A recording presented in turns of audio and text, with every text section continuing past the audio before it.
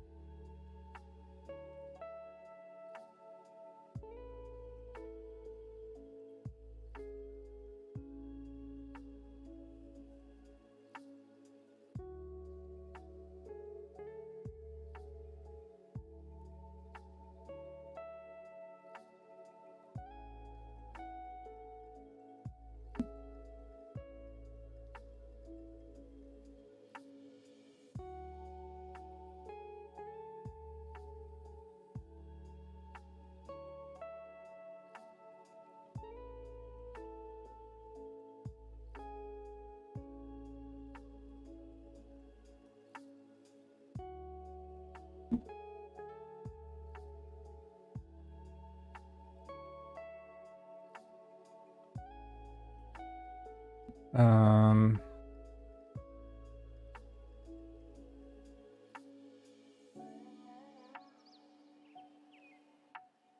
yeah, I think what I can do.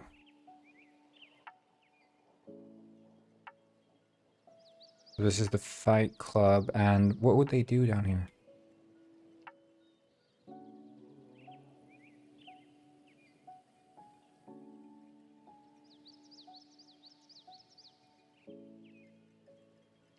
Hmm.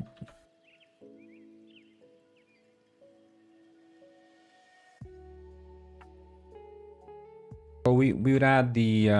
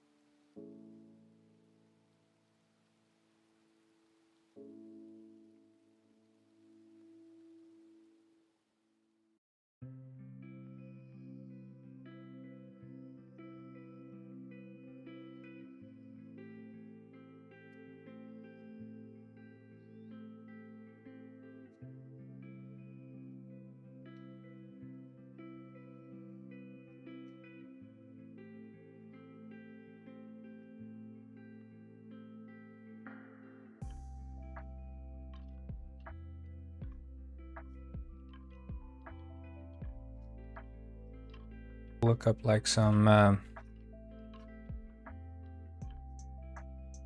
clothes pile or something.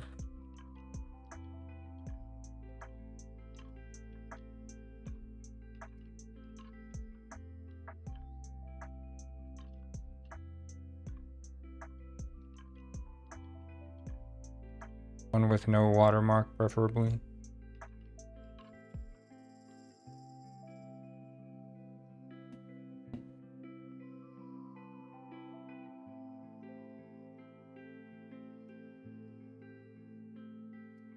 Hello, Minimal Telephone. 01 said, Hello, "Howdy, Birbal. Toby." So I'm using my new keyboard right now. So we'll see how long I can do that for. Until I say, I've had enough.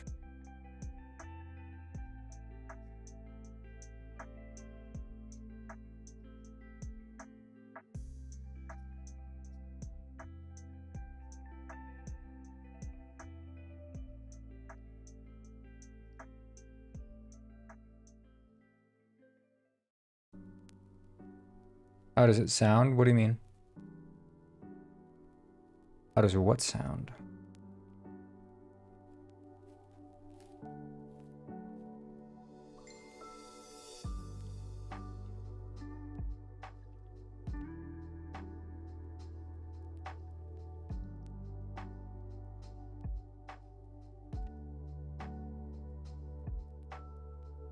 I don't understand.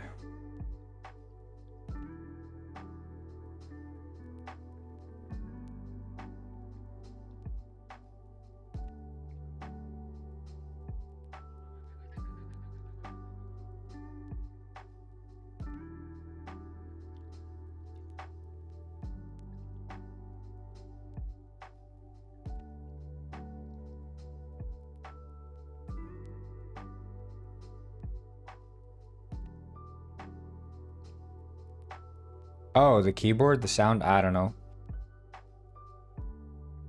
I don't have any perspective on the way the keyboards sound. If the keys go down when I press them, that's enough for me. I don't look into it any more than that. Britta Baltan said, "Howdy cowboys, I missed you all, happy to be back. After a few weeks of stress, after this weekend, things will be looking up." Ah! I also went to McDonald's yesterday to get myself a Minecraft Happy Meal. It was not tasty, but I do have my Minecraft toy, which is useless. Very based.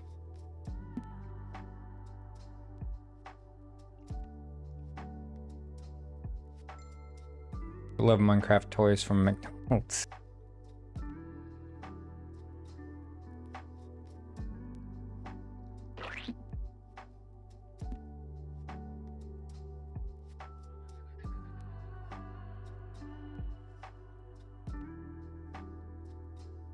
With weird unwrapping on this thing.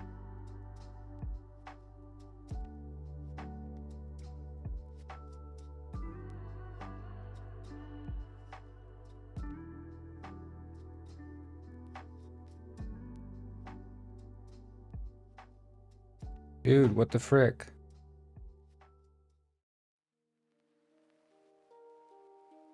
Did Steam just crash? Did everything crash? Like this one's still fine. Out of memory. Okay. Can I at least save? Is there a memory leak somewhere?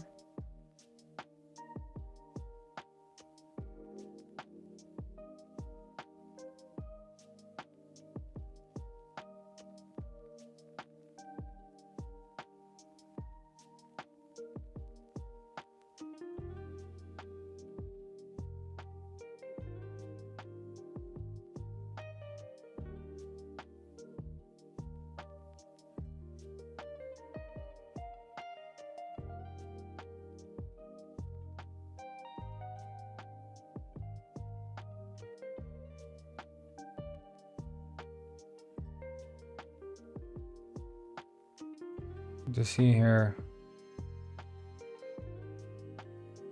there are writers using it, but I don't think there's. Didn't I download some software to analyze memory? See here.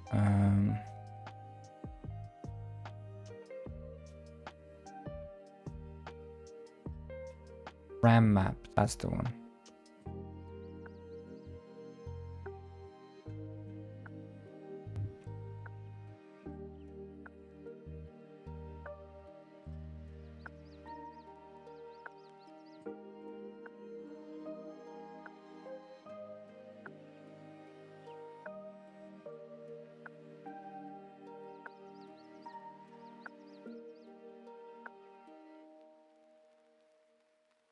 Yeah, okay.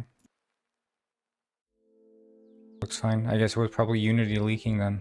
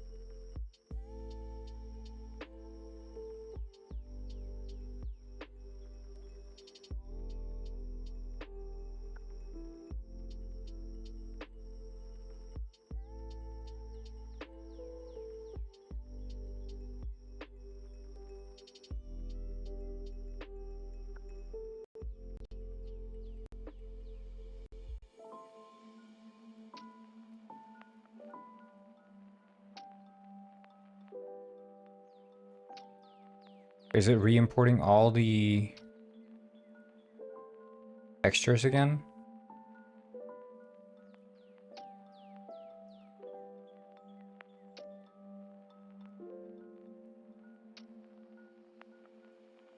I hope not.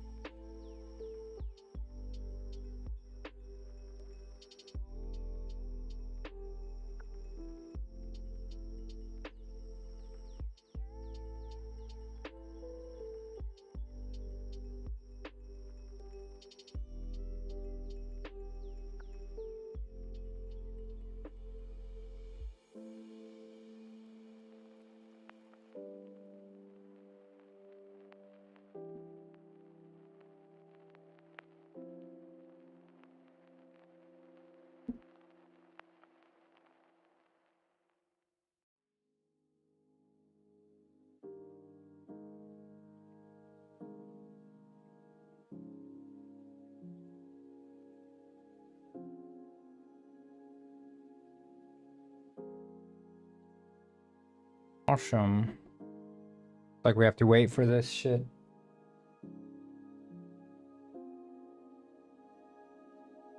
Wait, okay, yeah, I guess this one crashed as well then.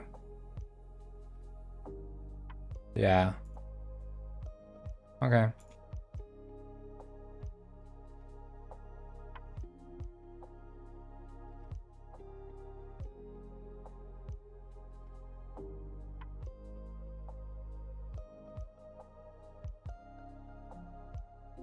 We're gonna have to wait for the textures to re-import.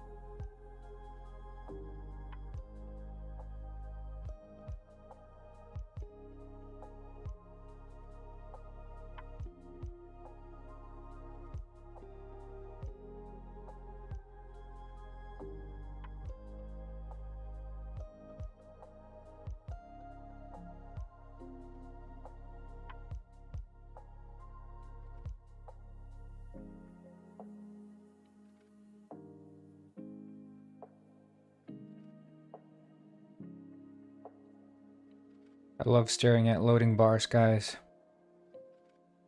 You know, we should just do typing while this is loading. Just do this. You guys let me know when it's ready. Am I right?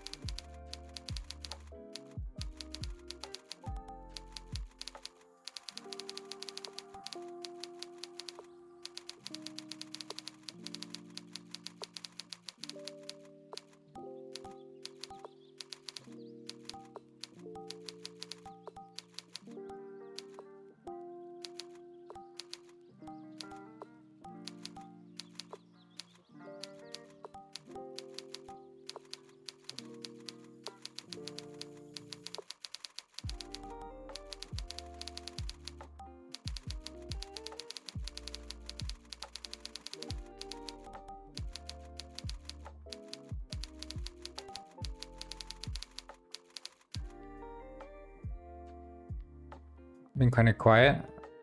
I don't know, I can turn up the volume. I mean, I don't hear them at the same volume as you guys, so.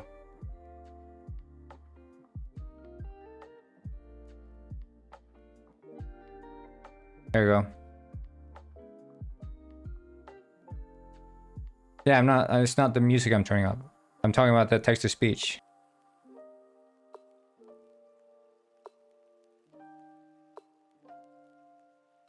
One second.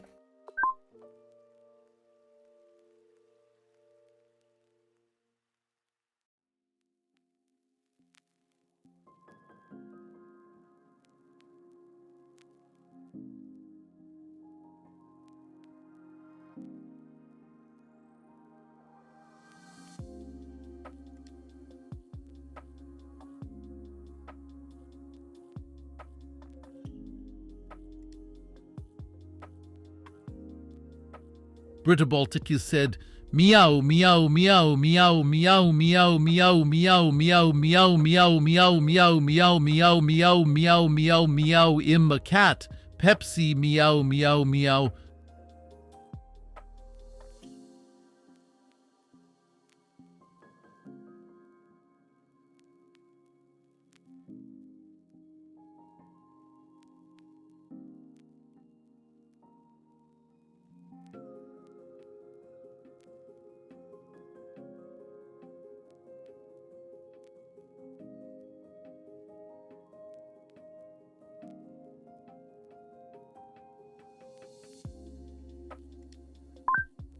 All right. Hello, asking. What's up? We're waiting for Unity to load. I think that fish changed something in the project with regards to the texture imports, so we're having to wait for all the textures to re-import.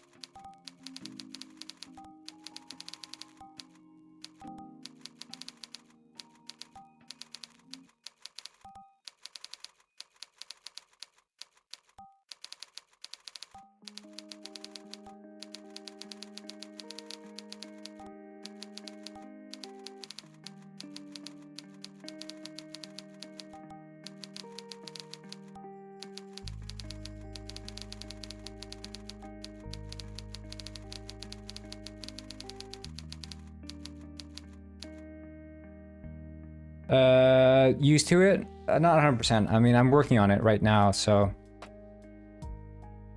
I mean, they're saying like 2 weeks or something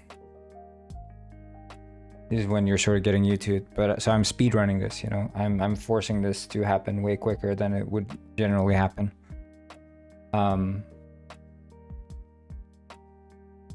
But I'm gonna try to work with it today. I didn't do that yesterday, I was just typing on it, but part of the challenge of using a new keyboard is not necessarily just learning to type, but it's all the muscle memory that comes with all the shortcuts. And learning where the symbols are is also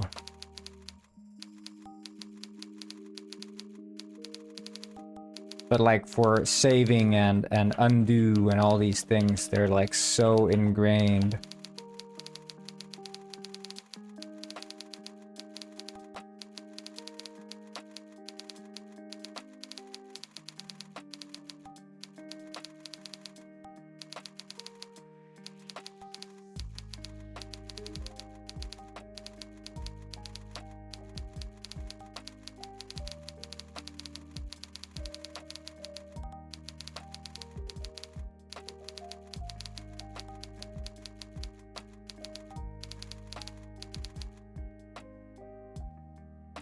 Yeah, I'm just waiting for the imports. in Unity, and then we're gonna jump back into it. I mean, you know, we're on that road to release. That's gonna be the theme of these upcoming streams, road to release. And I think overall, I'm just very hyped and excited to start work on Penguin Heist and Penguin Village. Like seriously, I think it's gonna be big. I think, like, okay, even if people don't end up playing Penguin Village, the kind of game I envision, I think that those who do end up playing it are gonna have like such a blast with. Because I think it's gonna be a genuinely unique and fun experience. And I can't imagine right now any game that would offer a similar experience. I'm like seriously hyped about that. Far more than I was working on Penguin Heist. I think this is the kind of game that I've always wanted to make, and now it's sort of becoming realized. And I think I can actually do it justice.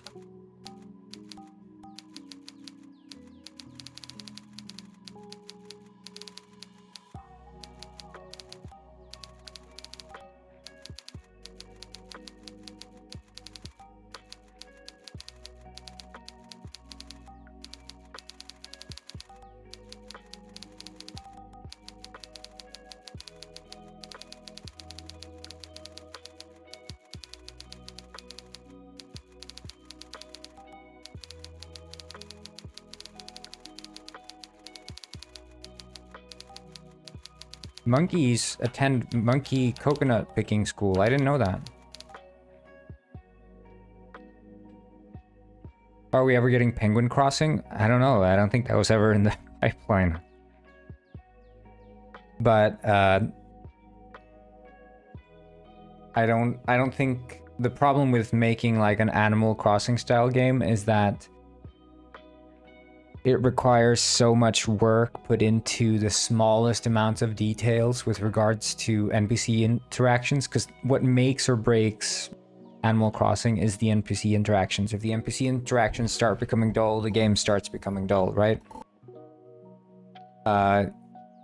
You could have 100 million fish to catch and 100,000 bugs to catch, but when the NPCs start getting boring, the game starts getting boring. And I don't think I can produce that. You need like a team of people just pumping out.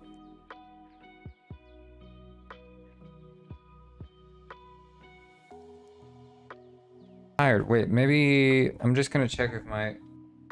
No, my microphone is fine.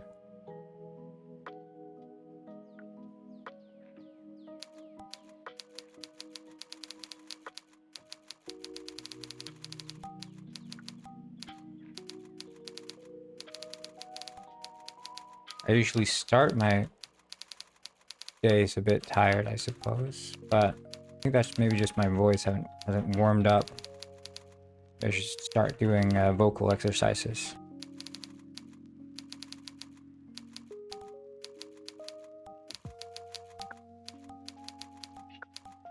Yep.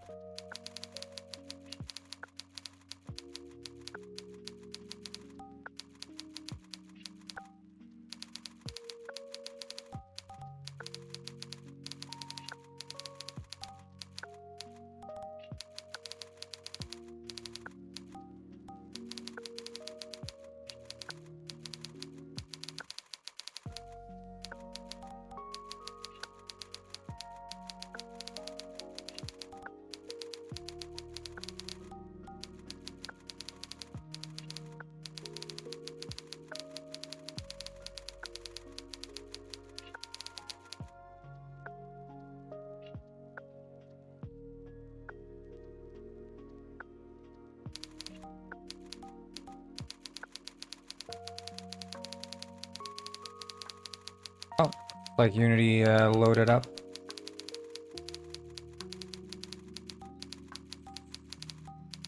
Finish this.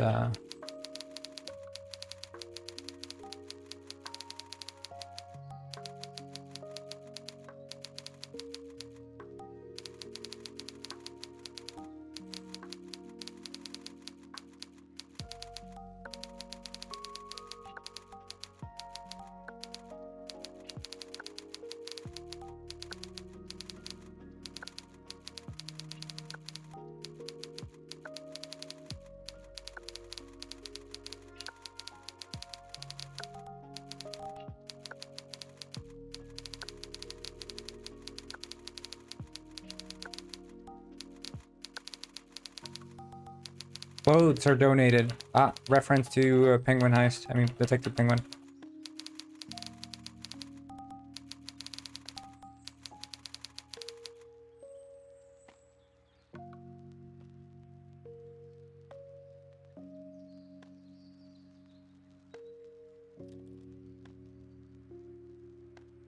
Oh yeah. Okay. Well, we'll jump into that later.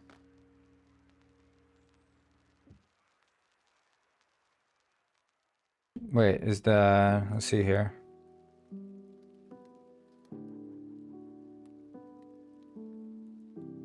UV editing. Oh shit, is that really...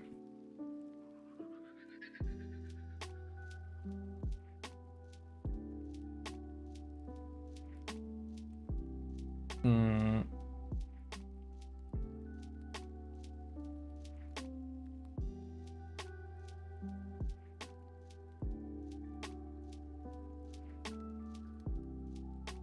Wait, does that make any sense? Oh, right, yeah, because the light is red.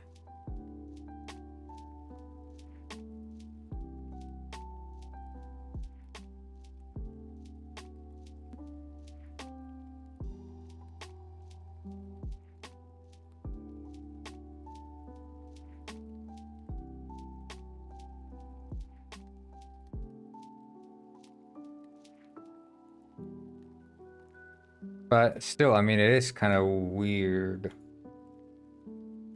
Yeah, see, we'd want to do this.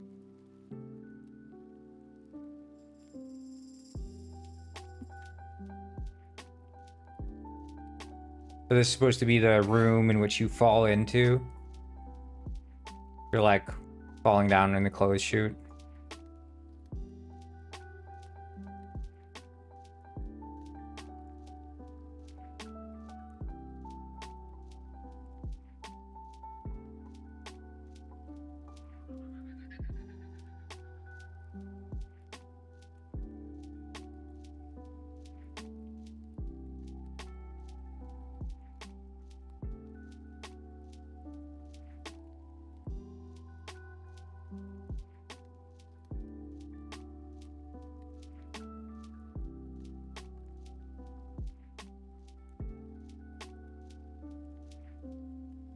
And then...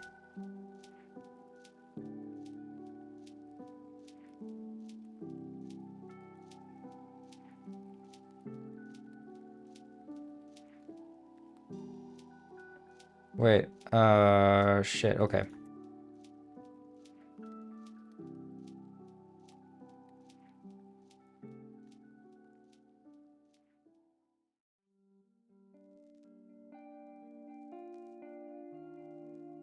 Is it shifty?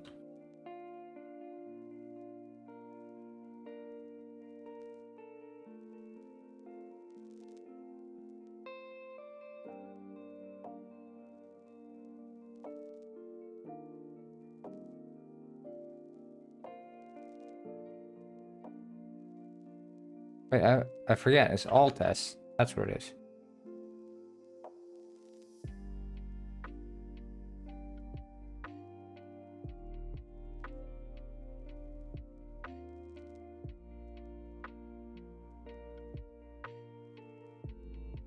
And then we do this.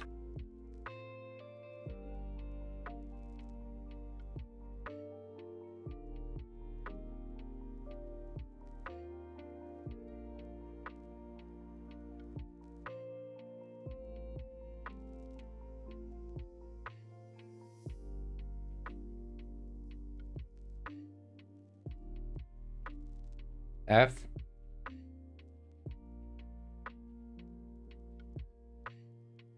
Um...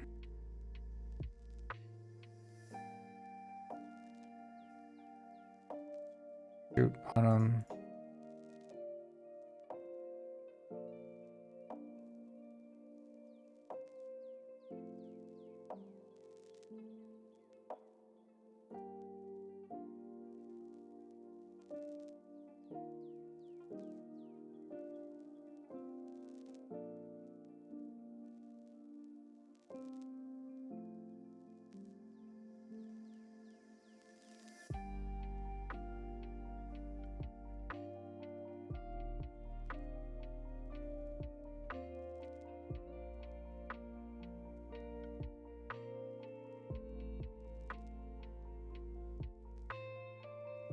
Right, okay.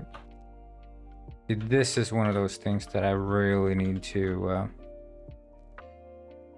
be. It's good to know the typing, but it's the symbols I'm definitely struggling with.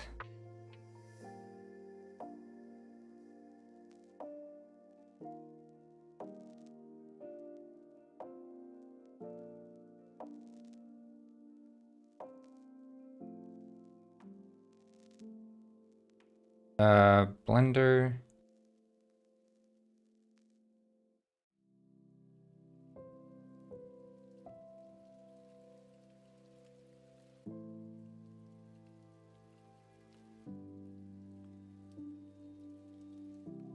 See, that's the thing with like Blender,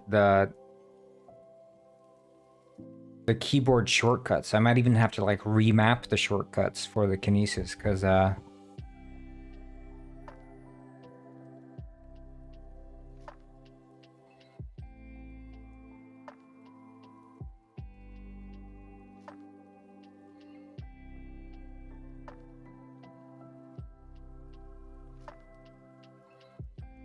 you have to like stretch across to the other keyboard to do a lot of them.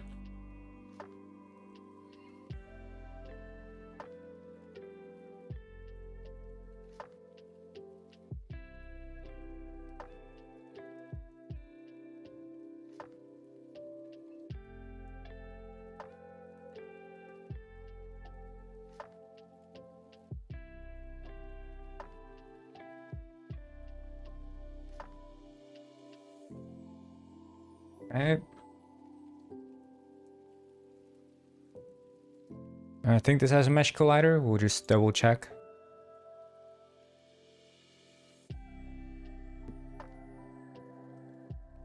Yeah. Does this have a mesh collider? Yes, it does. Okay, so that's where you fall down and then you come out here.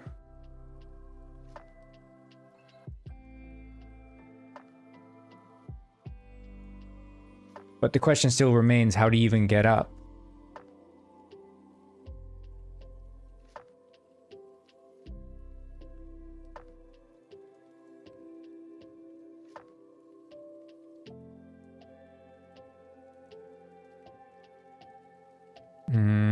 How do you get out of the Fight Club? You don't climb back out the clothes chute, do you? There'd be another way. Maybe inside the bar, there'd be an alternate exit into... Well, you fall down there, so the alternate exit could be...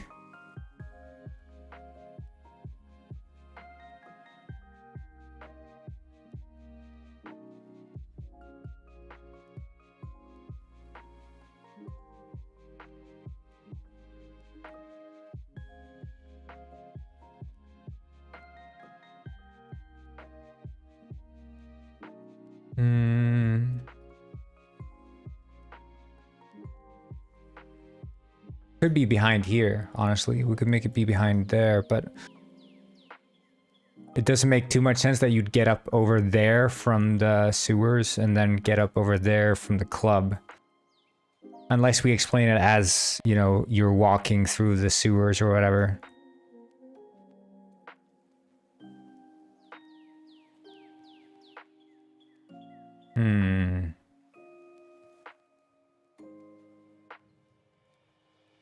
A good way to handle that.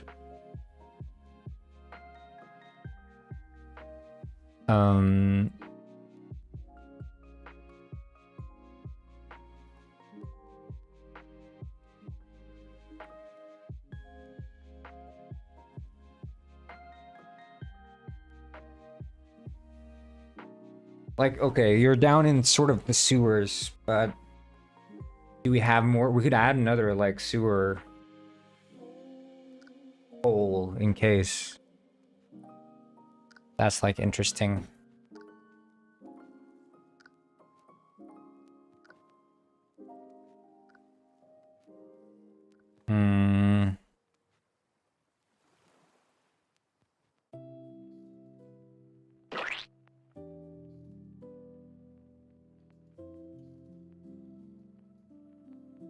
Yeah, let's just add another one by the...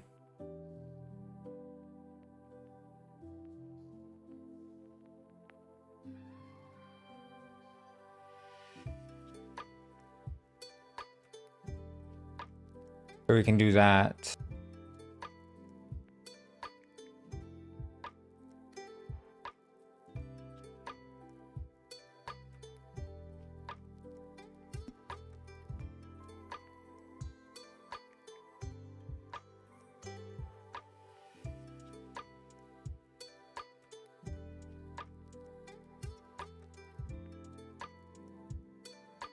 But then we can replace this with a harbor block, and there's a whole one I think I made. Yep.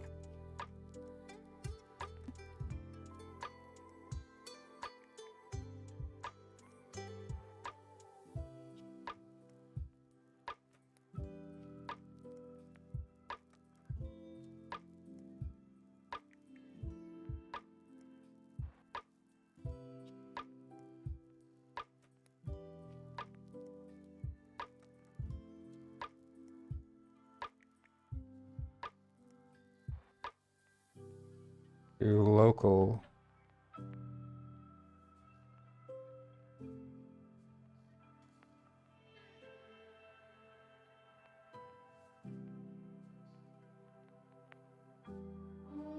And then I guess... Dude, I thought it would...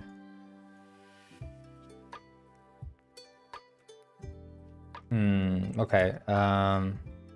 Just do it global. But we'll select not the travel point sewers. Yeah, because that one's down there. Okay.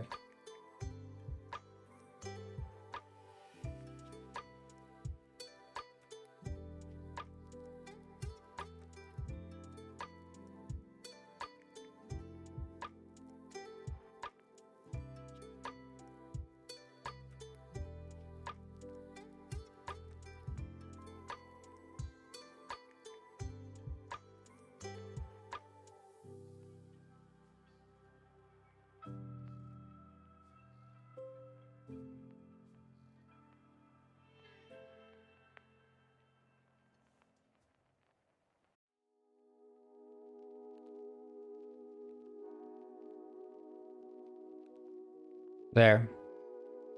And then we'll do, this one's gonna be, not pizza, but club.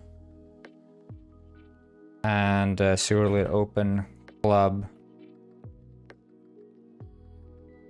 And basically it's gonna be like a one-way travel point, I guess.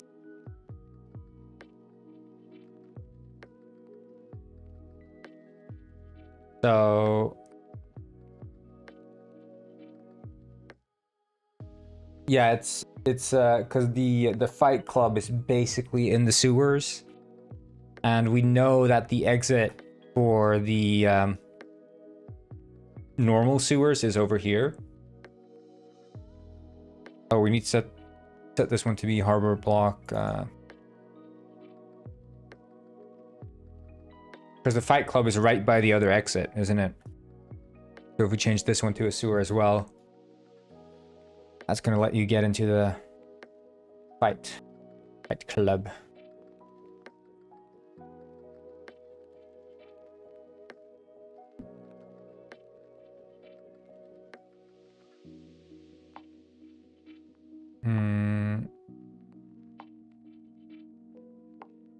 Okay.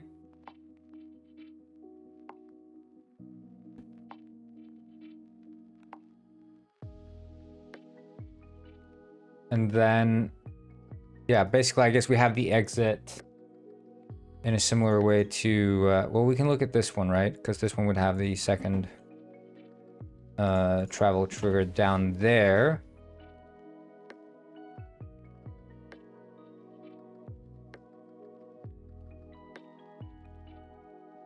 Wait, is this part of it? Yeah. No? Okay, this is different. So we can just copy these two and post Paste, I mean, not post. Where they ended up.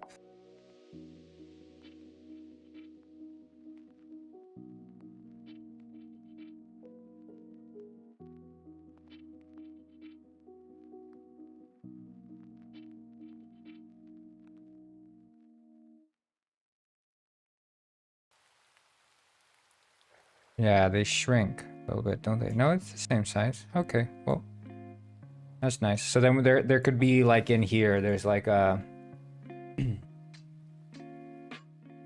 like a bar.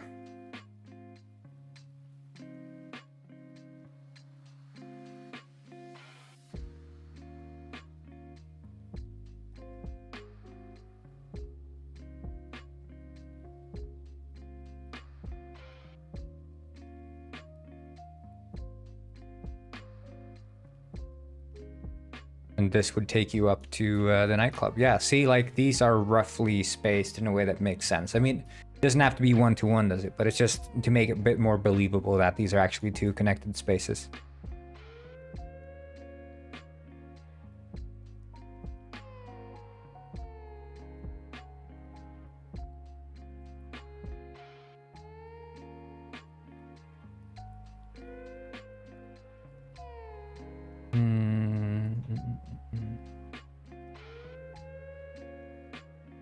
Yeah, see, this is where the actual travel point is, so it's not that far apart, is it?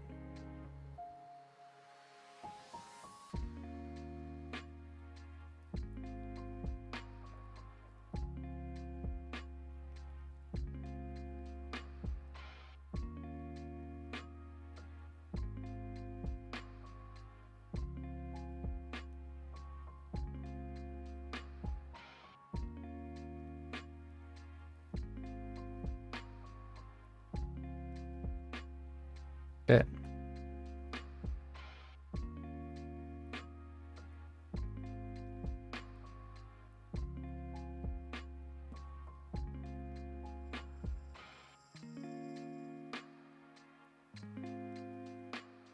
Yeah, see, that's where you're supposed to get up.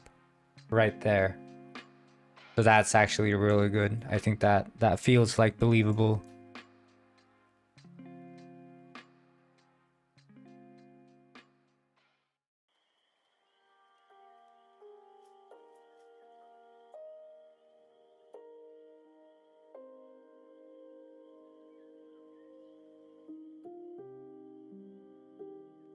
Okay.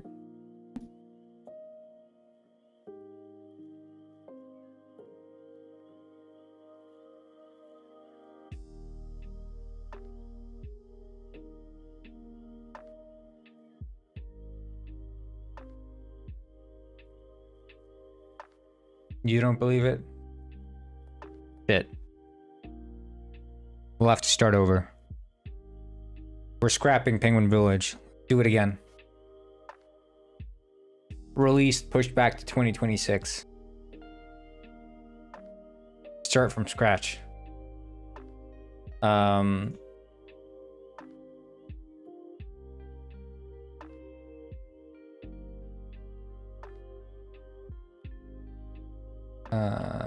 Club.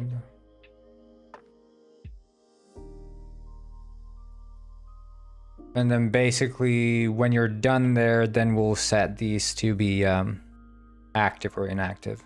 Yeah.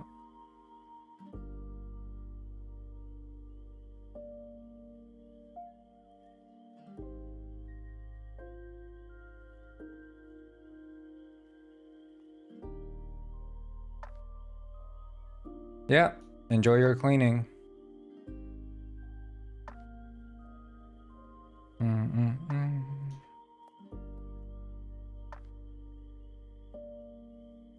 I feel like there could be a fountain there too, couldn't there?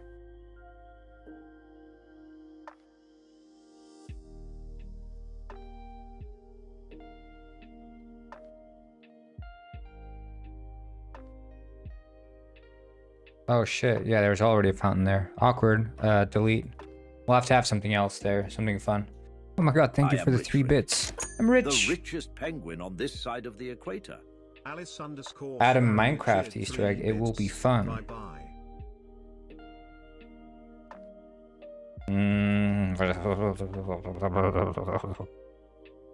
Creeper. Oh man. Is coming. It's already out. Minecraft's already out.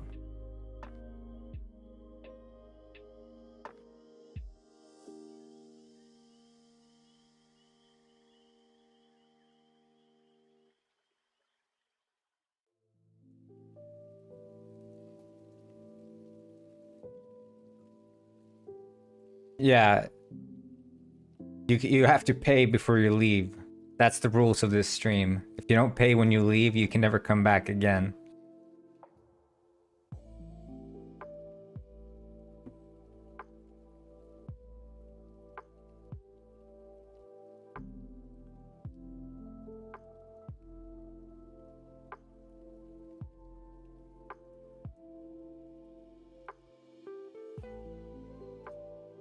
Okay, so you fall down there and you go in there, and then there's going to be a dialogue trigger here with someone chatting with you saying, ah, hey, you've come here. And then you come to watch the show or whatever, and you're like, no, I'm here looking for a lost baby penguin. He's like, oh. You mean, and then they say the name. And it's like, no, I'm pretty sure his name is Timmy. It's like, Timmy's not here. There only is Urkalau or something. You know, they given him a name. And then you're like, yeah, but does he like Congo juice? They're like, it is his life water. Gotta go to the store. Go get me a Nako.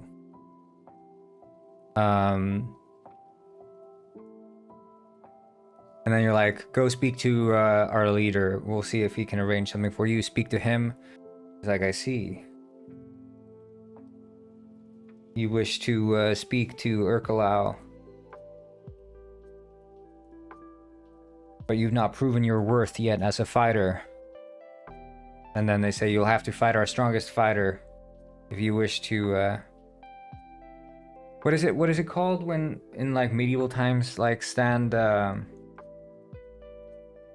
What's the name of that?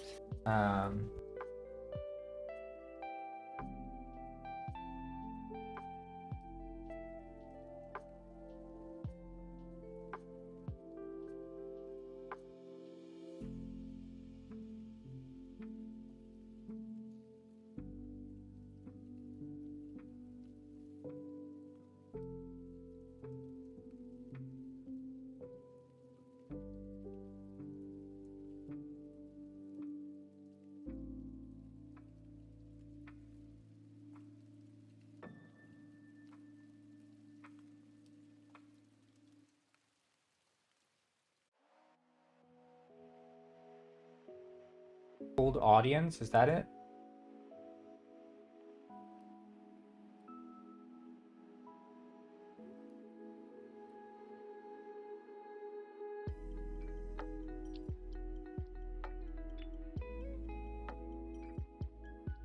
Seek audience.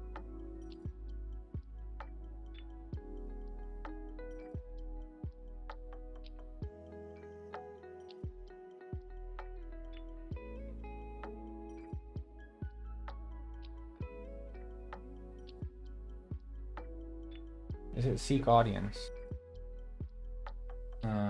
Seek counsel, seek an ear.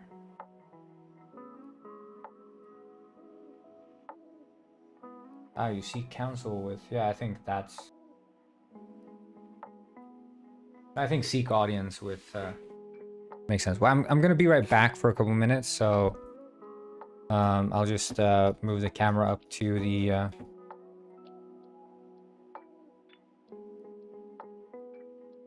Penguin Village here. Just be right back. Shit, I should pause here.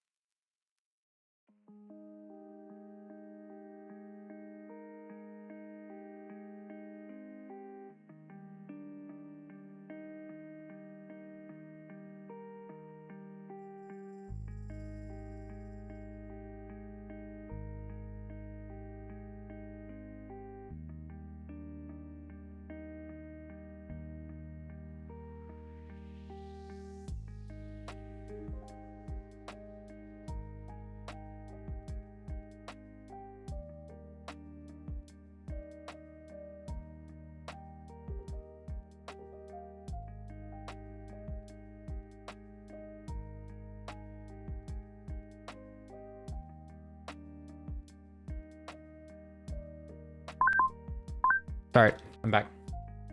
I wasn't actually on lunch there. Okay, so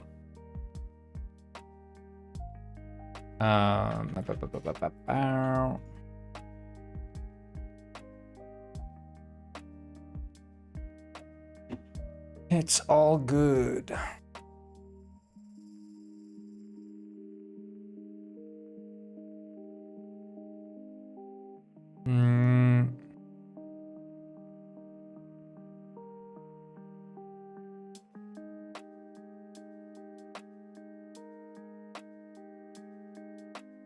Do the detective.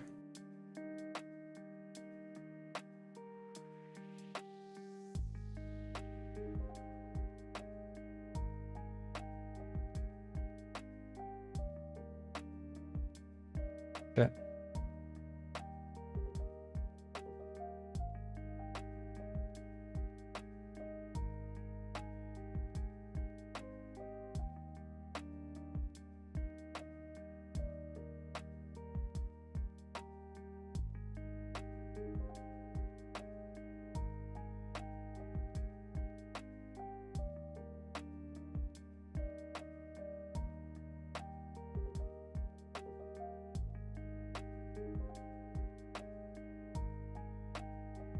There, and then these we create empty parent, which is the parent.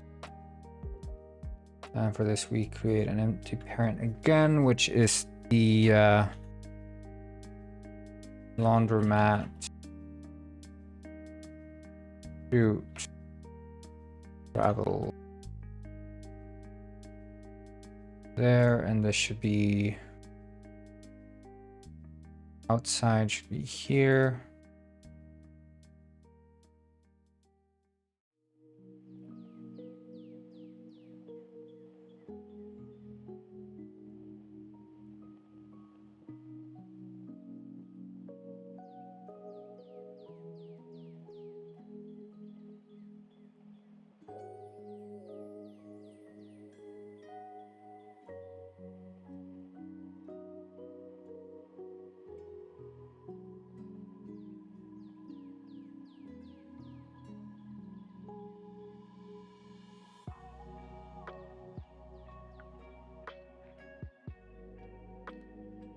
There, and that would be to enter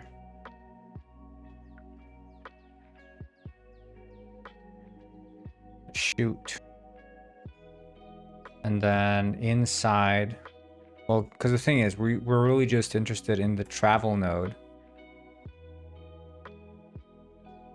right? So we could move this, we could copy this, and or we could do that travel node. Okay, well, no, we'd want to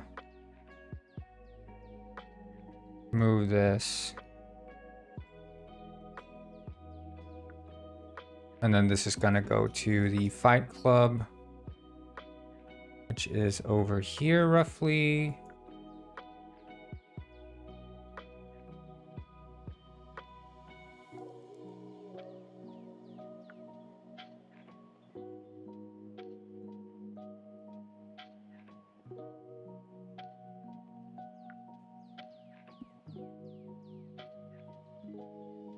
And then the inside one we can basically delete, right?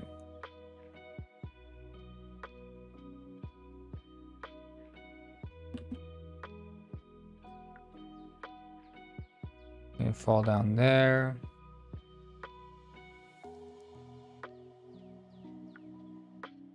And we can copy this.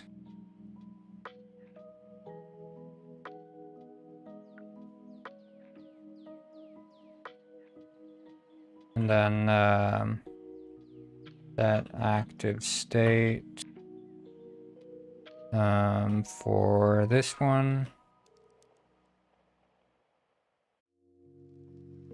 True. True.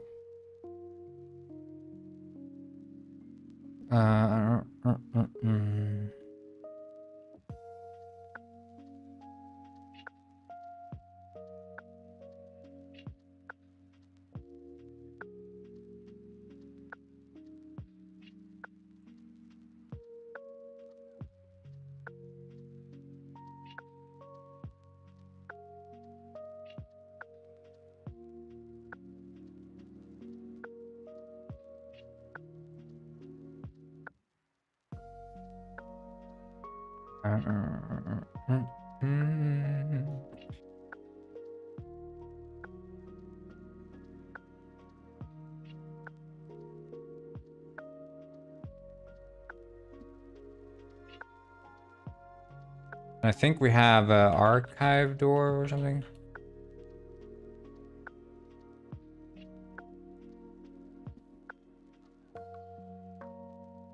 Yeah, and that's a hinge joint, so we can do lock door, and then we can do unlock door on that one.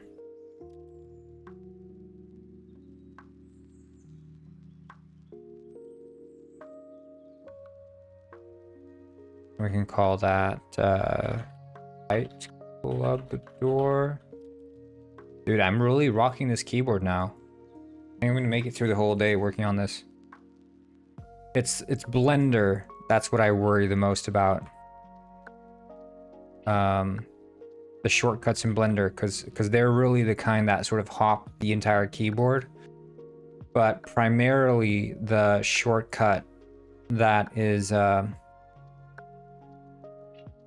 responsible for setting the axis in which you're working on, X, Y, Z, because X and Y are on two separate keyboards. So really, I might have to remap it. And honestly, if I could remap it X, Z, X, C, I think that would make more sense. I'm gonna look up Blender Kinesis 2 and see if there's like any sort of... Wait, yeah, because this is operating from the pivot, but I want to see here. That would be the pivot, right?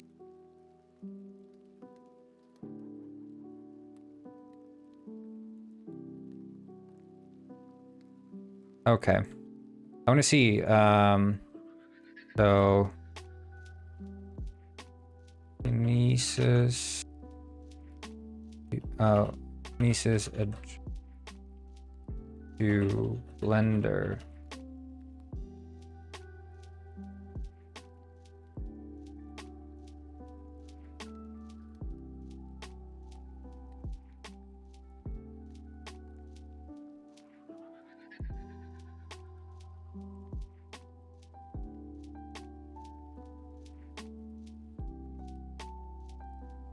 I don't know. I don't imagine many people who use it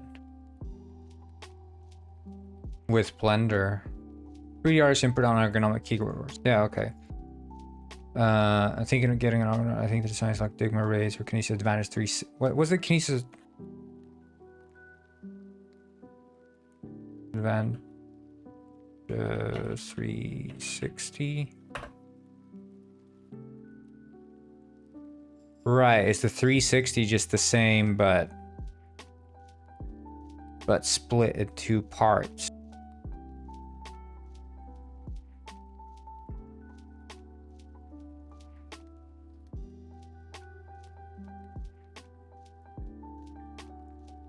I wonder what's the actual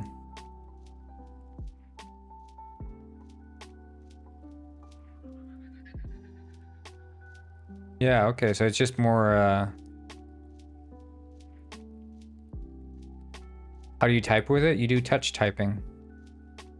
I'm using one right now. Not one of these, but it's the same one. The Kinesis Advantage 2. This is my keyboard right now. I was on 2 days ago, I was writing at less than 20 words per minute. Now I'm up to like 60, 70 words per minute. I'm rapidly gaining speed, but it's touch typing. So I mean, this is a keyboard for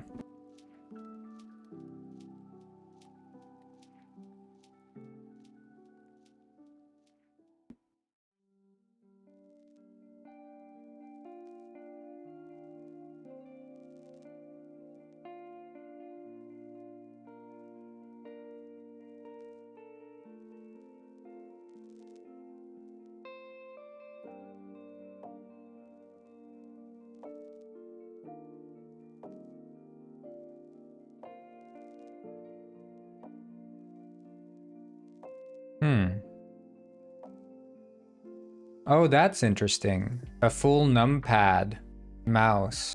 That would make sense for Blender.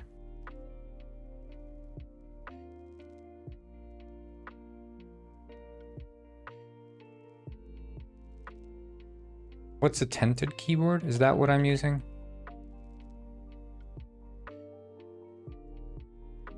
Yeah, okay, so tented is what I'm using because it's angled up.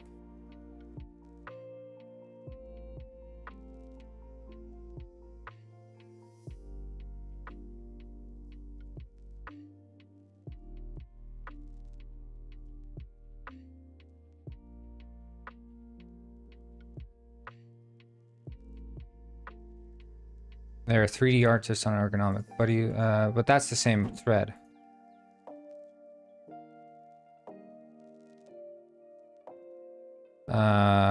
Blender 3D with.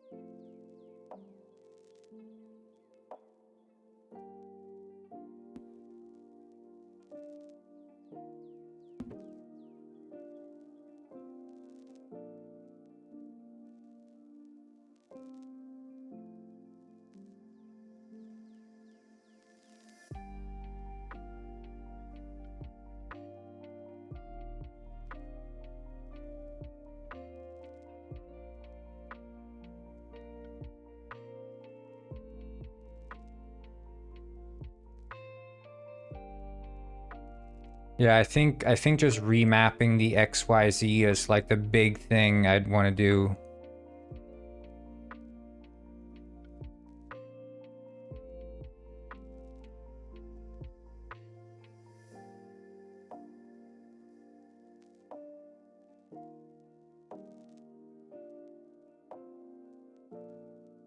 But like a mouse with deep pad.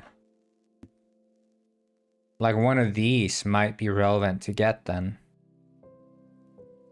Like it's supposed to be for gaming, but it might be relevant to get then.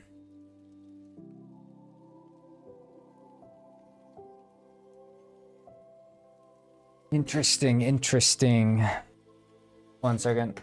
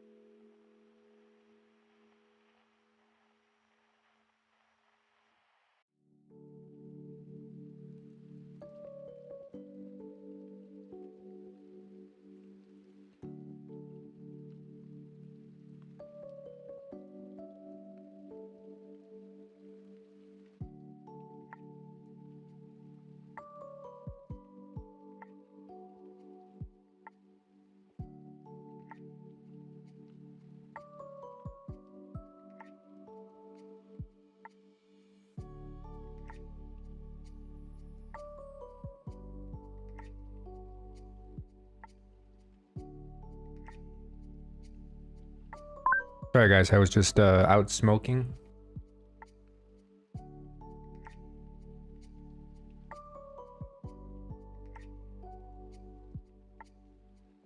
As confirmed by Bro Y.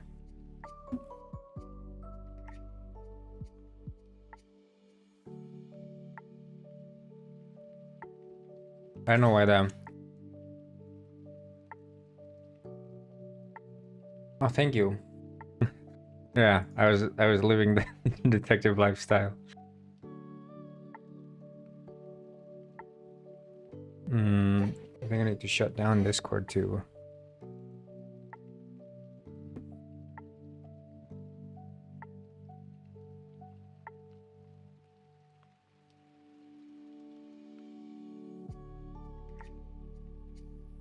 Okay. Fight Club door. Looks fresh.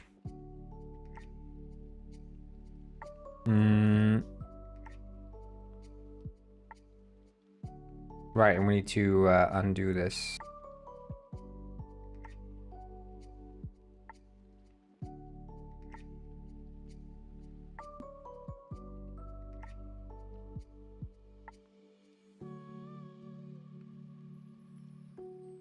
Right, awesome, awesome. And then I think I'm gonna just copy the generic thug, I guess. I don't know.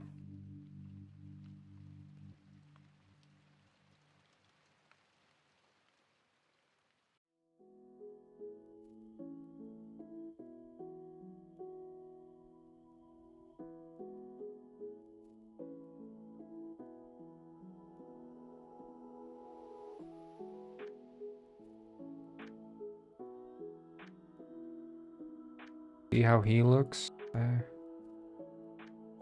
not sure. Yeah. I mean, he does look generic, that's for sure, but we'll need to have he's the what's it called? The Fight Club cashier. I think it's like teller or something, but we'll call him cashier.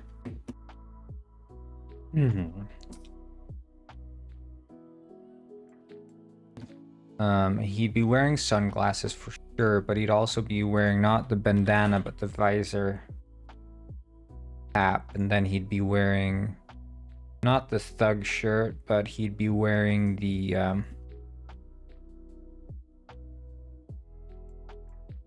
leather,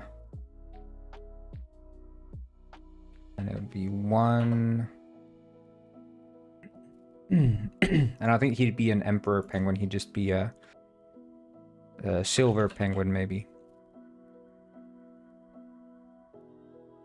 And then he'd have not that cloth, but a different base clothing. Something like that, maybe.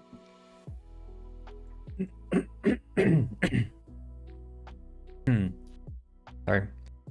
And this is the Fight Club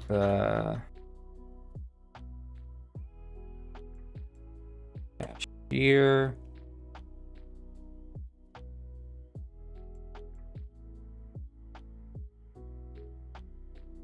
Nice.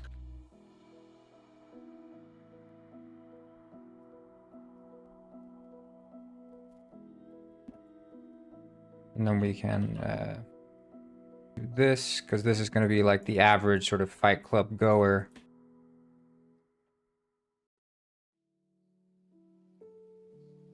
We could probably sink this down a bit into the ground. Oh yeah, it was already floating above the ground, so.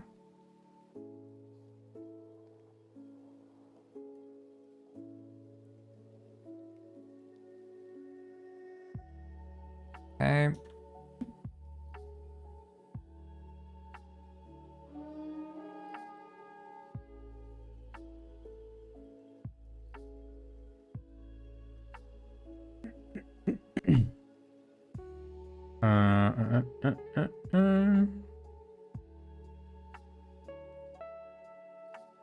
What's it gonna put on?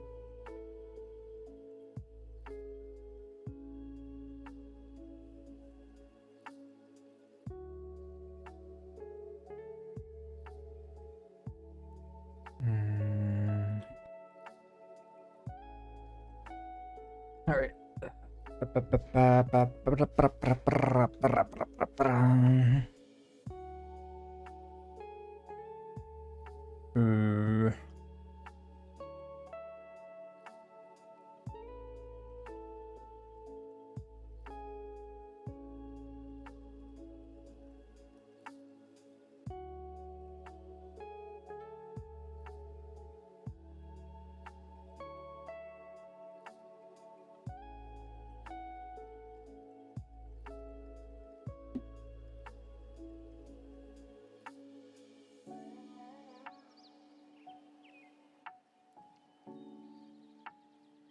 Okay.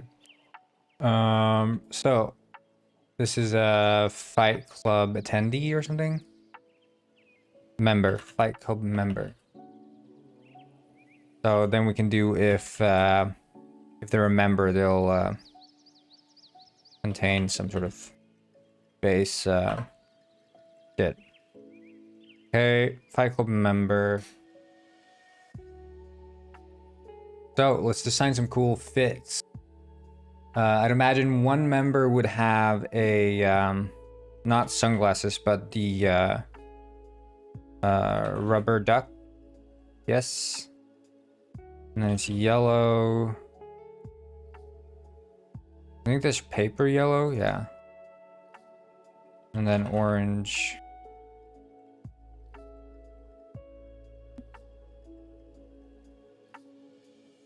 This one should have eyes, honestly, but we'll do that for Penguin Village. Am I right, boys? And visor cap would be a cap.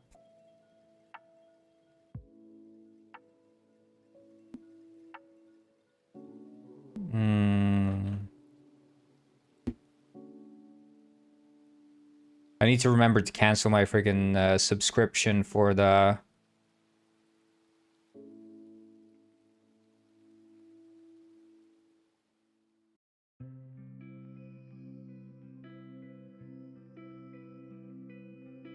the words per minute thing. The touch typing training.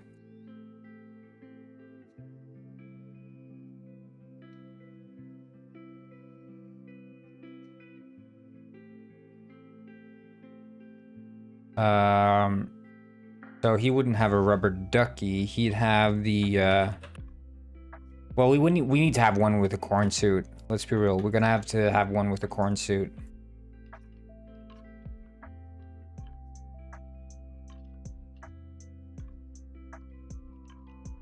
Or is their greatest fighter gonna wear the corn suit?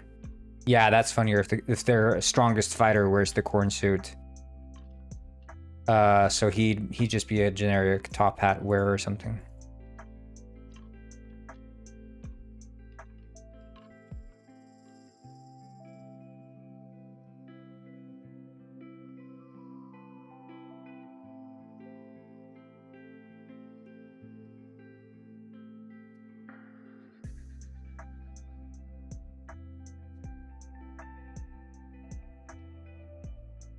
Like, the suit isn't really unwrapped, is it?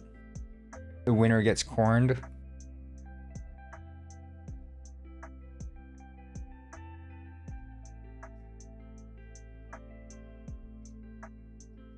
See, the Discord isn't friggin' working. Thought I canceled it.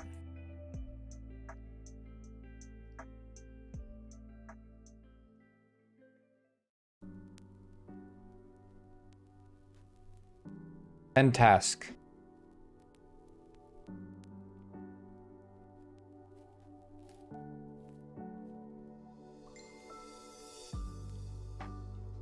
S suit.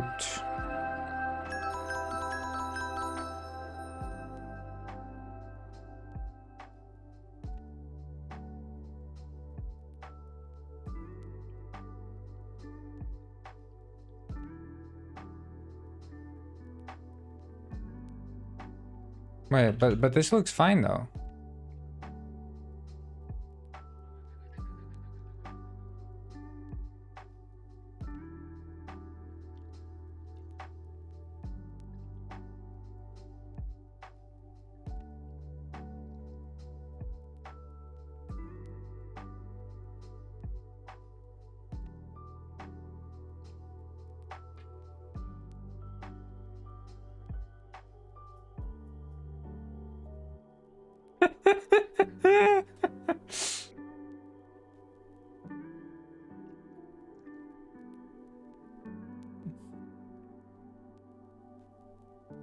Like, I don't know, is it... Maybe the base clothing materials are like, if I put on the blue fabric on this suit... Yeah, then it actually works. But then we'll have the blue fabric, because that looks kind of schmexy. But the top hat should have only one material, and that material should be the...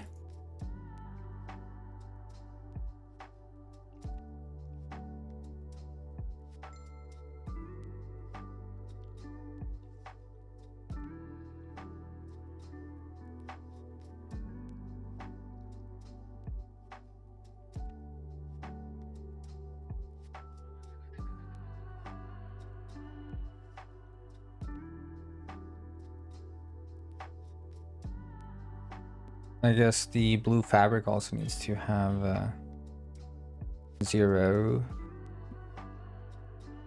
And top hat should be something else. We could have the bowler hat. Sort of quirky.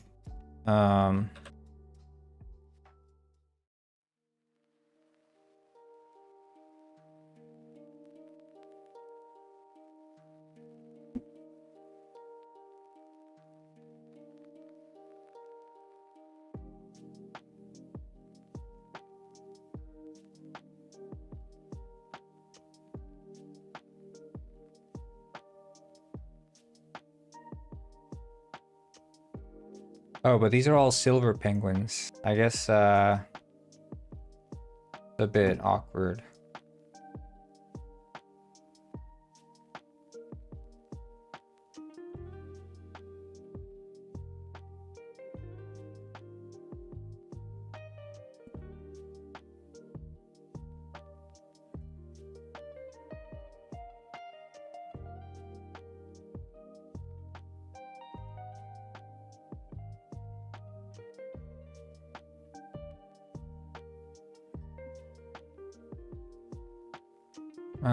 And this... What's like the most fashionable item in Penguinized? I guess the frog hat is, you know...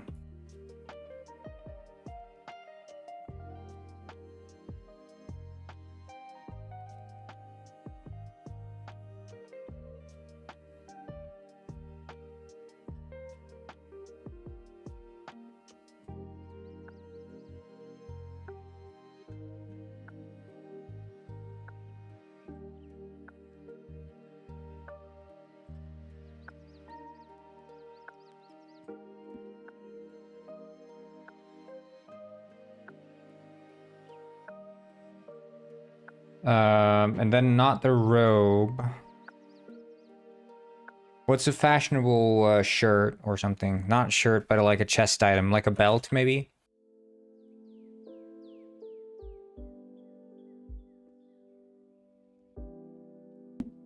This is Fernando Miguel. He is really good at dancing. Bosserico has Another penguin dev. Wait, there are more? Holy shit, there are more?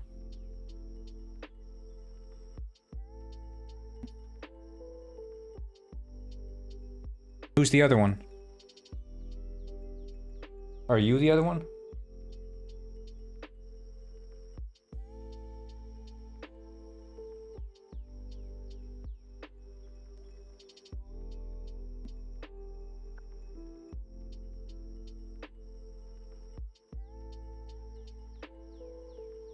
Not you. See. Okay, and then we'll add the there's another one. Who's the other penguin? I need to see. Currently looking. Okay, yeah.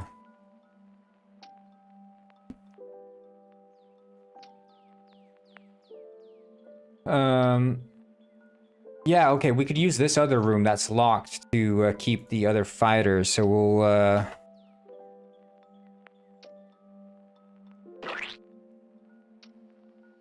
they're gonna be a bit bigger. And then we call them the Fight Club fighter. Yeah, that fish is the other one. That fish has started streaming. behind my back.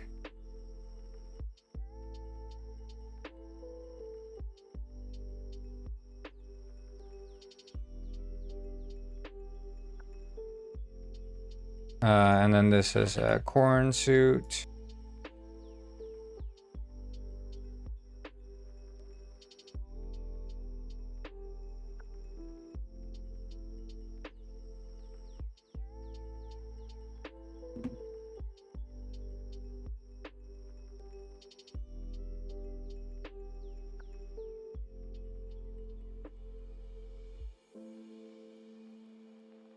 Corn, and then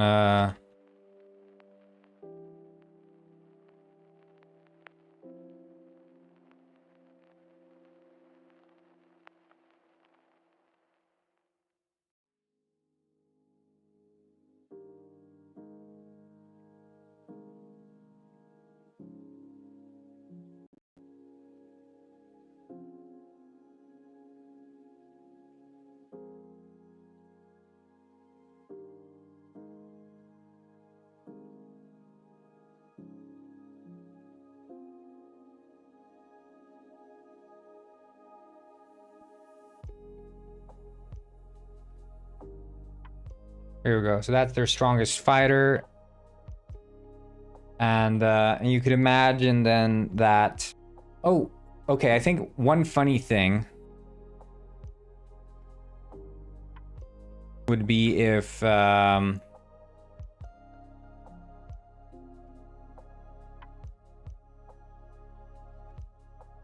like the lore for this fight club. Considering that they live where all the clothes get thrown down, the reason there's a wardrobe here is not because, you know, it's like, you know, technically when you go to a club, it's like, oh yeah, take off your jacket. Here, instead, it's like, in order to be in the fight club, you have to dress up in the clothes that have been thrown down in the clothes chute. Oh, you found him.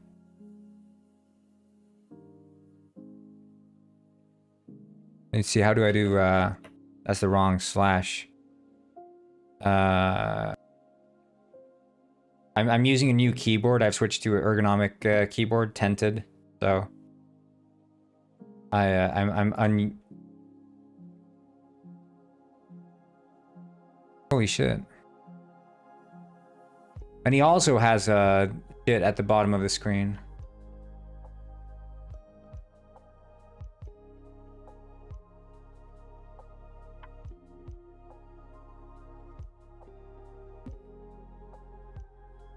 That's an interesting setup, though, with the screen being framed in like that. Maybe that's something I should do.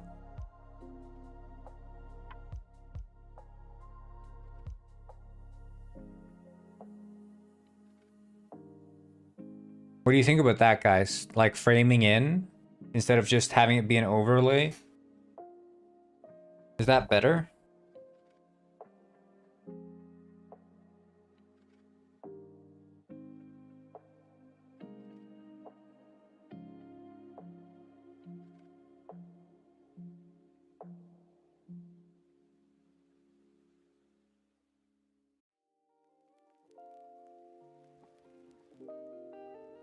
Well, I mean, it's about looking what works and what doesn't.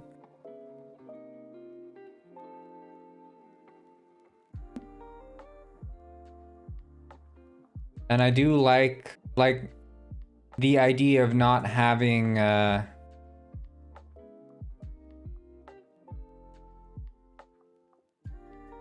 you like it maybe a bit less messy with everything going on. Yeah, it would be less messy than what I have right now. And I mean, if I have the frame like that, you know, I could have whatever going on there, like a video or something.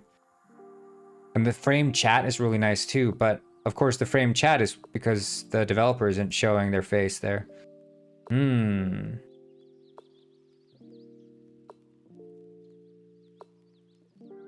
But I like that idea.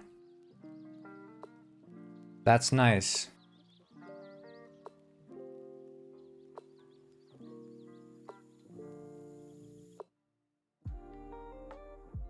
The mirror never lies.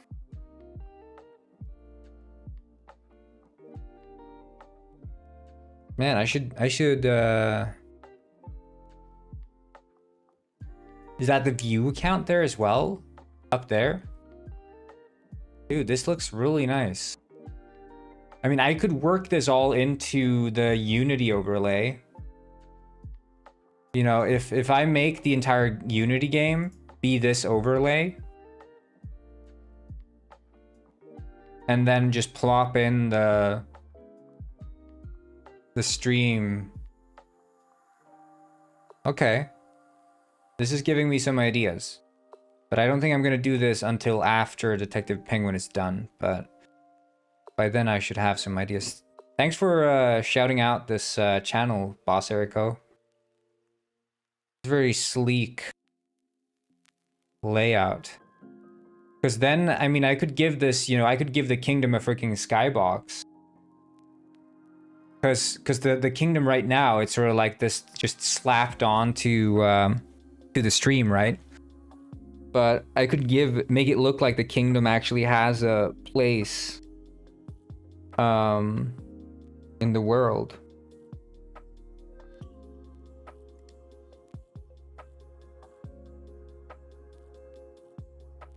Hello again, Patricio. We're looking at yeah, because I could do an actual skybox then and everything.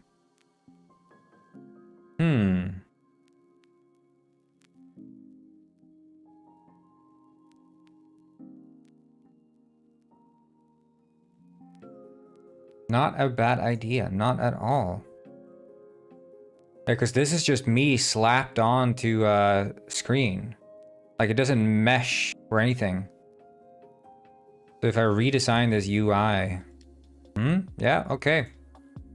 Very nice, very nice. I really appreciate that. I really appreciate making me aware of this other guy.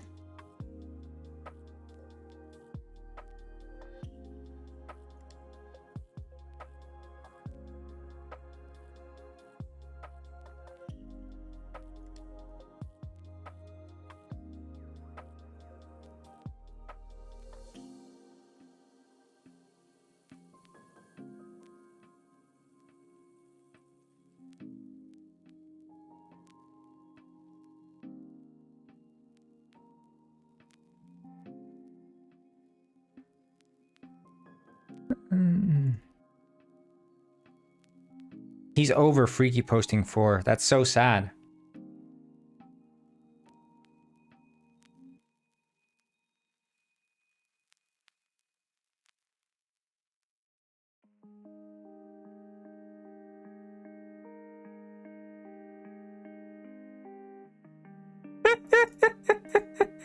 Robert thinks I'm smoking now.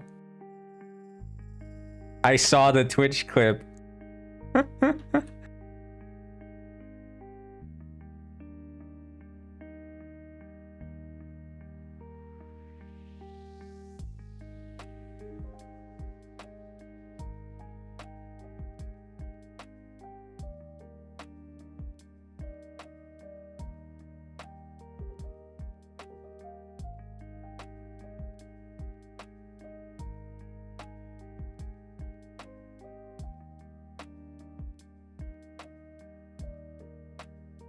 I'm getting slandered. Robert thinks I'm smoking. Ay. Okay, and then we need to add the leader, Fight Club leader.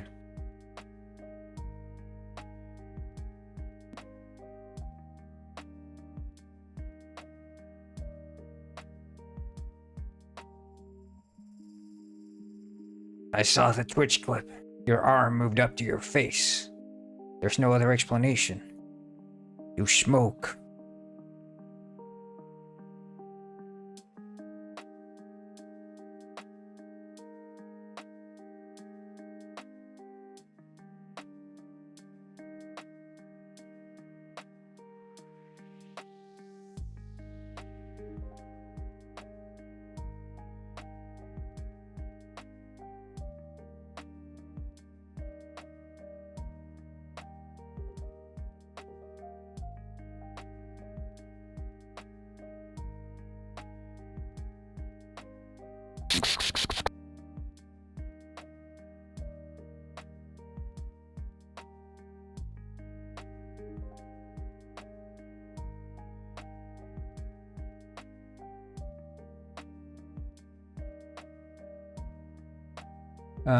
And this fella needs a crown.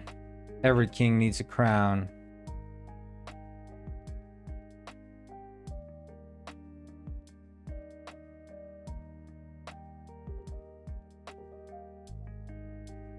Wait, isn't there what's the Caesar ones? Not the tiara. Laurel, that's the name of it.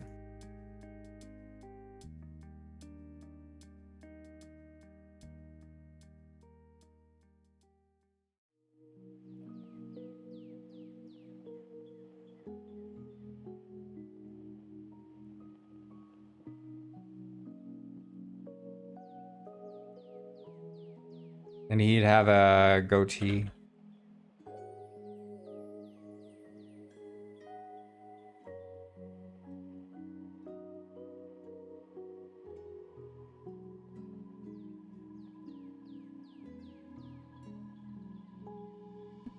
Okay, time to write some dialogue, I guess.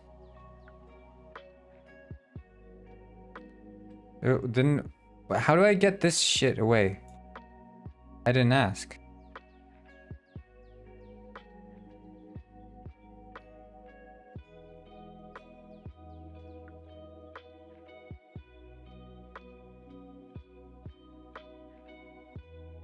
It keeps clipping the kingdom.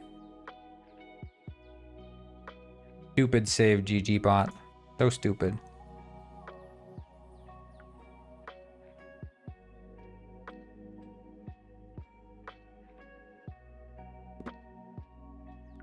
Fight Club member, and this is Fight Club leader.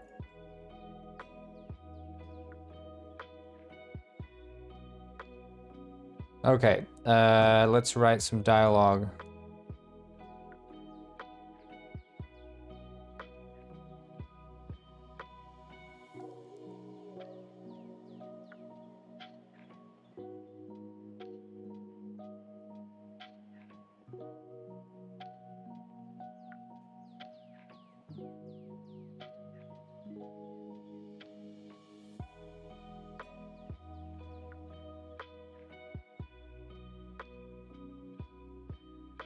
Okay, rich request, right, okay, so we have the title, Fight Club cashier start. What's going on past month though? What do you mean?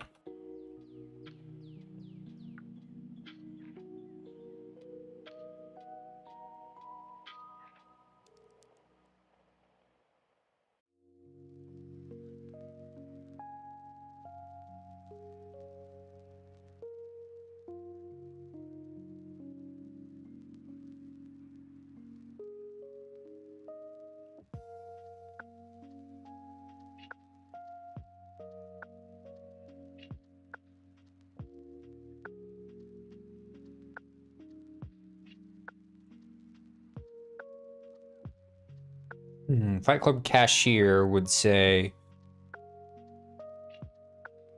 oh, a new member.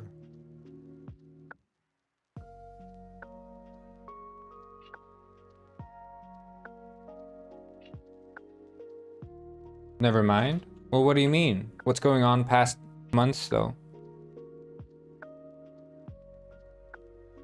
It's Sir Patricio said, I have a test about muscles now. Test about muscles. Strength of 2 bears, am I right?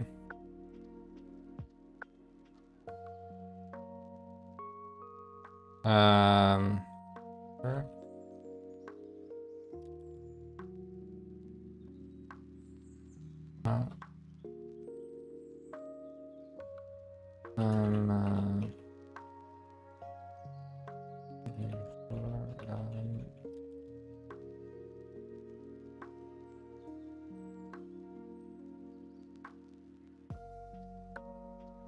recipe baby penguin.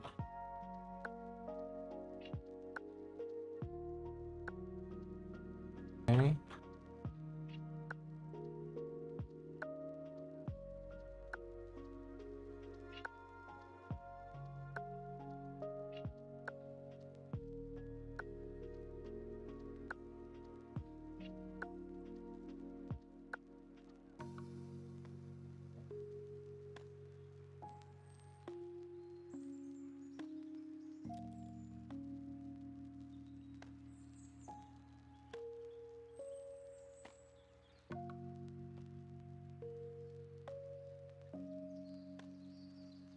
What?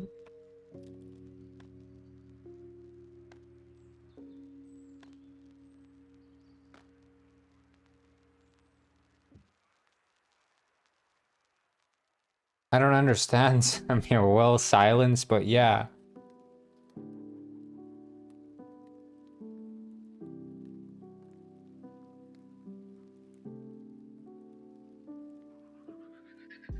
What is this? Uh,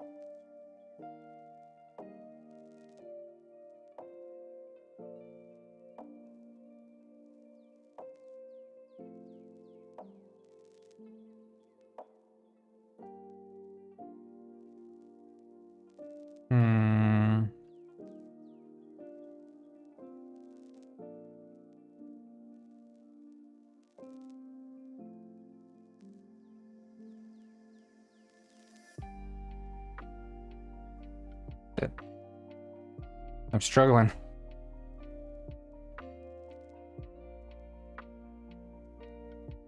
Lose all your teeth or choose all your leaf. I'll take the leaf, please.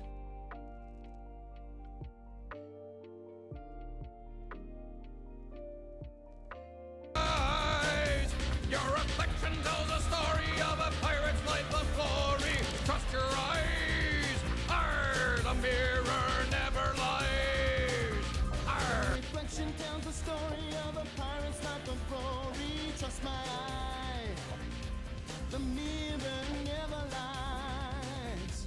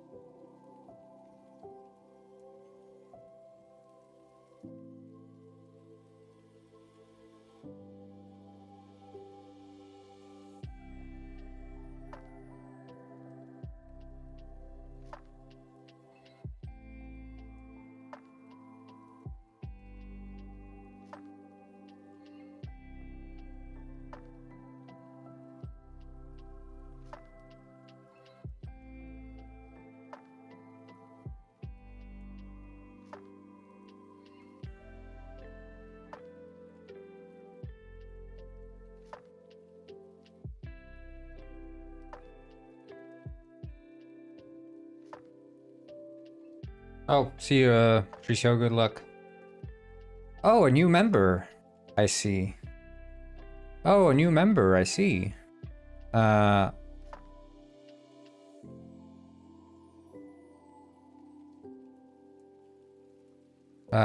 he'd say, a new member. Who invite? Member? Not quite. I'm looking for a missing baby penguin. Seen any? What is this place anyway? Is your entrance really a clothes shoot? Wait, let's see here.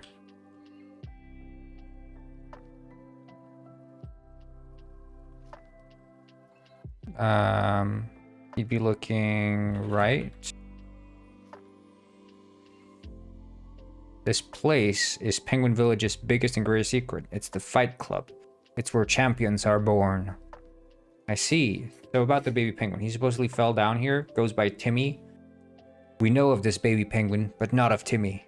His name is Lucatao. Here we call him Lucatao, leader of our club.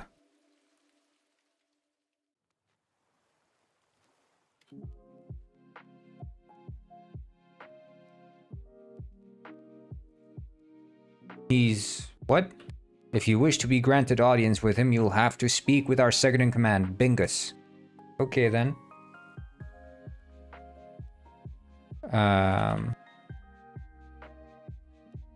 Set task. Money on the line.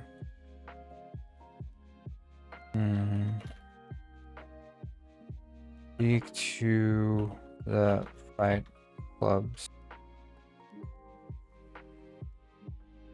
second in.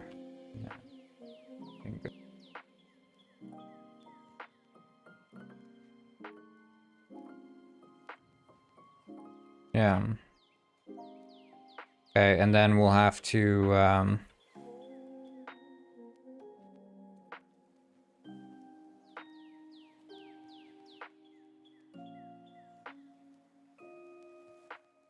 oh shit. Okay. So this would be oh, 1 second.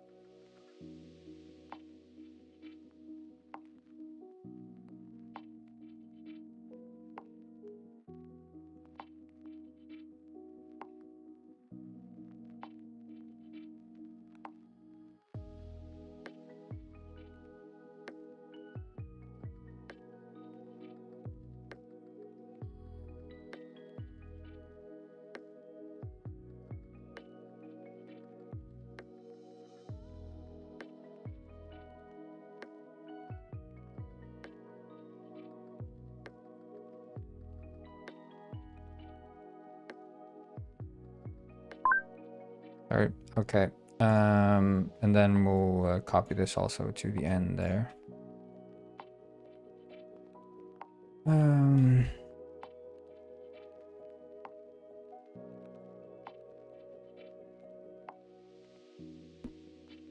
that's the cashier, and then we can do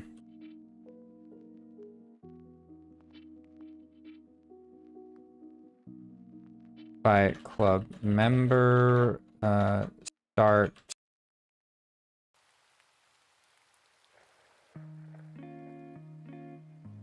But then we'll also need to do the title. That Fight Club leader. Start.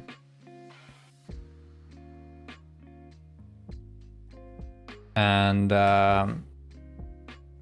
then here we want to see if not seen, and we're checking if we haven't seen the yeah, keep rolling over the cables with this keyboard. If we haven't seen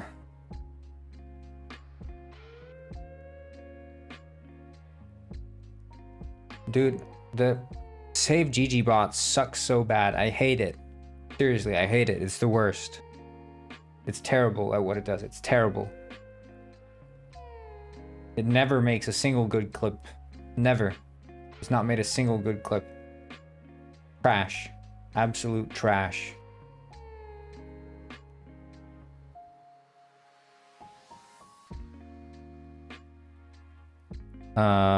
Intro.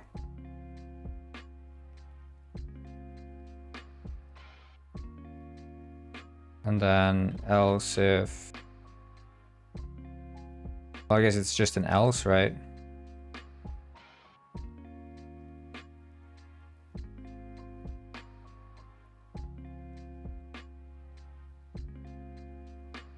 And then and okay, and then we'll also do the same because it's gonna be. Is that canon? Yeah, it's canon. Yeah.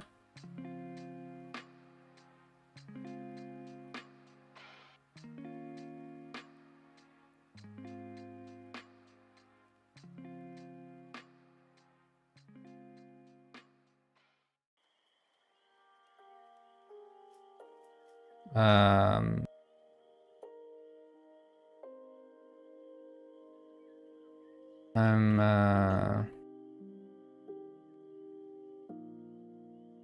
looking for your leader, for your second in command.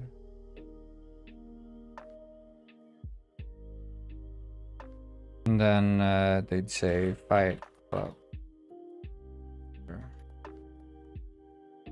Fingers.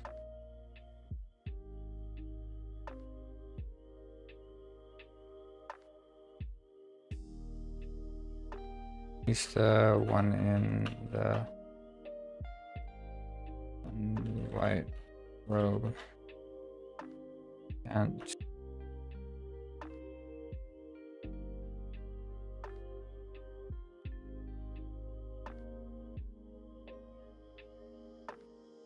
thanks. And then here would be jump to the Fight Club leader intro.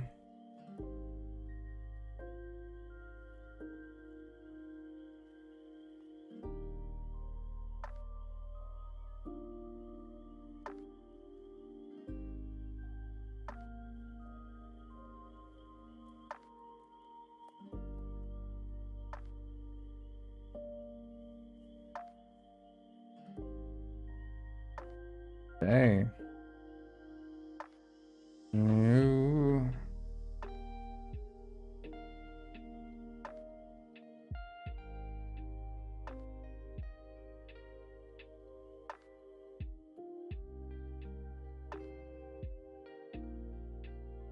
Who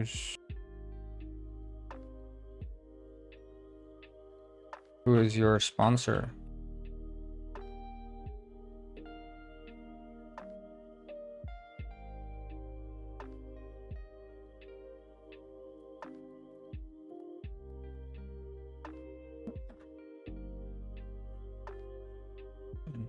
Sponsor here.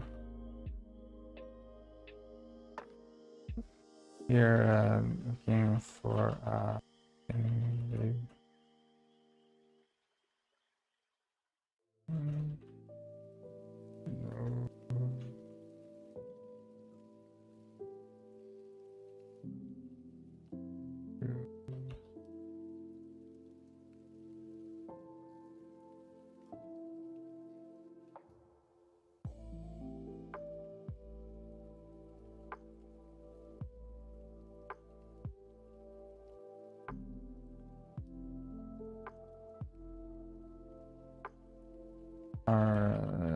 leader. He's called, yeah, he's the leader, right?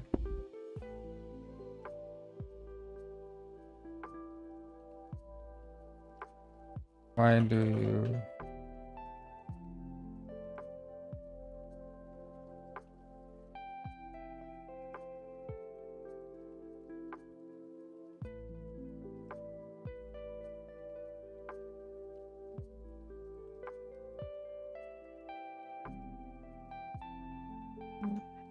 Um,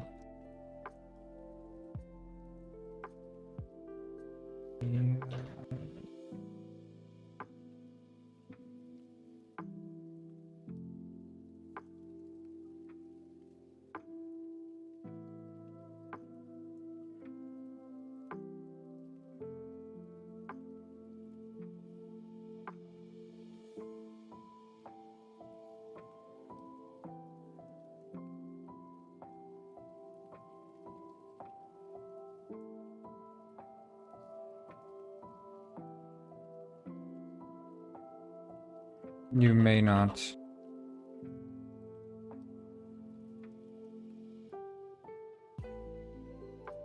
What?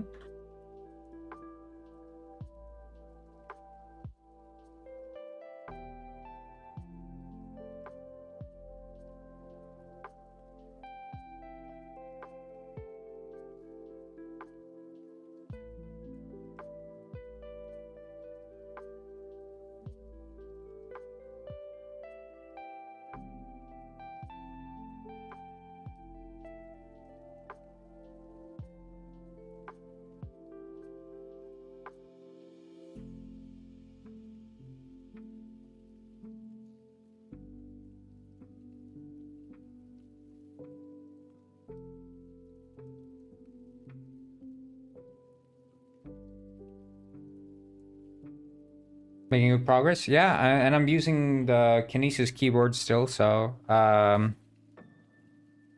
just writing the dialogue for the Fight Club right now.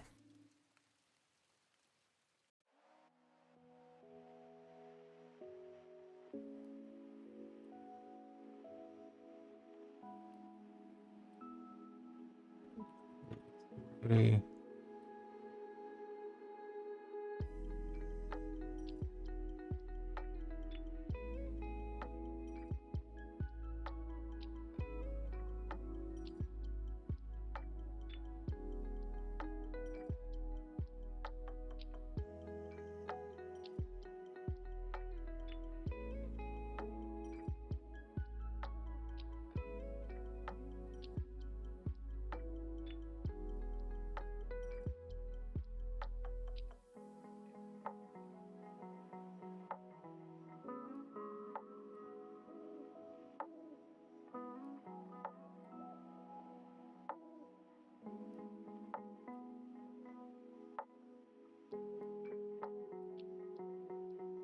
Ah, nice.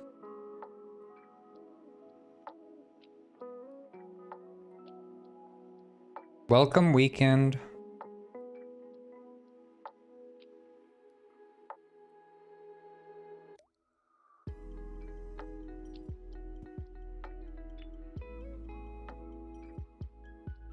Oh.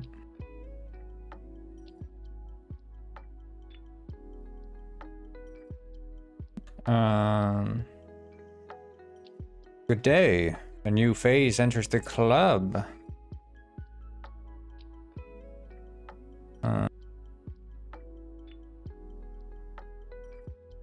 I see.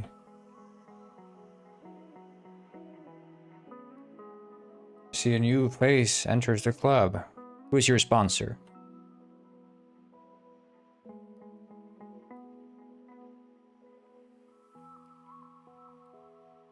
No sponsor here. I'm looking for a missing baby penguin. Lokatu or something? Lokatau, yes, our leader. Are you seeking audience with him? Well, he just has a key that I need.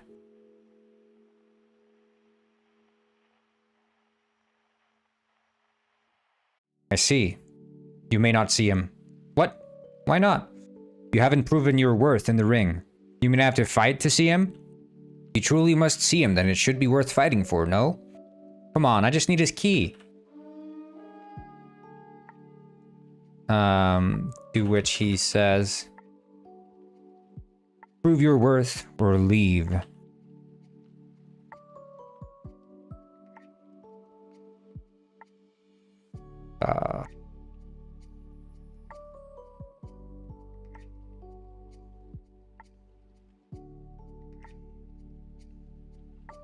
Who do I...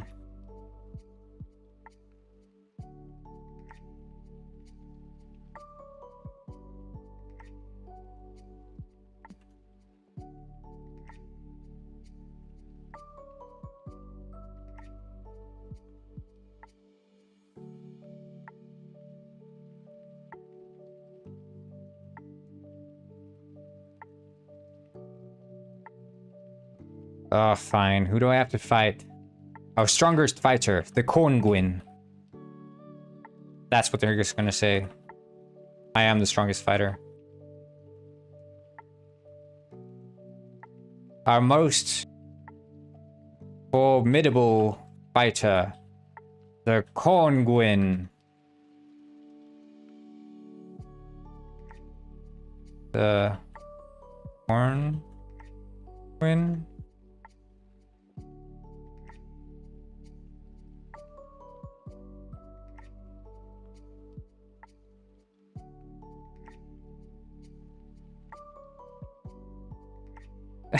Yeah, I made Detective Penguin knowing that I would self-insert myself as the strongest fighter. That was my plan all along. The Conguin.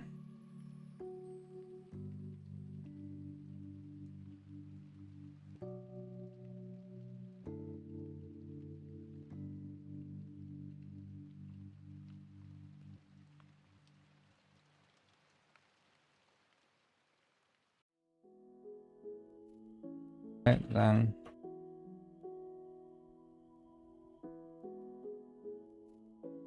Let me in that ring.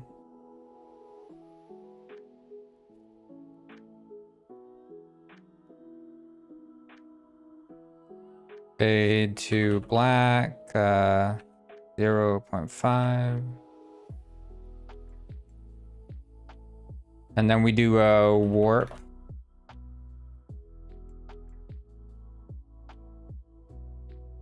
Do the warp, detective, boxing, ring, and then we'll also do the warp, not the detective, but the fight club fighter, do the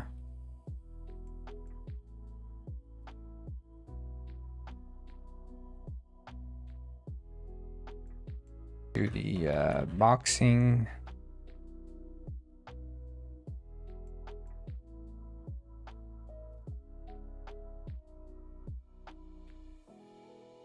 Fade in without delay.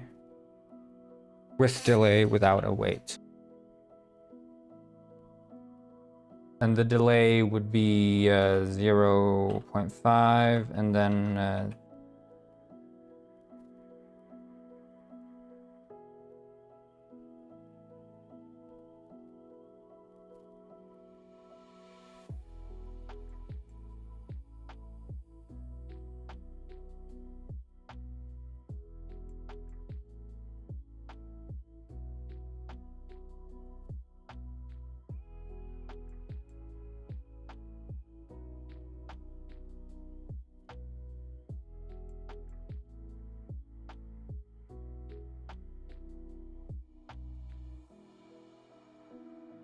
And then he'd say the Fight Club fighter.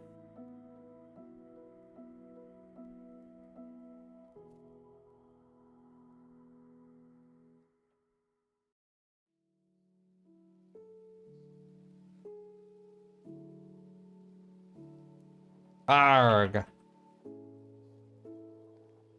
Corn.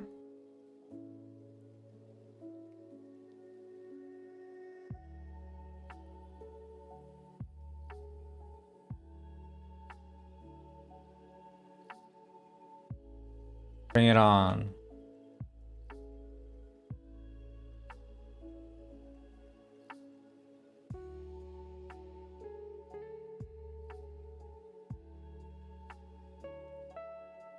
Okay. So that's the intro.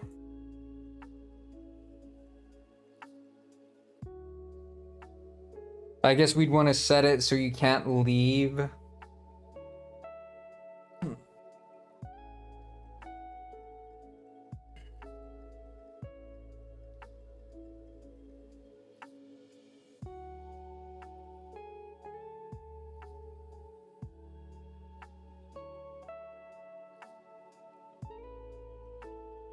Wait, so you'd speak to the leader.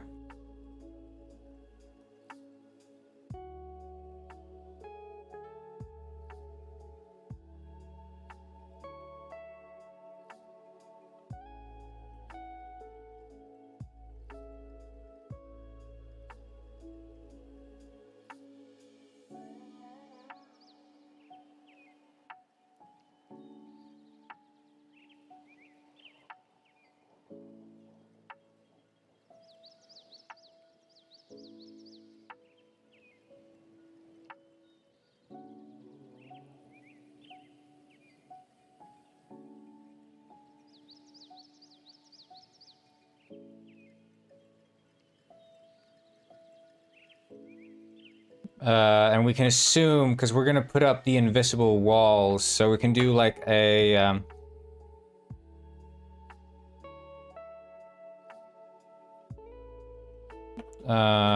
set active state, and it's gonna be the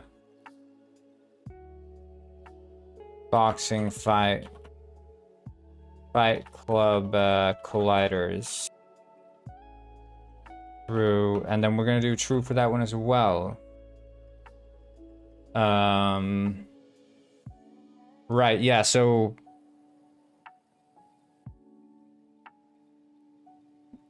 good day, I see a new face enters the club. Who is your sponsor? No sponsor here, I'm just looking for a missing... I'm just here looking for a missing baby penguin. Lokatu or something? Lokatau, yes, our leader. Are you seeking audience with him? Well, he just has a key that I need. I see. You may not see him. What? Why not? You haven't proven your worth in the ring. You mean I have to fight to see him? If you truly must see him, then it should be worth fighting for, no? Come on, I just need his key. Prove your worth or leave. Fine. Who do I have to fight? Our most formidable fighter, the Corn Gwyn. The Corn Gwyn? The Corn Gwyn. Well, alright then, let me in that ring. Arg, corn. And then the Corn Gwyn's standing there. Barbarian that he is.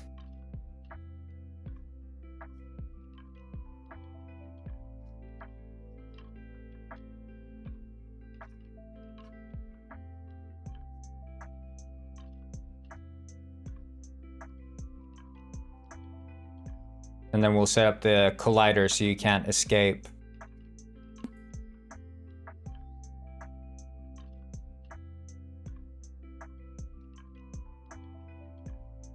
Wait, fight club. Oh. Fighters.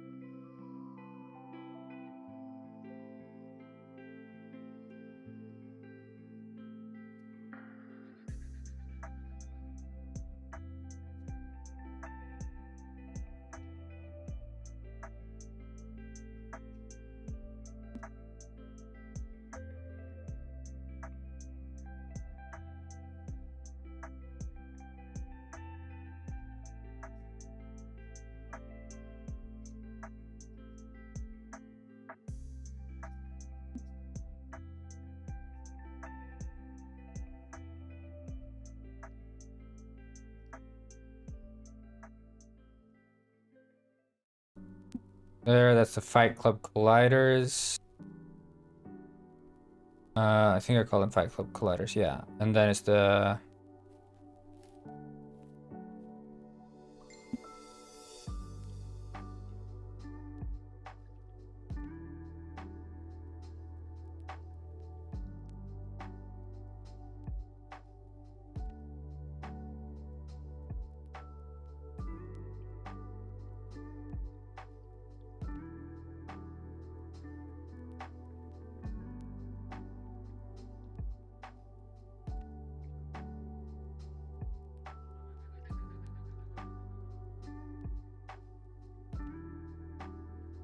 Hello, I remember you, Gojo.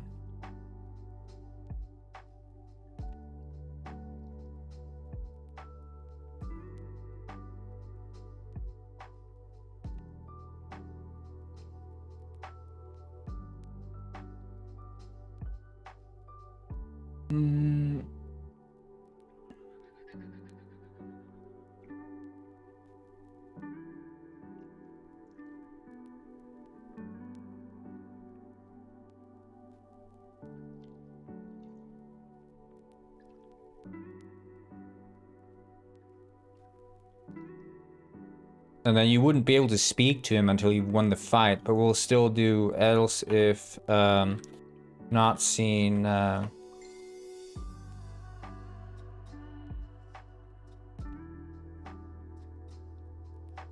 Pavel Jamor, yeah.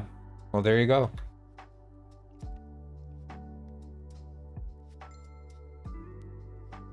And not intro, it would be win.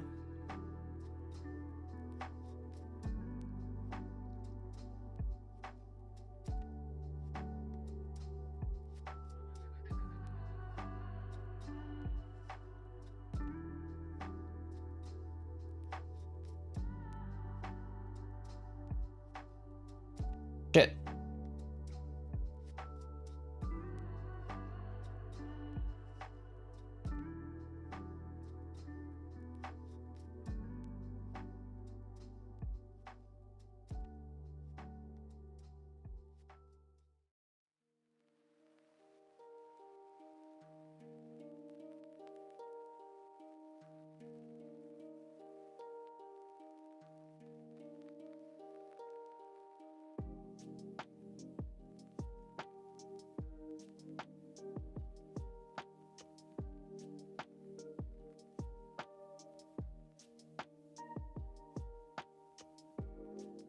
That was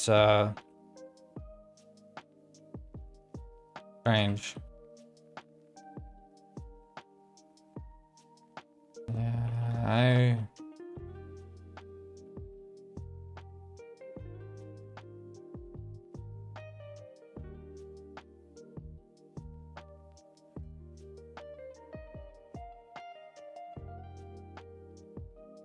it was.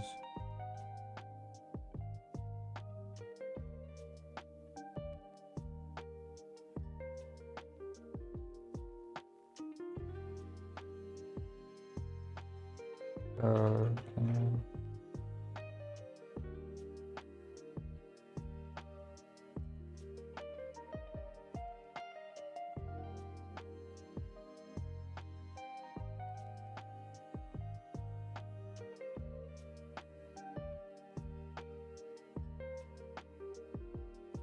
Nice.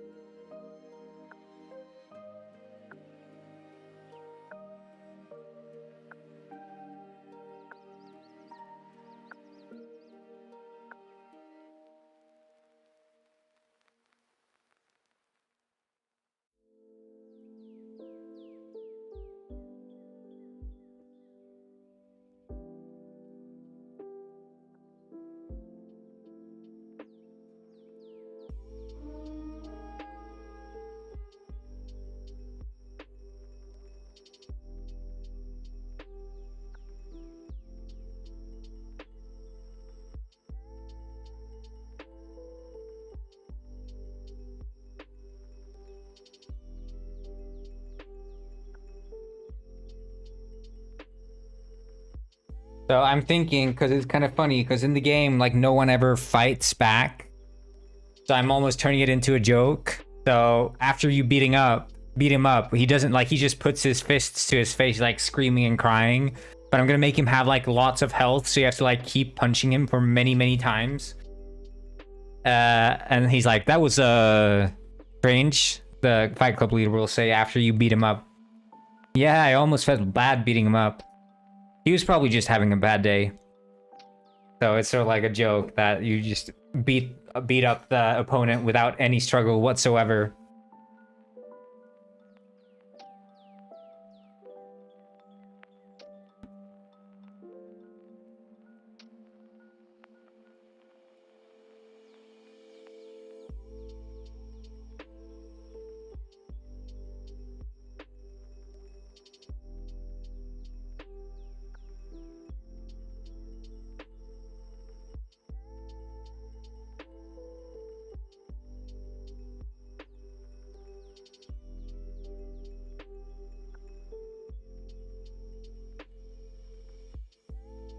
Get the key from Timmy.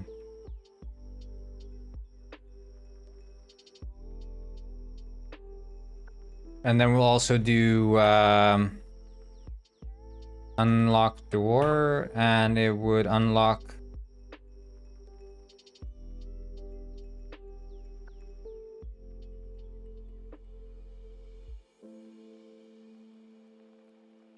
Fight Club door.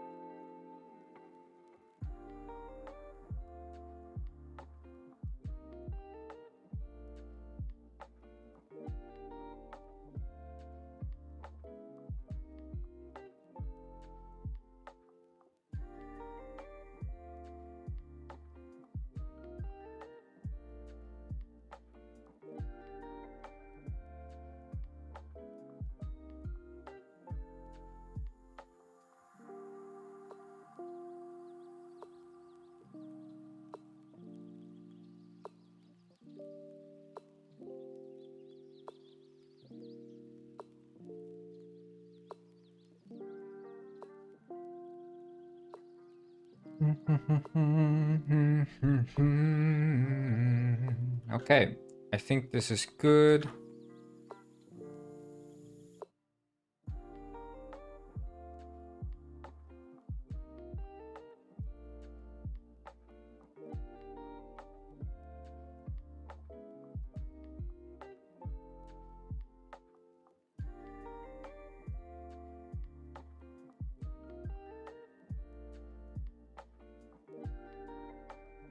Okay.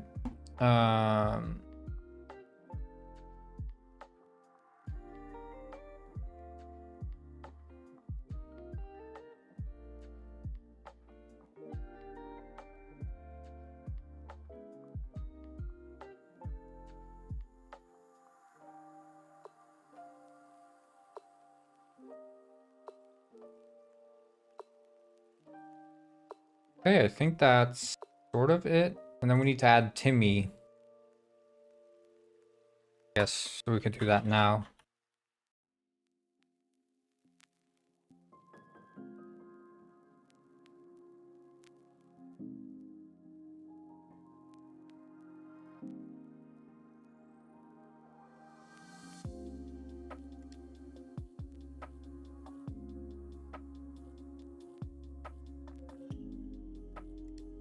Hmm.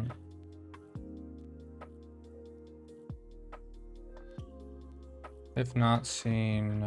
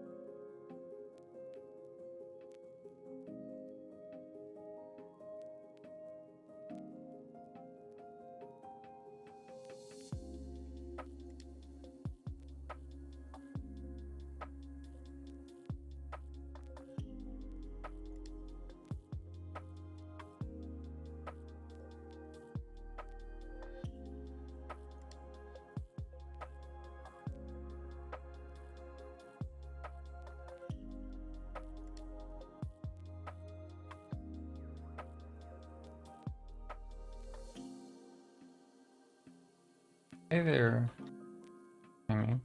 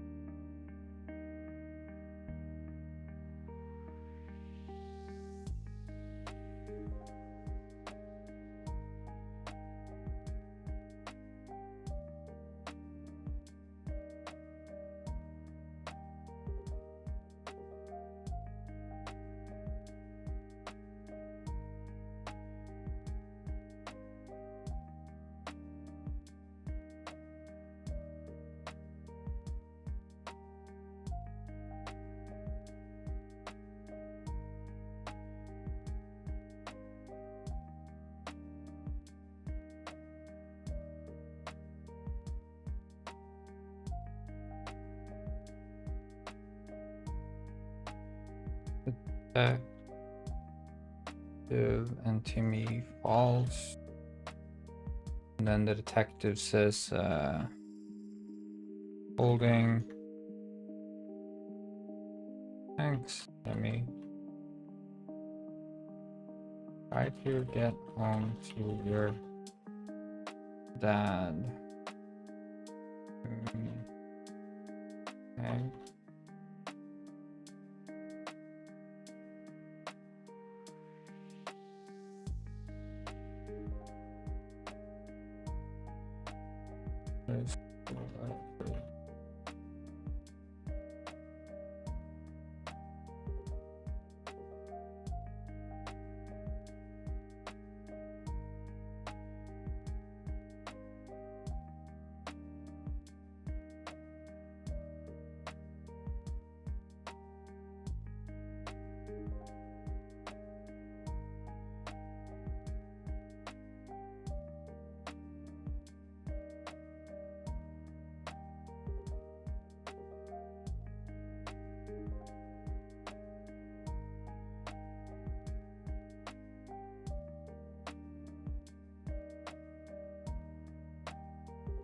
Okay.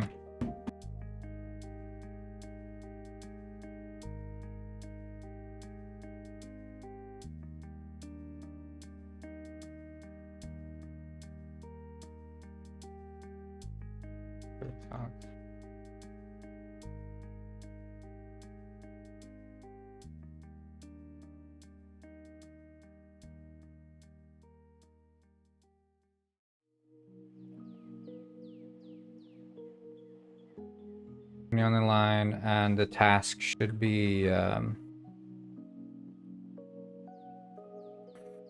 what would the task be here? It would be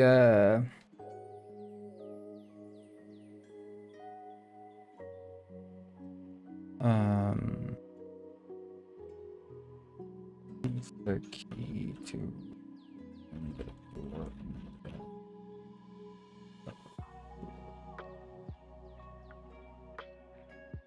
oh.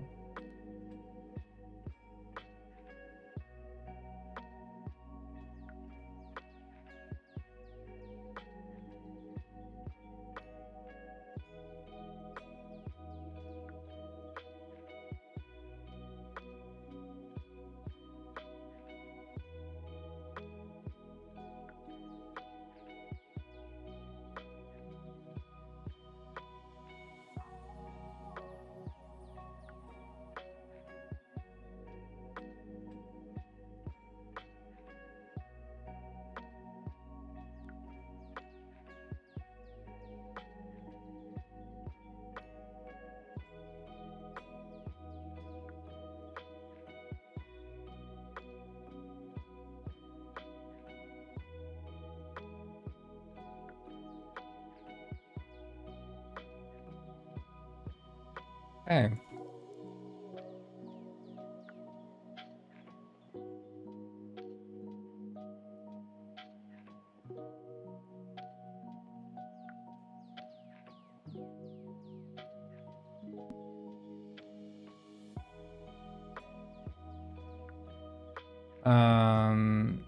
Right, and then we'd want to have Timmy in there.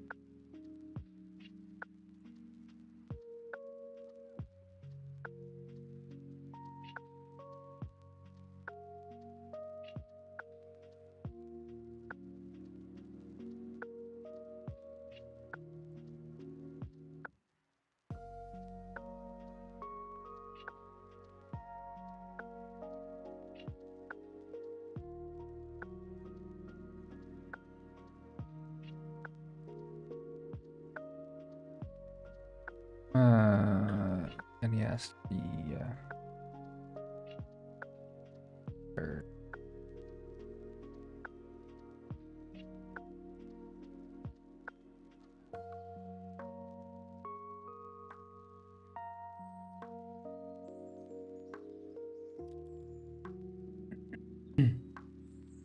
Yeah, I think Timmy shouldn't ever be there.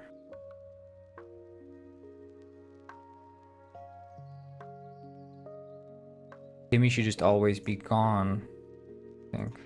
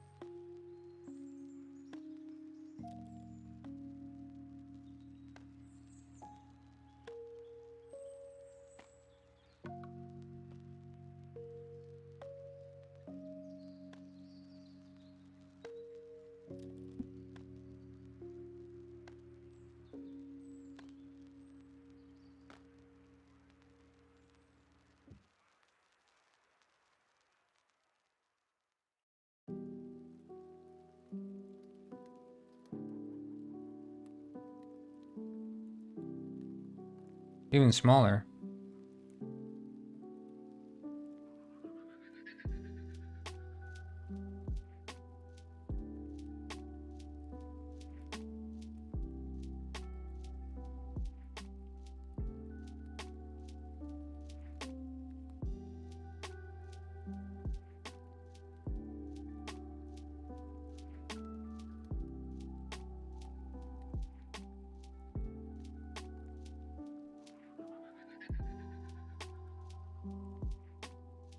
That's Timmy.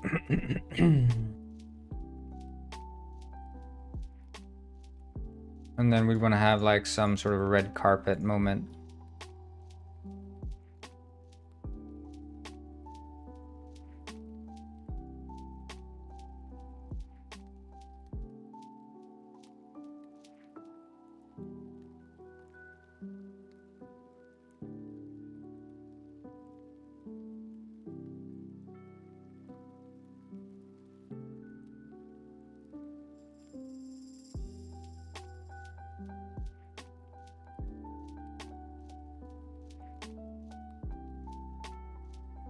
Is there any throne?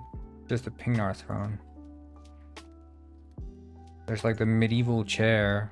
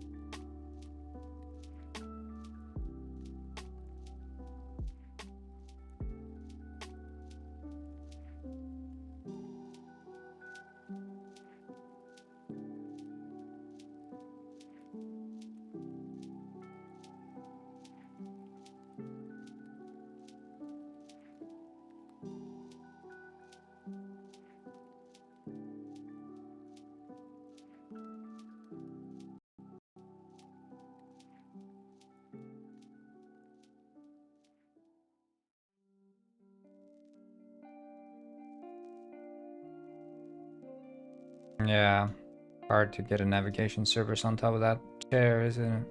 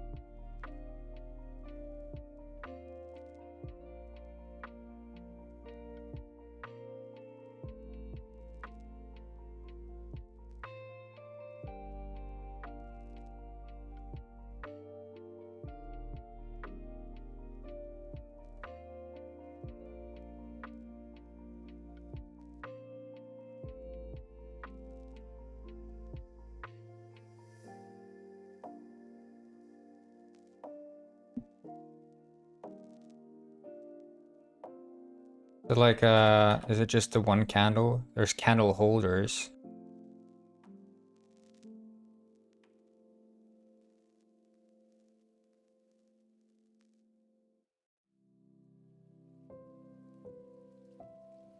You're liking it? Alright, nice.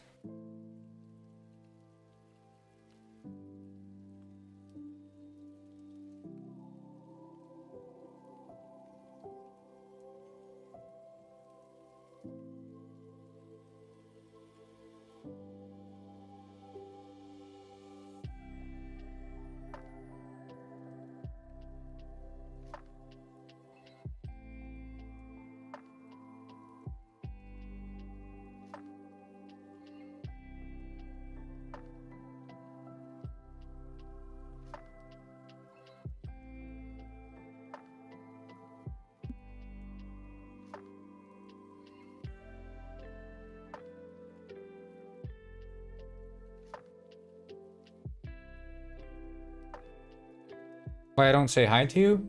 What do you mean? Didn't I say hi, Sai? Are you guys not hearing me or something?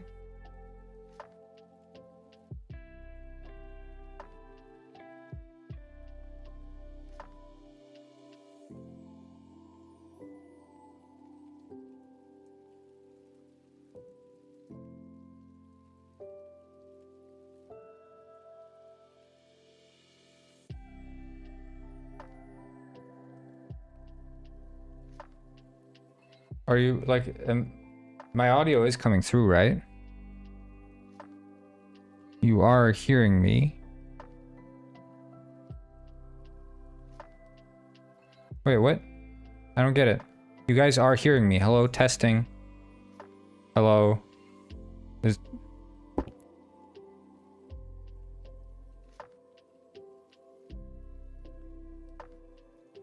there like an issue? Wait, let me check OBS. Hello? Should be coming through. I don't...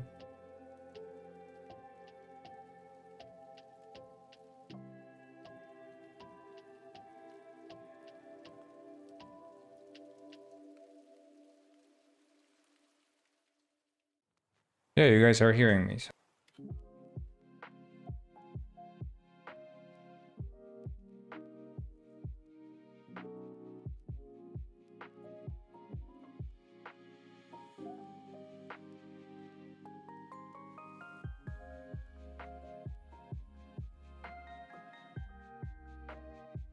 What type of game are you making? I'm making a penguin game.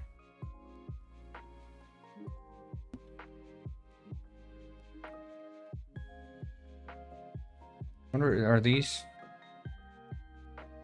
aren't out of date, are they?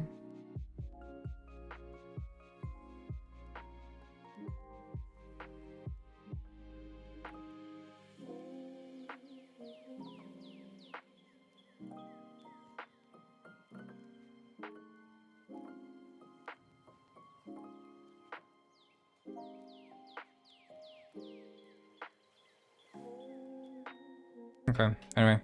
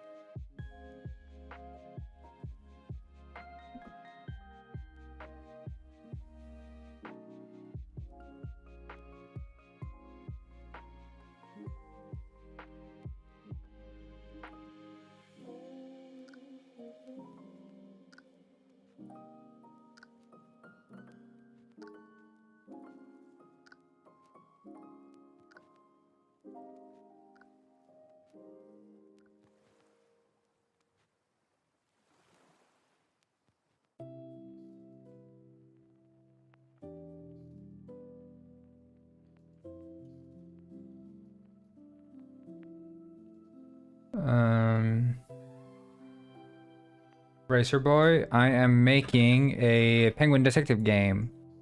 Right now I'm finishing up the last side quest in the game. And then I'm going to be doing a bunch of testing.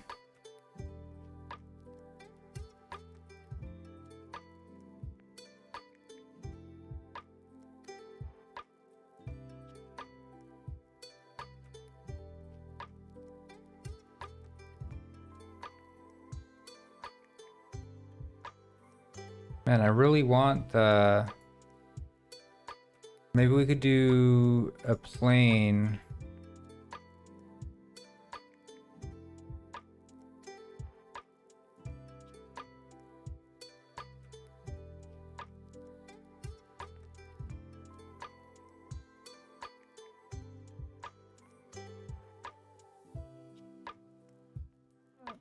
I'm using Unity 2022, but I'm thinking that I'm gonna actually upgrade to Unity 6. That is my intent.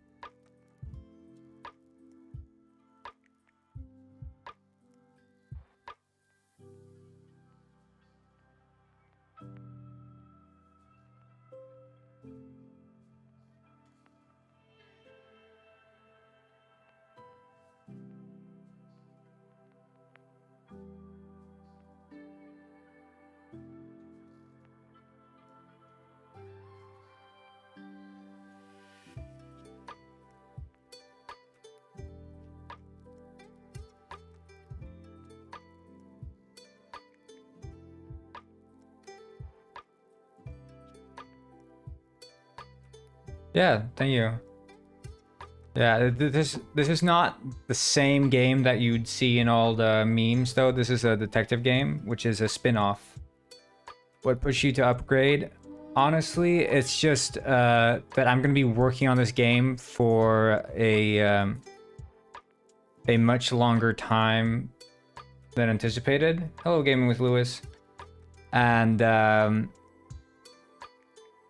I feel like I need to upgrade my networking library to Photon Fusion because I'm using Photon Bolt right now.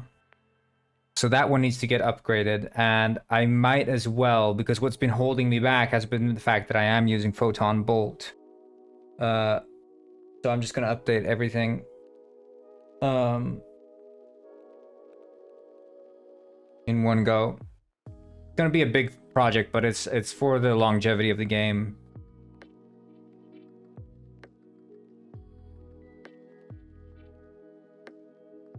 There's nothing forcing me, but it's just a general want to.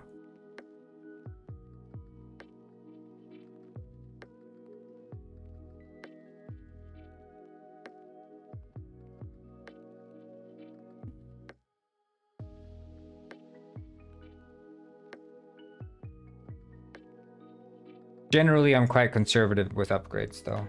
It's just that this project has been around for a long time and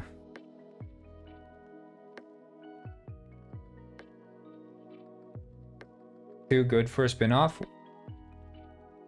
Yeah, but I mean, a spin-off doesn't have to be bad. It's not the same gameplay.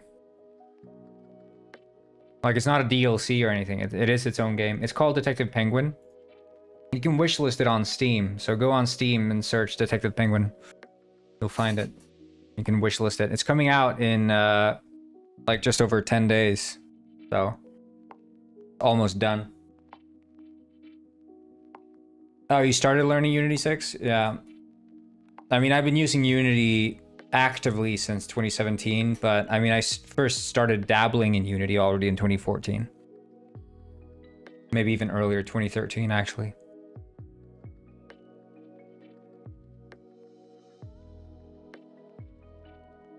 It's free? No, it's gonna be $7.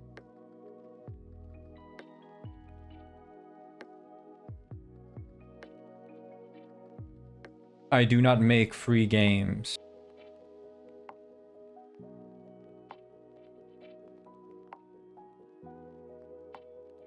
I don't know.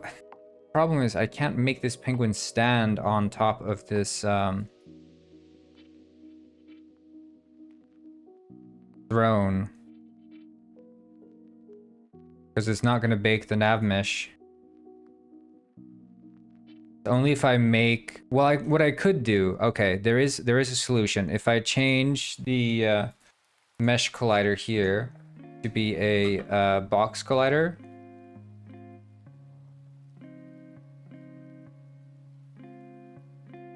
And then we bring this down. Yeah, well, I mean, obviously, you know, if everything could be free, it would be free, but I do this for a living, so I can't make free games. And then I also absolutely hate and despise the sort of free game economy with games that force microtransactions onto you. I think that is a terrible business model. Hello, Agent. A gentle whiz. How are you doing?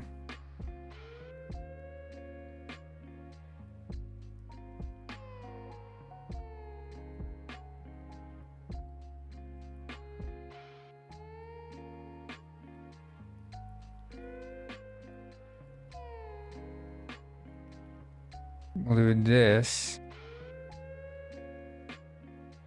I don't know, because it uses, I don't know, mesh modifier. Add this, and then another nav mesh modifier to remove it.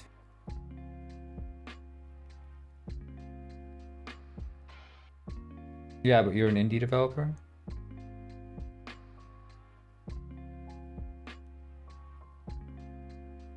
This is What do you mean, Fernando Razor Boy? Miguel. He is really good at dancing. A gentle wheeze 65. Thank you so much for the follow.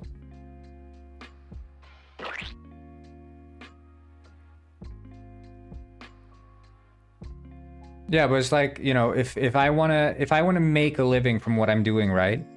If I make a free game, it has to have microtransactions. And I absolutely hate microtransactions. It's a rotten business model. And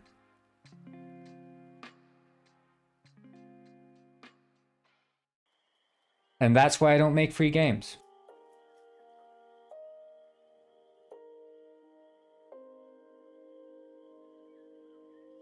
If it was just a hobby, then yeah, I could make games for free, but it's not just a hobby. It is my work.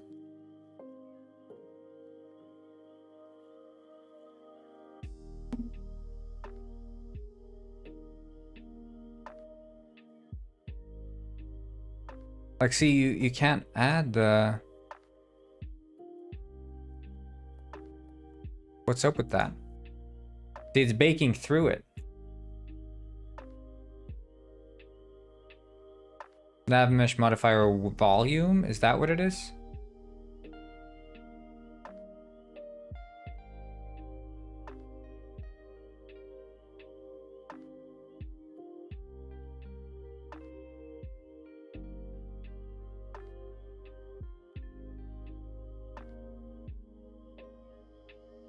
Well, like the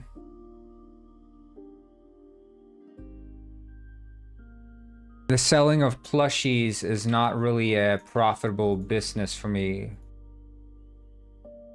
It's not really the money driver. The games by far outweigh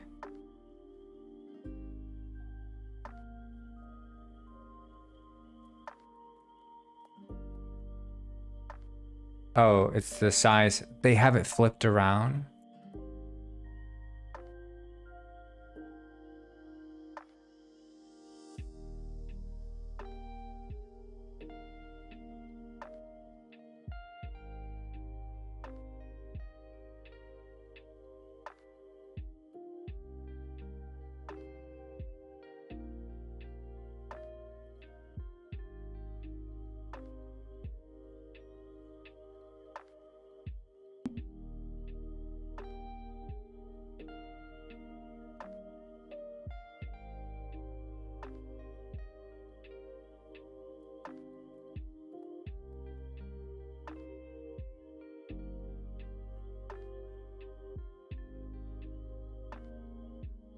I don't get it. Why is this not like, does it have to be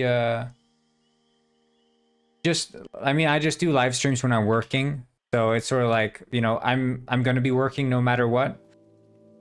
So my thinking goes, if I'm gonna be working, might as well stream it.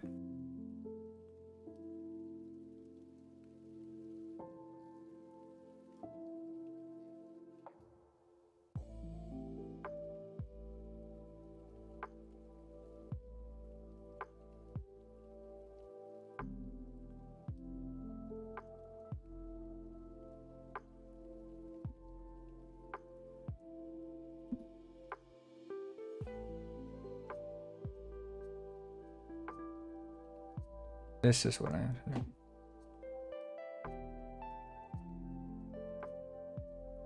So I mean, at this moment, is I'm not approaching streaming as like some sort of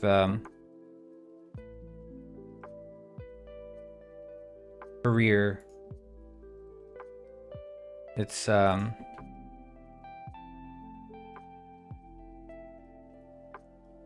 strictly just for fun while I'm working.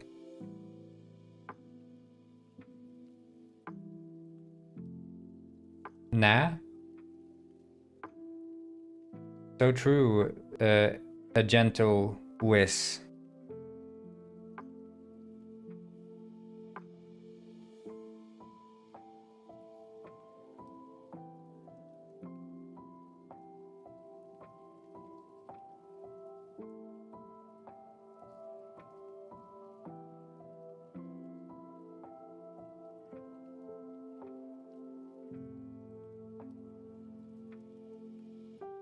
I should add my stream character into the game, you say?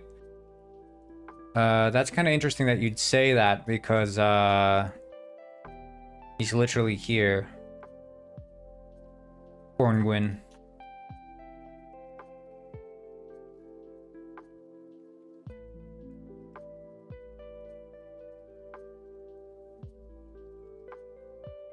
A gentle whiz. Yeah, that's what I'm saying.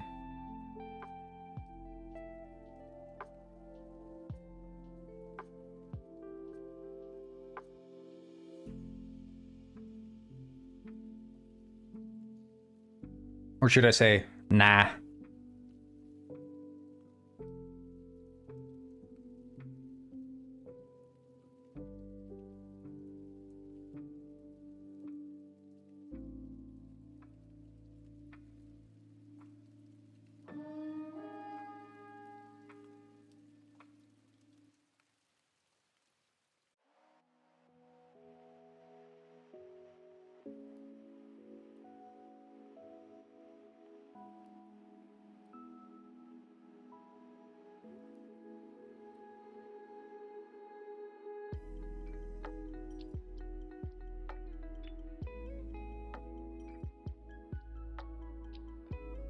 Does it do it now? Dude. Like, do you have Discord? Yeah, type ! Discord in chat and it's gonna give you the link.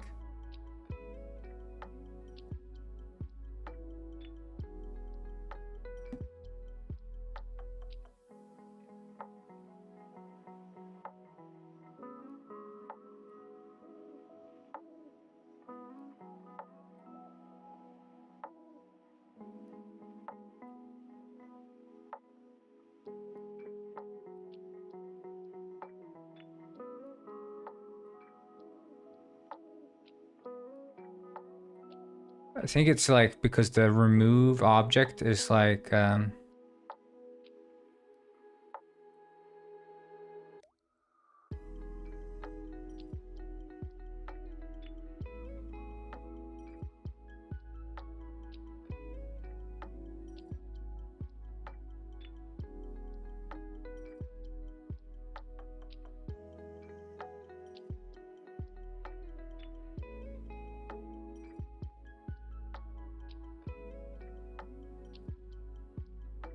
man, I guess I have to screw the idea of having a throne because it's not friggin' working.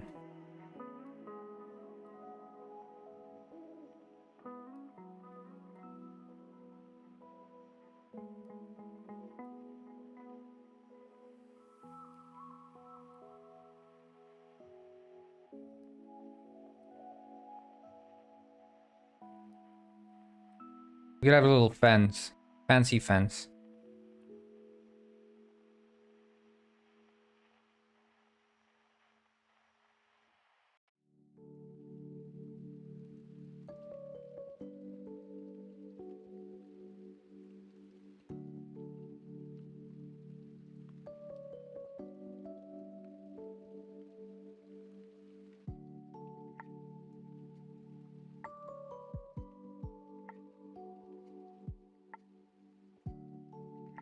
Yeah, we have some chill streams here. There's no no rush or obligations here. Just chill game dev.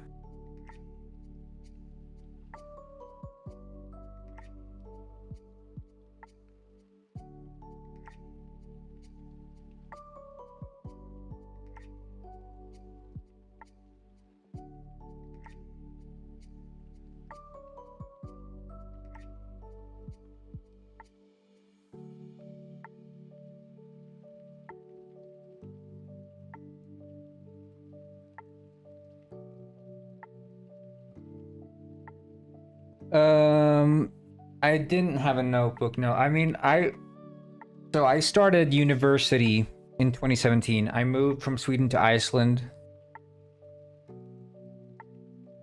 Oh, hello. I won't say sorry, but I wanted to thank you so much for the story of Mr. Penguin. I'm a big fan of penguins. I, of course, played Grey Size. I'm so happy that you're here on the internet. The first season actually helped me keep a bit of mental health during the worst year of my life. And so happy to share every episode with my precious coworker the second it was posted. Thanks from Press. Hey, thank you so much. I really, really appreciate that. I'm happy I was able to do that. That makes me really happy. I'm always shocked to see like how much the series resonated with people. And I think that's awesome. And in case, you know, you haven't grown tired of sort of the Penguin universe, what I'm working on right now is Detective Penguin, which is a game that takes place within the same universe. You have the Mr. Penguin, you have Fernando Miguel, you have Rex Fontaine, Lard Chowder, all the characters are in this game. And you play as a new character who's called Finley Neuter, Detective. And you'll be solving some mysteries and engaging in different stories within this world that I've created.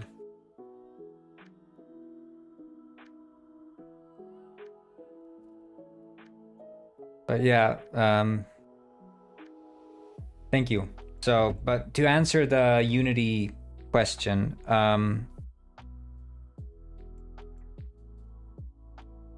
yeah, on YouTube, if you search Penguin Saga, you can find I made a short form video series, 2 seasons of that, which follows the story of this character called Mr. Penguin, who takes a loan for a jet ski, and the fallout of that loan.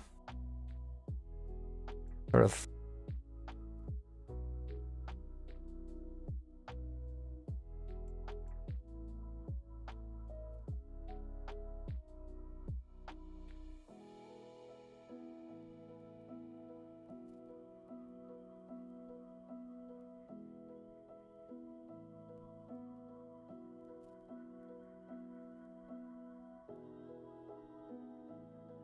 Yeah, I mean, I recommend it. It's easy to get into.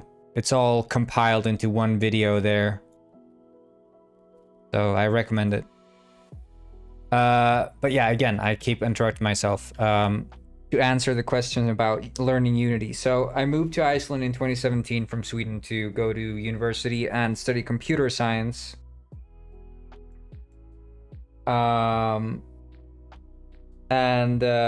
Basically, that's where I learned most of my sort of programming rigor. And while I was doing computer science on the side, I was making a bunch of side projects in Unity and sort of just learning as I go. I think, you know, at the start, I followed a couple of tutorials, but soon enough, when you get a grasp for it, you don't really follow tutorials anymore, and then you just start looking up solutions to whatever problem you're trying to fix. But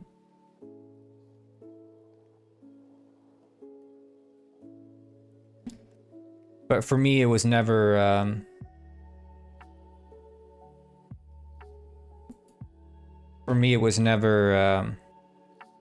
something I had to write down. I'm the kind of person who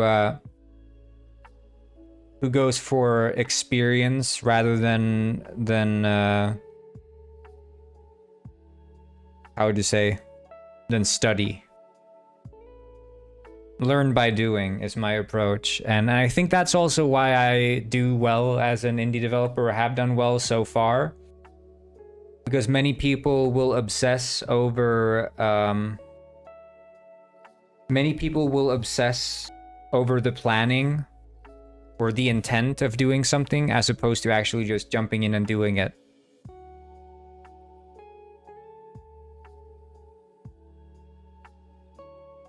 And I think that's you know, the key if you want to be sort of working on your own, is you have to just start doing things. You can't just sit around and wait for like the proper way to do things. And many times I find that no matter how much you study, you're never going to get it right the first time around. It's only when you do things and you recognize in what way you did it wrong that you're going to learn, because otherwise it's just, you know, you can't prepare for every single situation you're going to end up in.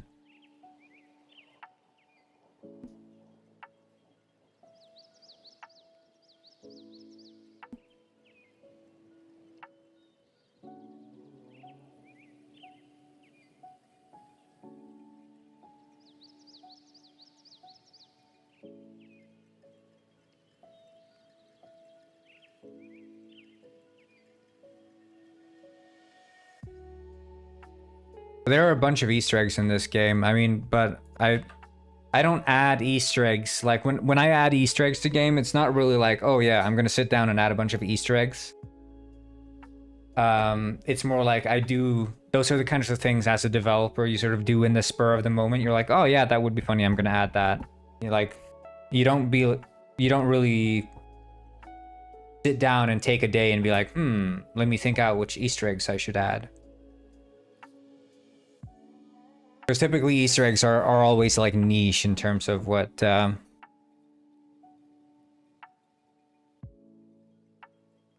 about.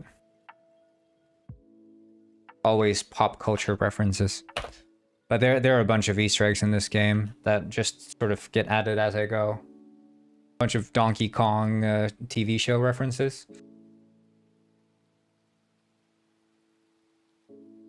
Can you apply this strategy to college subjects that are only theoretical? I mean, in a sense, you can. It's like, you know, if you never, and I think you should apply it to theoretical subjects. Like, let's say you're learning social studies, okay? Let's say you're learning social studies. And you can just read and read and read about social studies, and you'll have a lot of knowledge, but then when it comes to actually expressing what knowledge you have, it turns out you can't, because you've never practiced forming any ideas surrounding the knowledge that you've acquired. So what's a better thing is to acquire knowledge and then use that knowledge you've acquired to formulate points about what you're thinking and why you think what you think. Like if you just acquire and never use knowledge, it's not really acquired. It's the same way when you're learning a language. If you're just reading books and reading, you'll never be able to speak it. The stats are for a mini game I made for the stream viewers. So if you're on Twitch, you can play the game. And you use like Twitch viewer rewards points to play the game. You can have your own little penguin walking around and stuff. Pretty cool.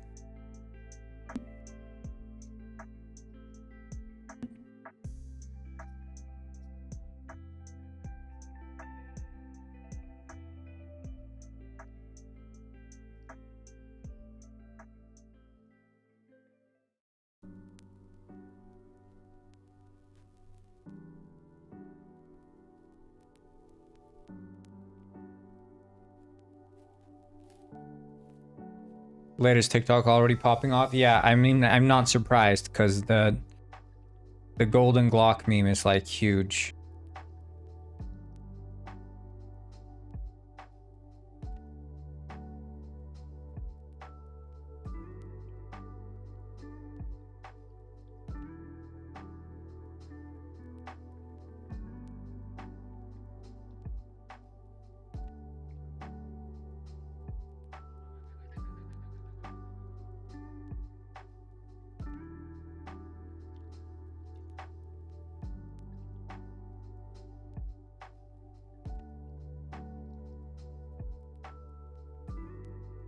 Rex Fontaine even commented.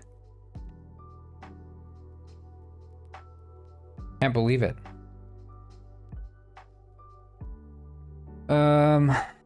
So you come here often. Shit.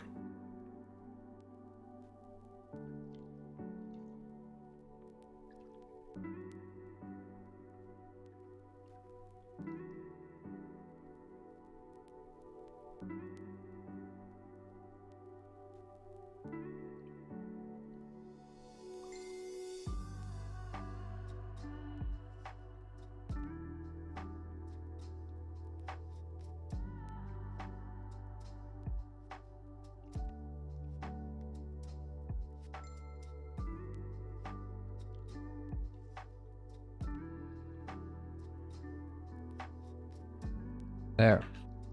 Okay, and then here, so that would unlock the door, and also will unlock the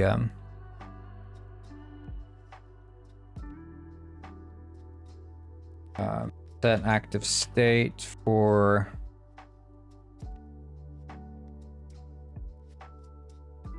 through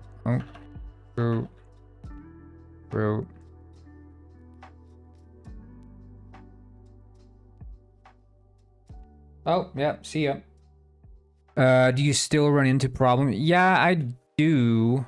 And I do that, you know, it depends on what I'm doing. When I'm building new features, generally you'll run into problems and you'll have questions such as like, you know, it could be, let's say like, how do I enable collisions on a particle system? How do I render two cameras at once and split the screen? How do I render a render texture? How do I render like a camera onto a TV screen in the game? Like all these like niche features that aren't like inherent to making a game, that are like, because every game engine does these things differently, right? Not every game engine has support for rendering multiple cameras at a time. How do you render videos in the game? That's also maybe something. How do you make a scrolling texture? And then maybe you're learning a new concept that isn't like programming related. So maybe you're learning about shaders. So then maybe you'll look up a tutorial. So like when I'm learning completely new concepts that are completely foreign to me, I will jump back into tutorials again, such as shaders, because shaders are difficult. They really are. And it's a separate way of thinking about coding from like the normal coding, because it's purely visual, right? And you have to understand sort of what is a fragment, what is a vertex, what is a geometry shader, and then there's different sort of expressions for like the same things in shader code. They're all kind of different. And then maybe you'll look up ways to like optimize the game, because the engines work in different ways. So you understand like what is static batching, what is dynamic batching. Maybe you're looking up stuff for like regarding occlusion culling. Like what are good parameters to work with for occlusion culling.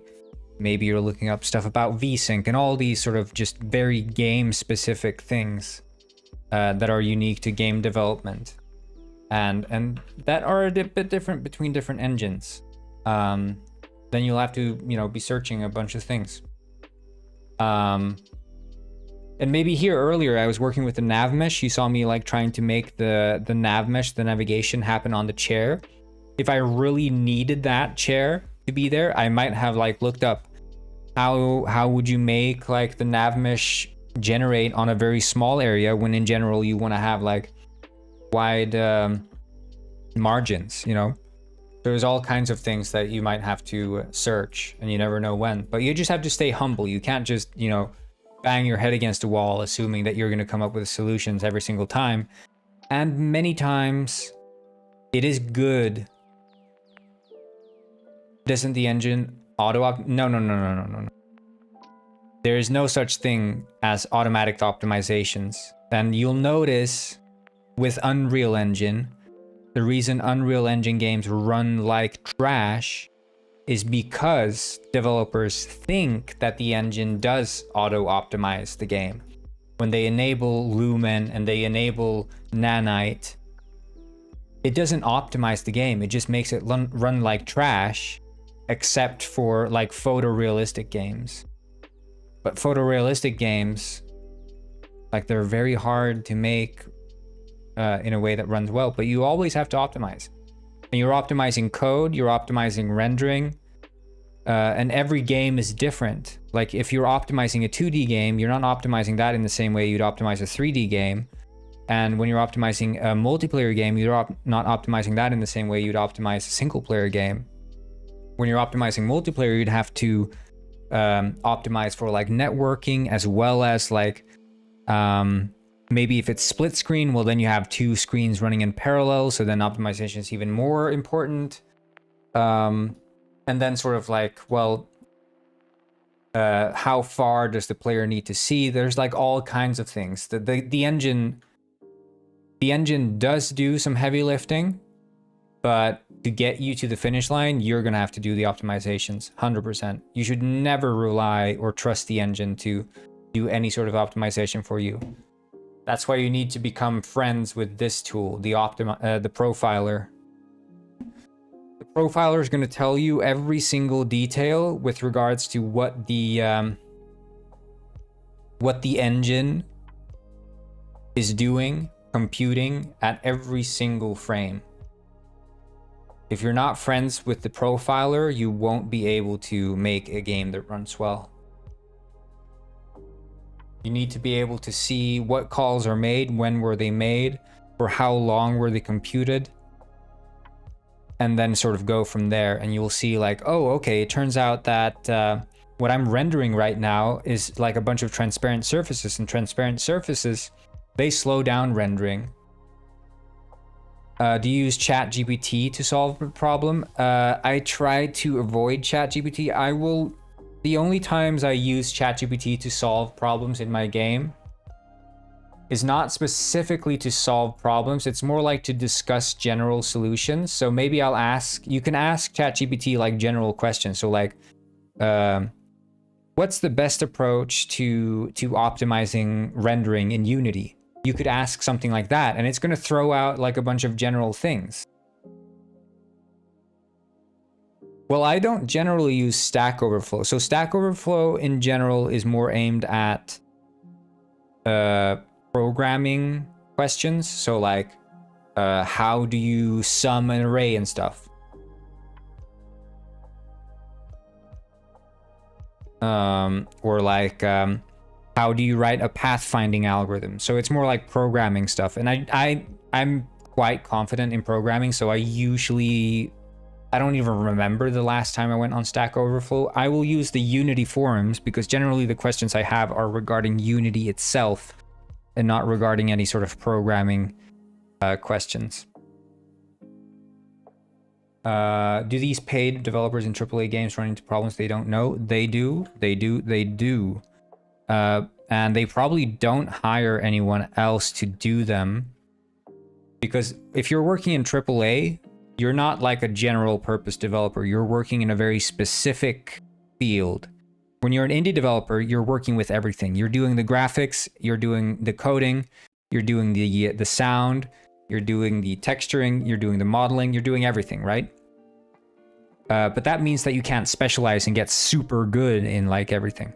But when you're working in AAA, you have to be really good at what you do to be hired in the first place. So if you're working in animation, you have to be a freaking kick-ass animator, otherwise you're not going to get hired. And the same thing with coding. If you're not a kick-ass coder, you're not going to get hired. But being the best in your field means that also you don't have so many other people to ask questions to, except for maybe those who are on your team. So generally, you know, if a programmer runs into like, oh man, I don't know how to code this like method that simulates the boat when it's on a wavy ocean or something. Well, they might be able to ball some ideas with their coworkers, but in general, they're just gonna have to solve it. You know, they're just gonna have to work it out. And that's the thing with being like a developer, is you're gonna be banging your head against the wall quite often. Many times you're working on so like problems that are so niche that maybe someone hasn't even solved this problem before. They might have solved the problem, but they'll solve it in another game that runs in a different way, that doesn't have the exact specifications that you're working with. Have you ever tried to specialize in some field? No, I haven't. But I don't feel like I have to. I just have to create good games. I'm not trying to get hired by AAA, so I don't have the need to show like that I'm amazing in some specific set of skills. So I never had to specialize in that way. Okay, I think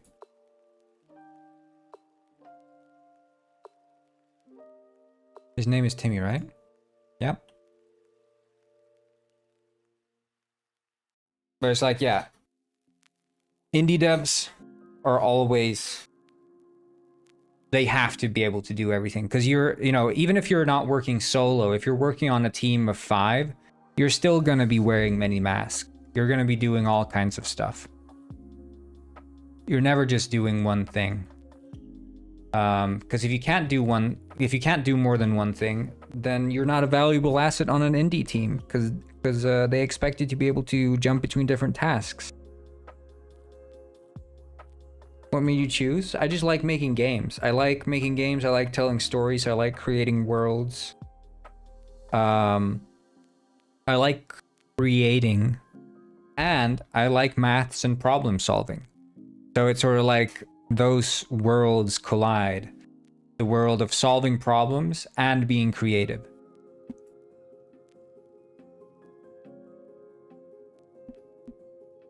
But it's not that I love maths. It's more that I love solving problems, right? But I find maths fascinating for sure. But solving problems is probably mostly where my heart is. There is a satisfaction I experience when I find a problem, work on that problem, and find a neat solution. Even if it's not the perfect solution, as long as it's like a neat solution, there is a very immense satisfaction that comes with that.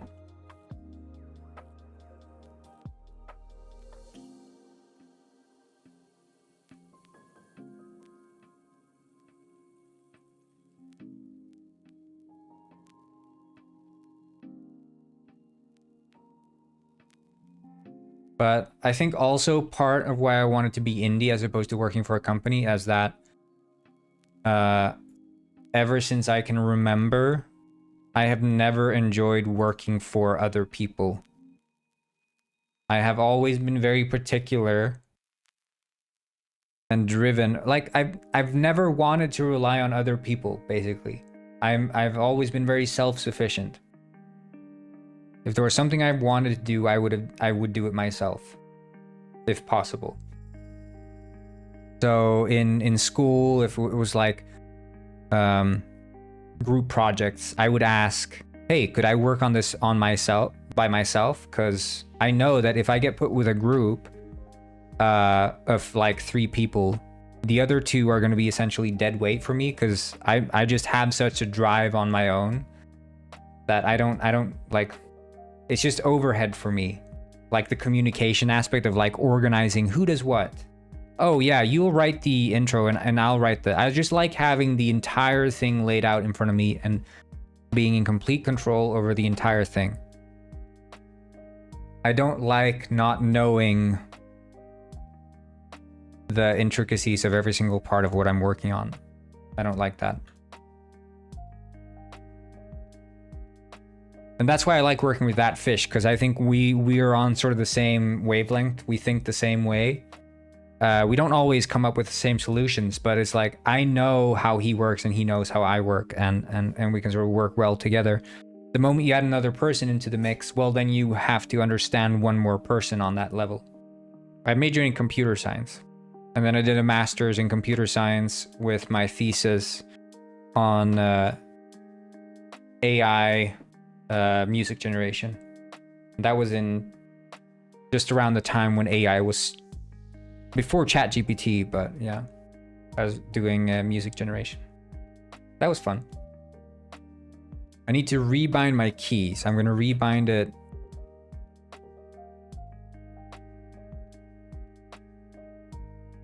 And then jump is going to be backspace.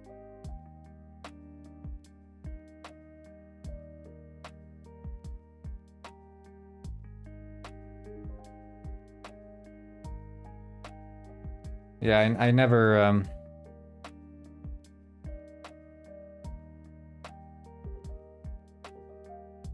you know, it's not that I'm not a team player. If I end up in a group, I'll play along, you know. But it's never ever my preference. But it's I think my absolute worst experience is sitting in like a meeting or a group call where people are just yapping on and on about what they want to do, how to do something, and all I'm thinking is I just want to sit down and get to it and just start working. I don't need to sit here and have some 1 hour long discussion about a problem that I don't know how to solve yet, but I could just sit down and start solving it and be done with it by the time you guys have like quit yapping about it, you know?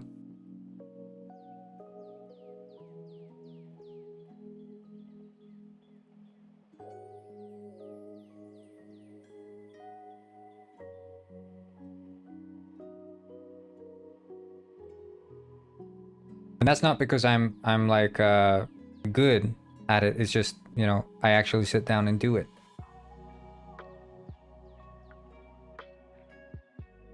Like if they sat down and they did it too without like overthinking everything, they would also be done. Because that's the thing. Like I would never say I overestimate my skills. I would say I'm a mid-tier developer. I'm not in any way excelling at what I do. But I just do it. And because I just do it, I get results, and results are impressive.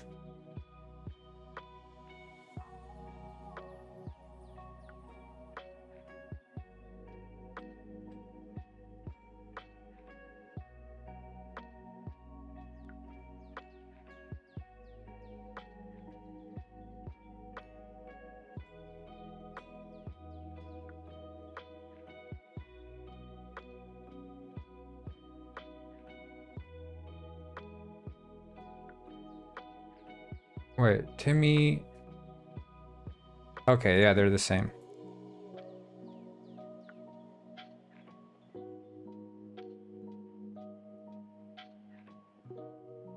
No, but I mean, you'll be impressed by how much you can get done if you actually just sit down and do shit. Because there are so many people who could achieve like insane things if they actually just stopped thinking about how they're supposed to do it and just did it.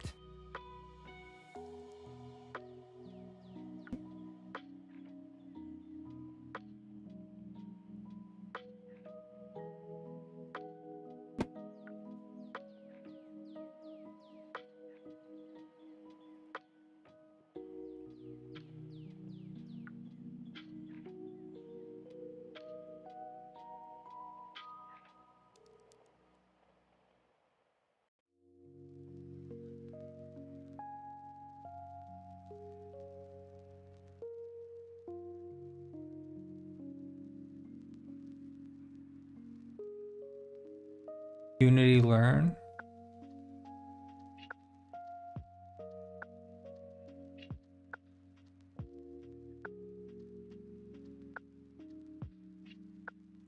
Oh, is it Unity's own thing?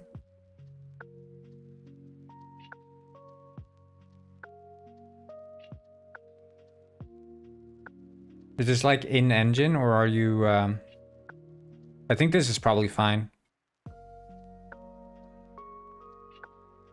This looks completely fine. If this is Unity's official tutorials, I think that's probably 100% fine. The biggest challenge to overcome when learning Unity is learning sort of the interface, where things are and what things are. Once you know that, you can start doing anything, right? But understanding sort of like what are game development fundamentals is oh shit, I need to rebind the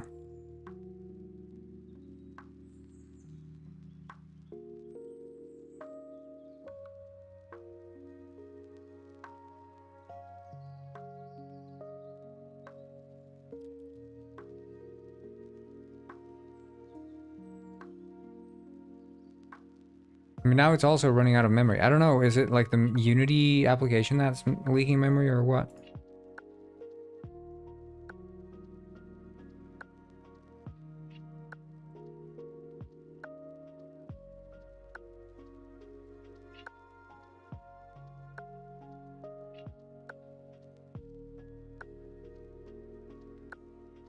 I mean, people are saying here they are by far the best produced starting Unity tutorials on the internet. So probably better than following any video too, honestly. I mean, the thing is, when you're watching a tutorial on YouTube, usually they're either outdated or they're garbage. One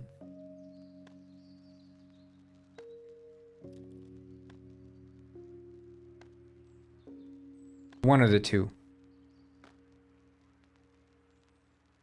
I remember, I mean, back when I was starting out, tutorials were barely even a thing. I remember being so absolutely confused because they didn't even explain what things were doing. There was no explanation of anything, and they didn't even if they would have tried to explain what things were doing, they wouldn't. It felt like they didn't even understand themselves what things were doing.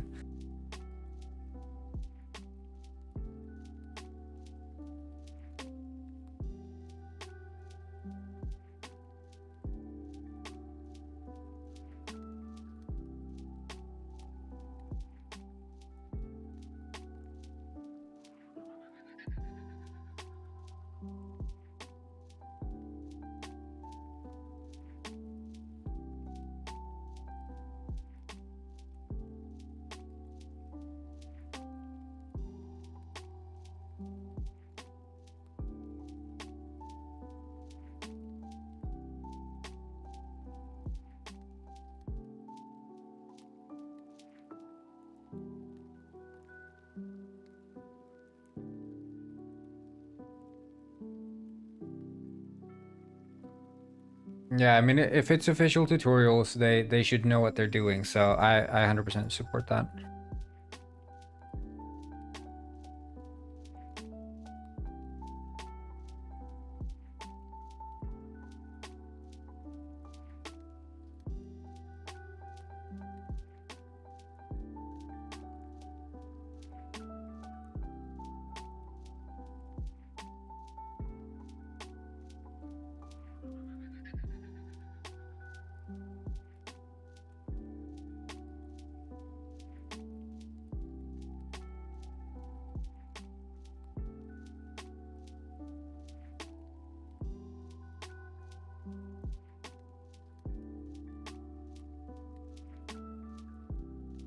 Yeah, I need to. I don't know why the...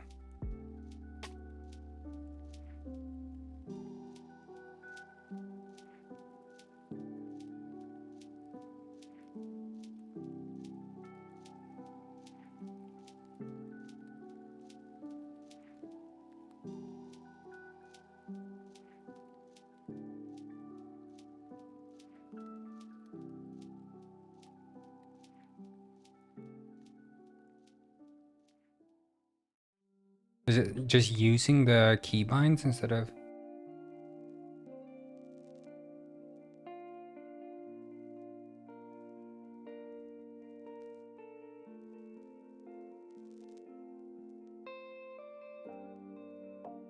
Yeah, I guess that's also the problem with like Brackeys or wherever. Like, unless you're following a video series that he's made. And I never watched Brackeys. I started before he was the thing.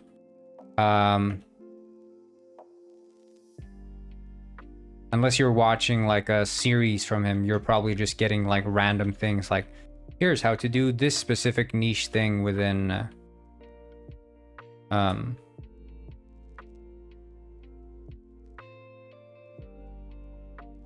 Unity or whatever.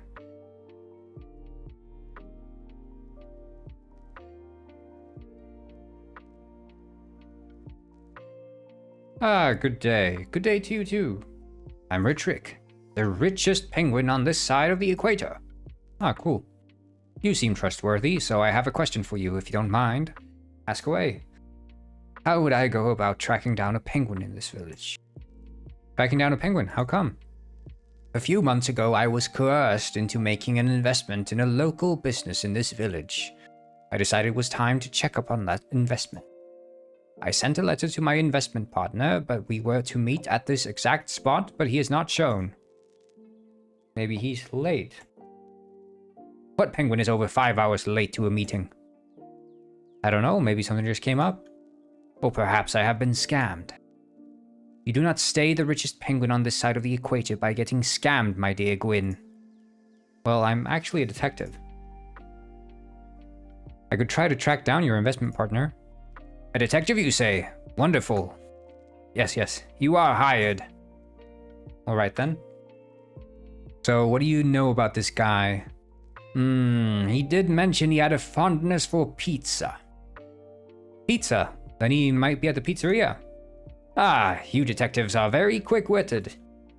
Well then, off you go. Find that Gwyn. I'll do my best.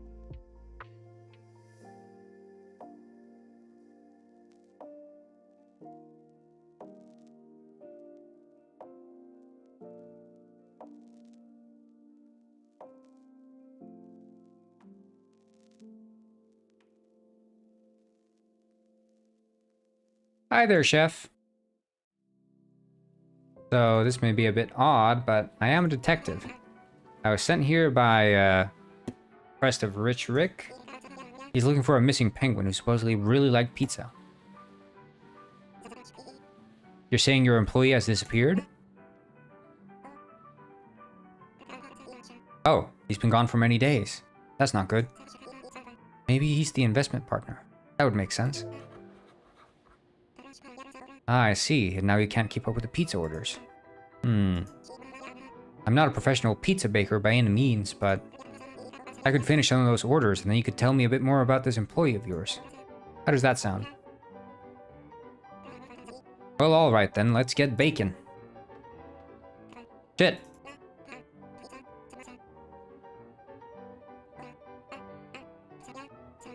I'm gonna have to make more orders now. I think. No, I won't.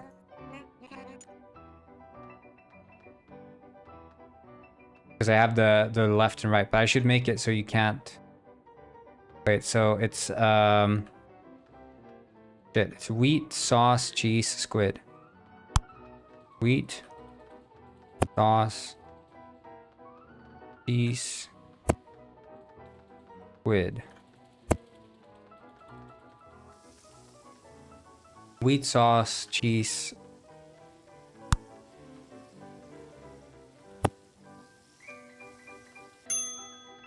And shrimp.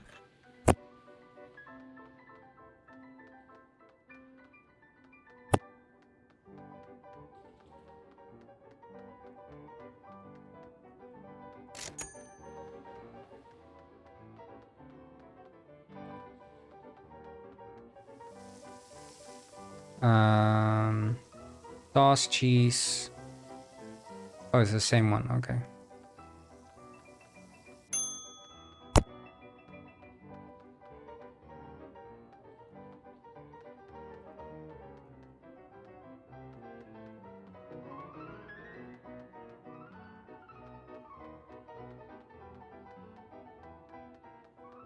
Come here.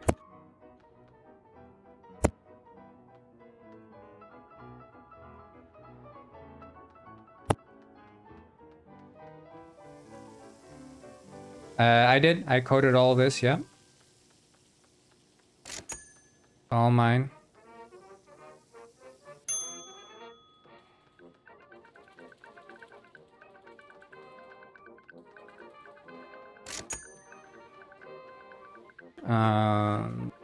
Sauce, cheese, that, and squid. I'm just gonna do this.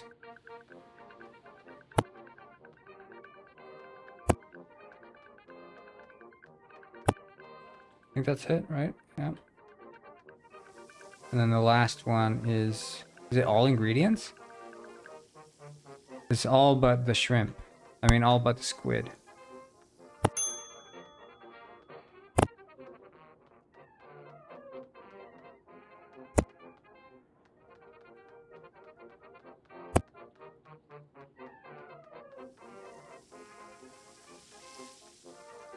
Made you hungry? Yeah.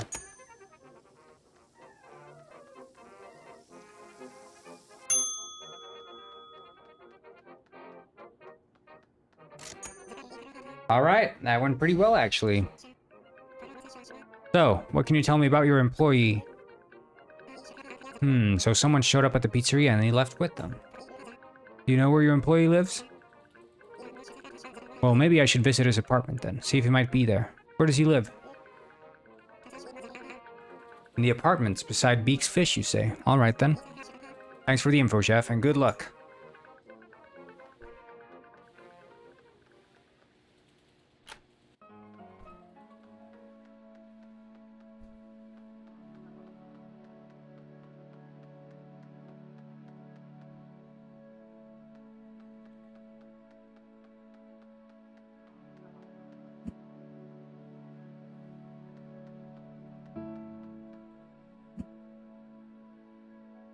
I need to quit because I need to change the keybind. It's annoying to have it on F. Option key bindings.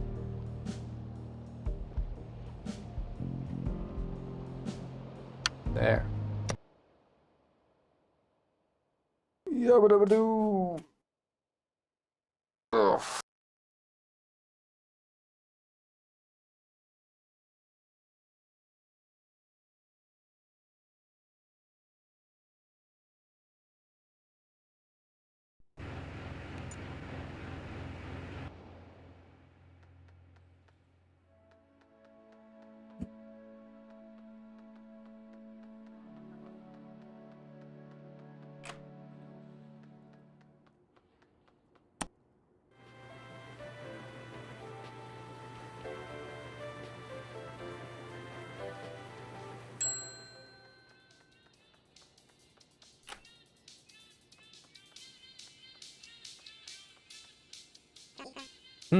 Contract.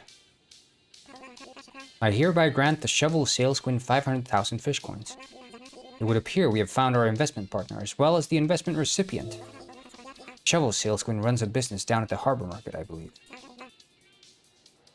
I'll have to check it out right away. The graphics options, not that much. It's a general graphics quality setting. Window or not window, VSync, then the draw distance, so like how far does it render, bloom, anti-aliasing, outlines, and blood.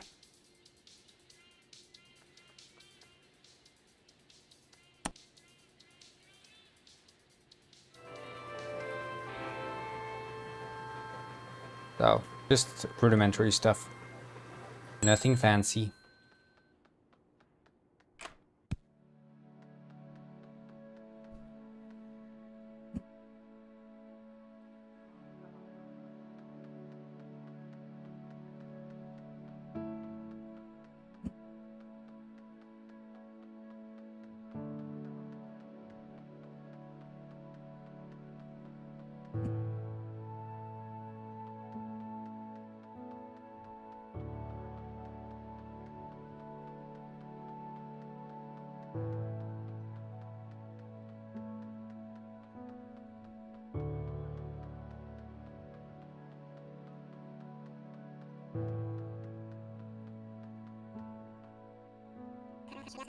Hey, I wanted to ask you some questions. All right, I guess I could answer some questions. You recently received, or were meant to receive, an investment of 500,000 fish coins, correct? It's not for mobile, no. Mostly because the only people who game on mobile are people who play free games. And I don't make free games.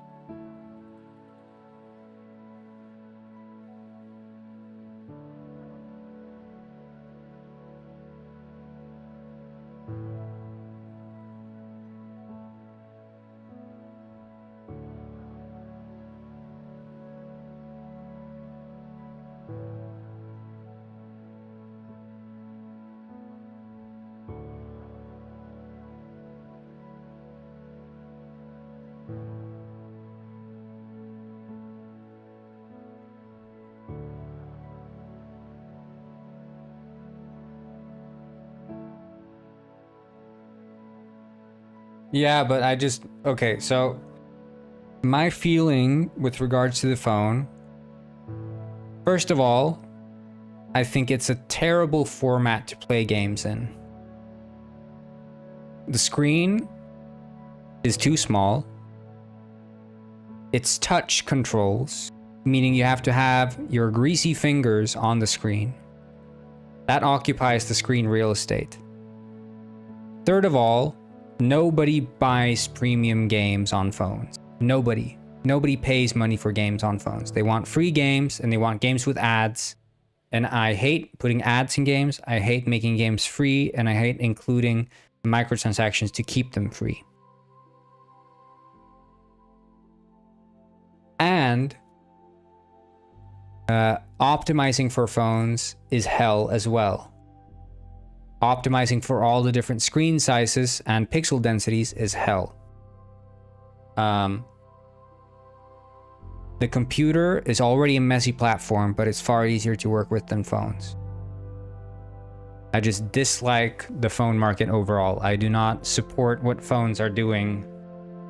I do not like phones. And that's just how I feel. Like, that's just... So I'm never gonna do, like, phone stuff.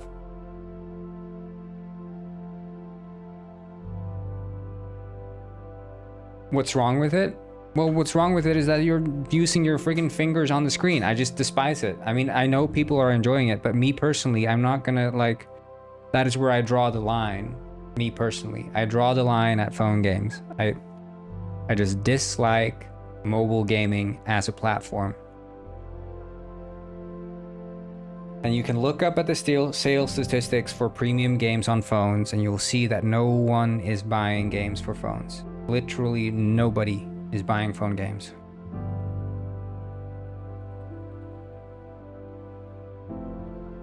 Because they all love their free-to-play bullshit, like Genshin Impact.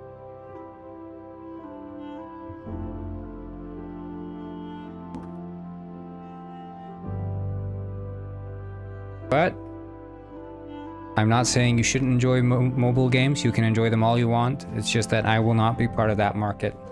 I will not be a customer, nor will I be a producer.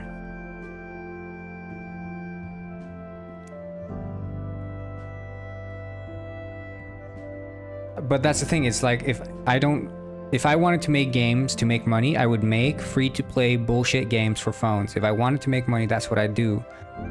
But I'm not in this for the money. I'm in this because I like making games. If you like making games, you're not making phone games. If you hate yourself and you hate all that like makes gaming great, you'll make phone games. Sadly, I don't, which is why I don't make phone games.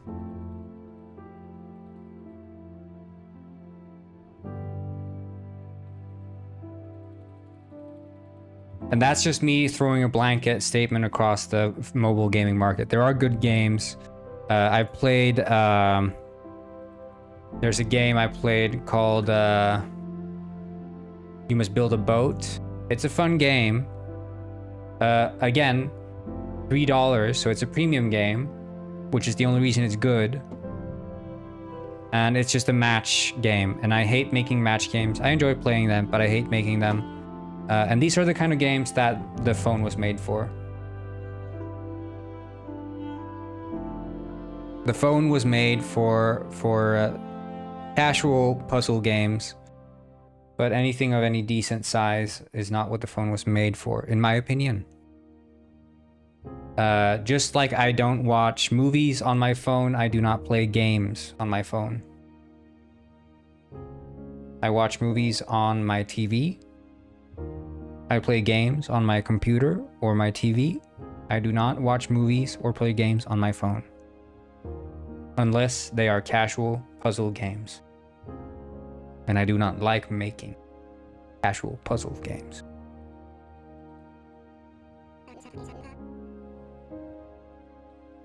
But I have no interest in appealing to some lowest common denominator.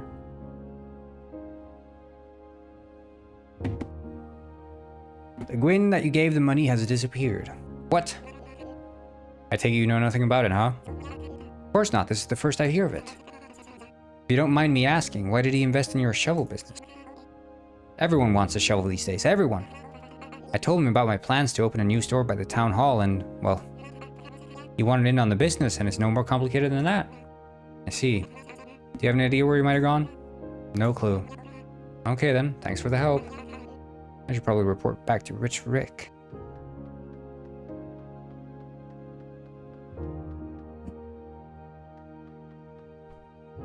Like, does anyone in chat, can anyone give me like some life-changing, amazing phone game that was ever released on phone? Or rather, give me a single game that is better to play on the phone as opposed to playing it on a computer.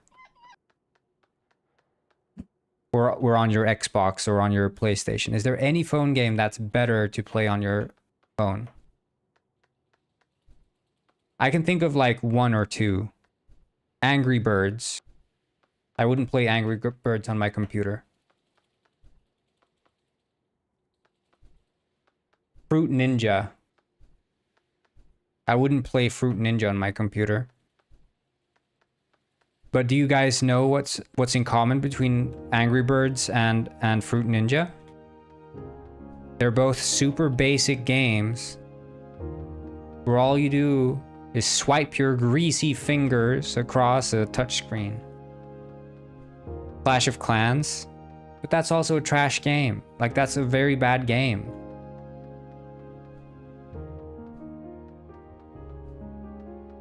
There's nothing that makes Clash of Clans also required to be on a phone. Like, those games used to be in the browser. Like Travian was one of the earlier ones. But it's just like a really bad game because it's designed around catering to. I mean, Clash of Clans is literally just Farmville. It's literally just Farmville on the phone, but it's about war instead of farms. And for some reason, people fell for it. But it's literally just Farmville.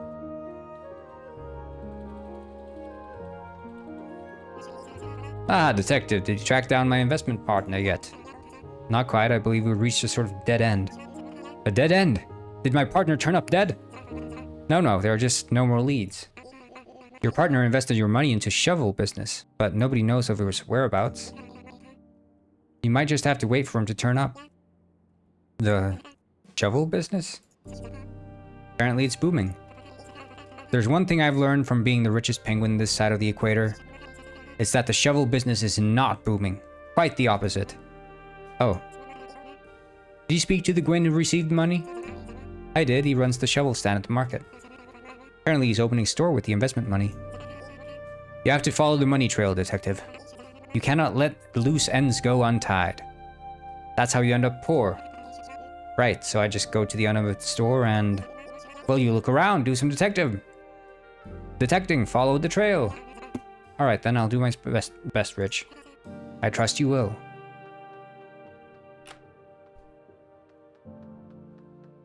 No, but it's... The day I start making phone games is the day I've sold out, okay? Like, no one looks at the phone gaming market and thinks, man, that's like an amazing platform to make games for. Like, because there's nothing appealing from the developer perspective. There's zero appealing about making phone games. From an entrepreneur perspective, everything's appealing. Because first of all, everyone has a freaking phone. Second of all, everyone who has a phone for some reason is like hungry to buy microtransactions. And third of all, phones are powerful, so you can make basically most kinds of games for them. So they're quite easy to develop for in that sense.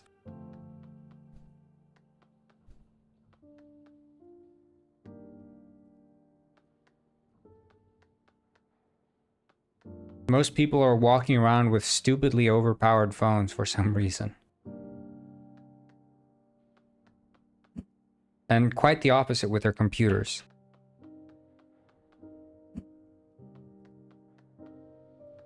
The wooden shovel, opening soon. Look at this shovel store. Beautiful. This. An invoice for a door. It was sent by Jerry, the gun store owner. I wonder why the shovel seller needed a high security door for a store like this. And Rich Rick would definitely want me to check out what's behind it. Maybe Jerry knows a way to get it open, considering he installed it. I'll head the gun store. I'll head to the gun store.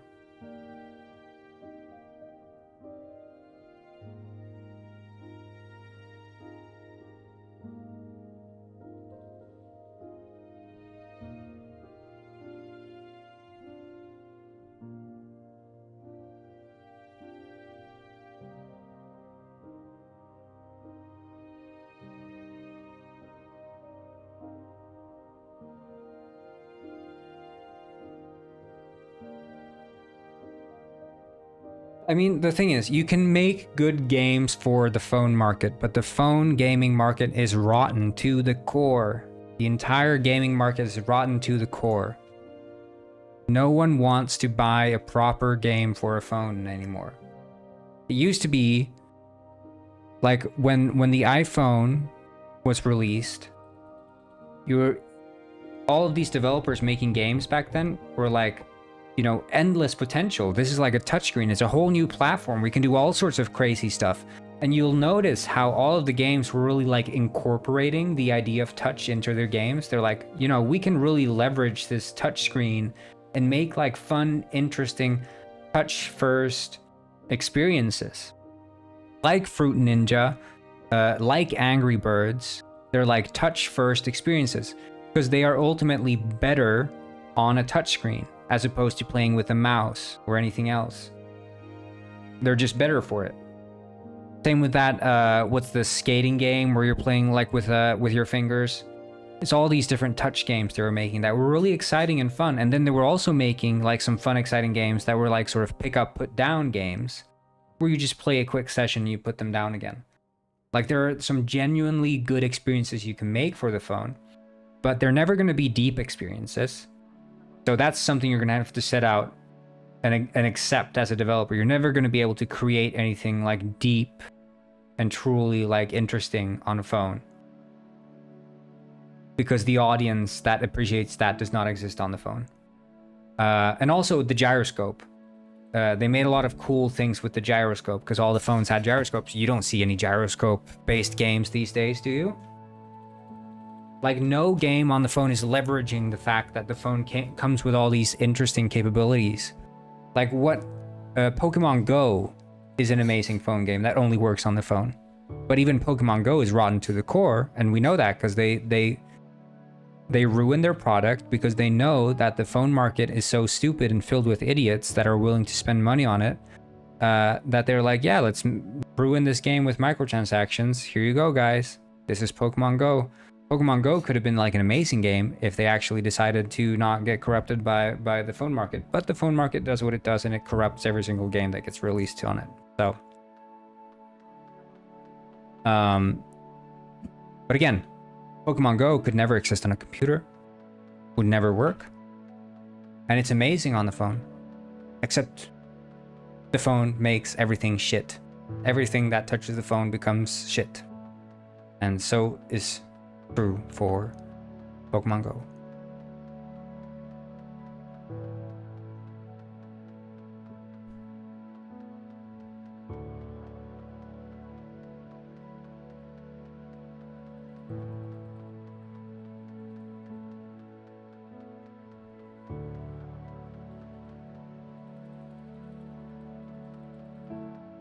But yeah, I mean, because Pokemon Go is leveraging the camera, leveraging the gyroscope, leveraging the GPS, leveraging the mobility of the phone, all of those things. It's even leveraging the touch for the minigame. It's like doing everything right. Everything that you'd expect from a phone game, being like the phone being the novel tech that it is, that game is leveraging. You look at it from purely a gameplay perspective, it's amazing, right? All the things that it's doing, you could never do that on a computer. Now, Clash of Clans, however, absolute trash, absolute trash. Genshin Impact, It has nothing to do on a phone, except for reaching a wider audience. But the game is not better on a phone. Far from it. It's way, way, way better to play on a computer. But, as with anything, it's free to play, it sucks. So. Oh yeah, I need to get rid of Timmy here. He's not supposed to be there. Good day. Hiya. I wanted to talk to you about the shovel store. Oh yeah, I was installing a door there just the other day. I know, that's what I wanted to ask you about. Oh, did I do it wrong? No, not at all. I wanted to know if there's a way to open it. Is the key not working? Well, I'm actually working on a case. There's a missing penguin. Oh, I see. You want to open it incognito. Exactly. In that case, I could give you the spare key. I keep one for all the doors I install. Great. One small problem, however. What? The key's missing. Huh? Or rather, my son has the key. Oh, and where's your son? Well, he's missing. Except he isn't missing because he's there on the desk. Not supposed to be there. Oh no. Don't worry, he usually disappears for a few days every now and then, but he always finds a way back. Sounds interesting. I sent him away to the laundromat with my laundry the other day. Maybe he's somewhere around there. I'll go look for him. He loves Pongo juice, so if you see a small Gwyn sipping on Pongo juice, it's probably him. Thanks. His name's Timmy, by the way. I'll keep that in mind. See you.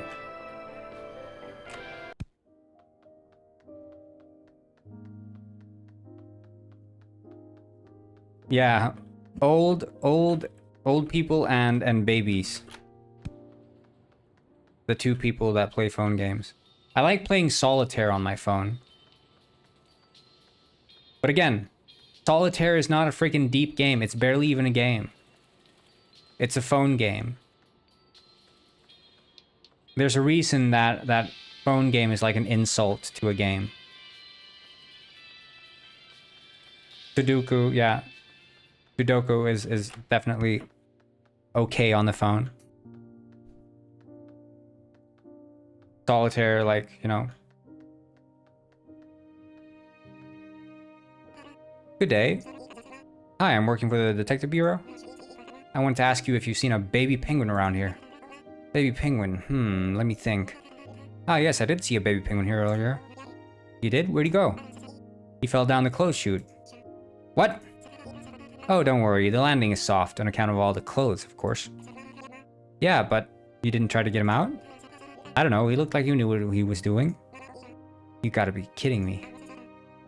Where does the clothes chute lead? I don't know, I didn't install it. For Cherry, though.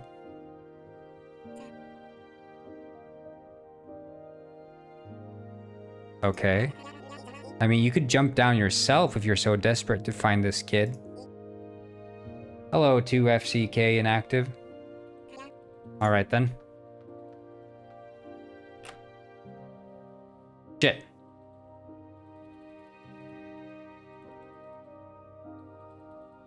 Okay, it was basically working. You seen this when you were stoned out? Okay, based. You stoned out right now? I'll show you again.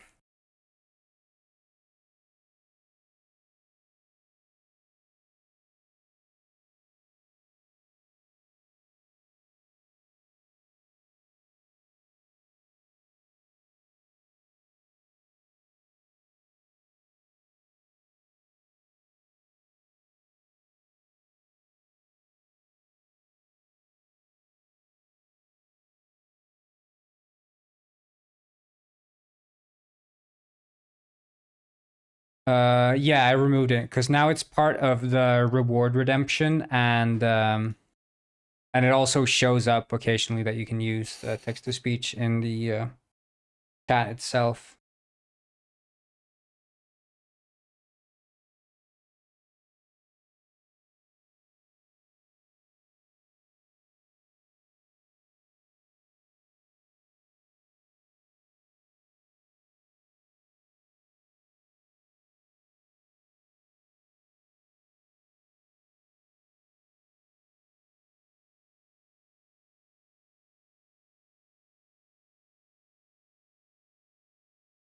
Bro is cooking Pengu Simulator. Yeah. The reason I did it was because I was tired of the text being up there all the time. It was starting to become a bit too much.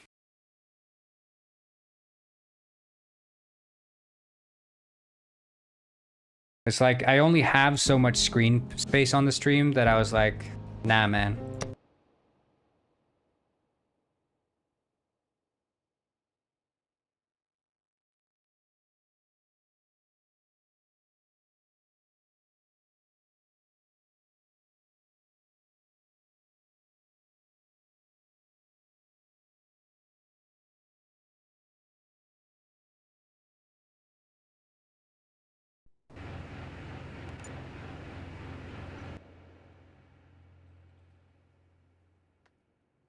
Okay, we have to go to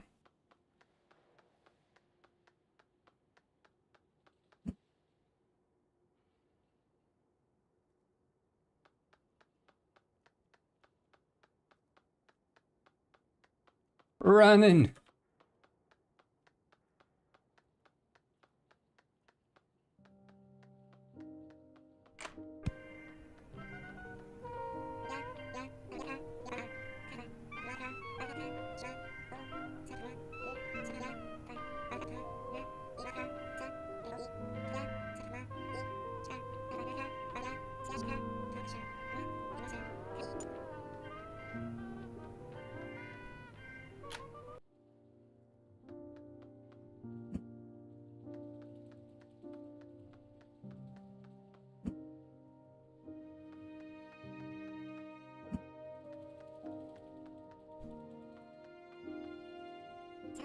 Good day.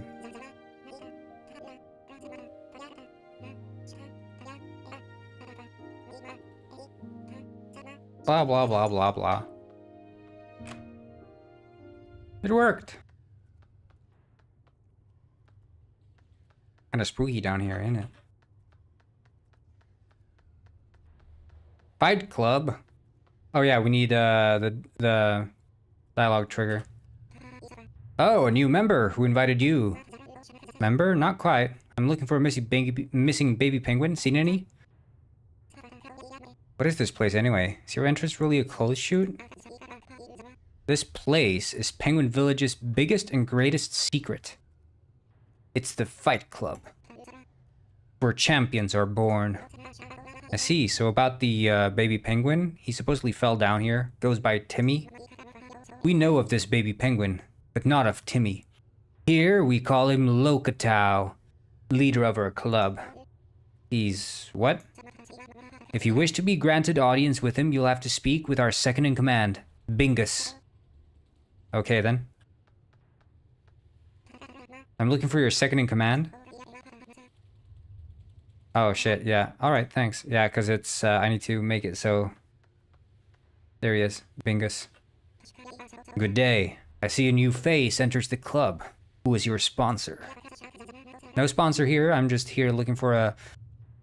missing baby penguin? Lokatu or something? Lokatow, yes. Our leader. Are you seeking audience with him? Well, he just has a key that I need. See. You may not see him. What? Why not? You haven't proven your worth in the ring. You mean I have to fight to see him? If you truly must see him, then it should be worth fighting for, no? Come on, I just need this key. Prove your worth, or leave. Fine. Who do I have to fight? Our most formidable fighter, the Corngwin. The Corngwin? The Corngwin! What do you think about shooter games like COD and Battlefield? They're fun. I don't mind them. Completely harmless. Fun. I used to play some Battlefield and Call of Duty. I played Call of Duty Modern Warfare. And I played Battlefield 3 and 4. And also Bad Company 1 and 2. I think they're just... I mean, they're fun, silly games. I never got into like the competitive aspect of it. I just liked running around, shooting people, playing it with friends and stuff. You know, had friends over. This was back when I was a kid though, so... I don't play them much these days.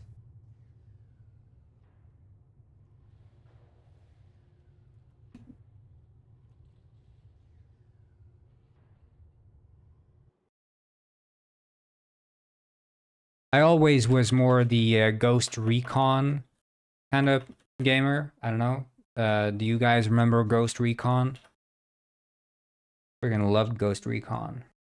Ghost Recon 1 and Ghost Recon Island Thunder and Desert Storm. Ghost Recon's so good.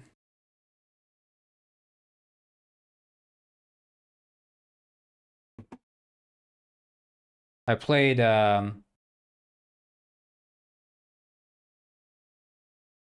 I remember because on my original Xbox I got like a demo disc and it had the original Rainbow Six on it. It had Splinter Cell Chaos Theory and it had Ghost Recon. Those 3 games were on it, and I played the first Ghost Recon level to like hell and back. I was like obsessed with that, and it even had freaking co-op on a demo disc. And I played yeah, that Chaos Theory level on the demo disc because there was like cloth hanging down, and I was like so amazed by the physics. The cloth physics in Splinter Cell was like whew, chef's kiss, and like you could pick up soda cans and throw them in the sound design and that. And I remember I was like 8 years old or something, and I was like impressed by a game. I was like, whoa, this shit's amazing.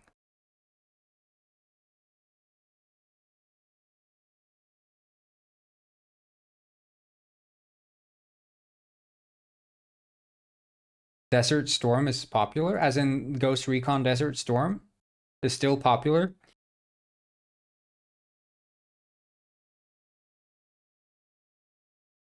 That's like an old game, dude. If that's still popular, that's very based.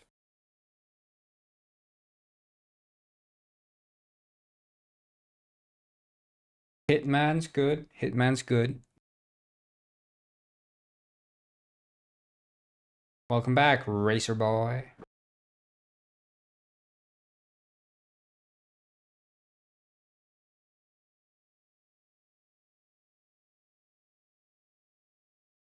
Warp Detective Boxing Ring. Warp Fight Club Fighter Boxing Ring. Conflict Desert Storm.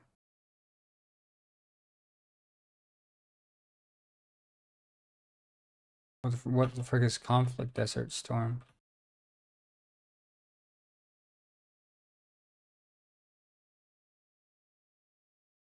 Wait, is Conflict Desert Storm? Is that?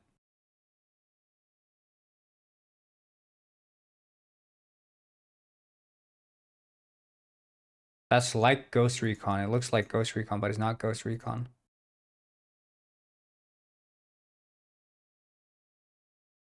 I mean, it came out around the same time, so. Or is it Desert Siege? Sorry. I got it wrong. I was probably mixing the names up. It's the Ghost Recon Desert Siege. Which came out same 2002 as well. I never played Desert Storm, but Desert Siege, that's the one I played. Which is an expansion to Ghost Recon.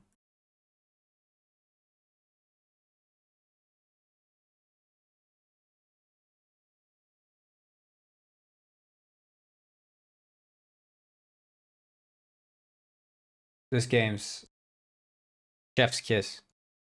I mean, this is like, you know, hardcore tactical shooter, like seriously hardcore shit. Hello,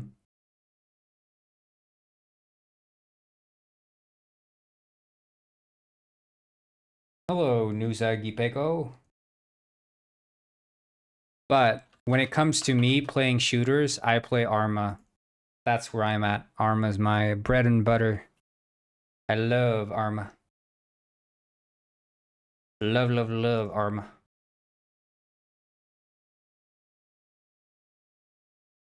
because I can shit talk everyone on the game. Even though my favorite pastime is shit talking people on games, even when I suck. Because they'll get upset with me for shit talking at them, and I know that it doesn't matter how I perform because I know I suck and I keep just sucking, and they get upset with me for like shit talking them even though I suck at the game. And I really enjoy that.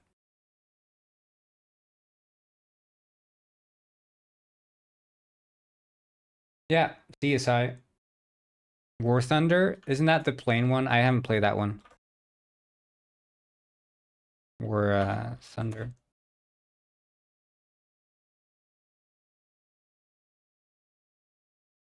A masochist? Well, okay. I'm more of a troll, okay? I'm a troll.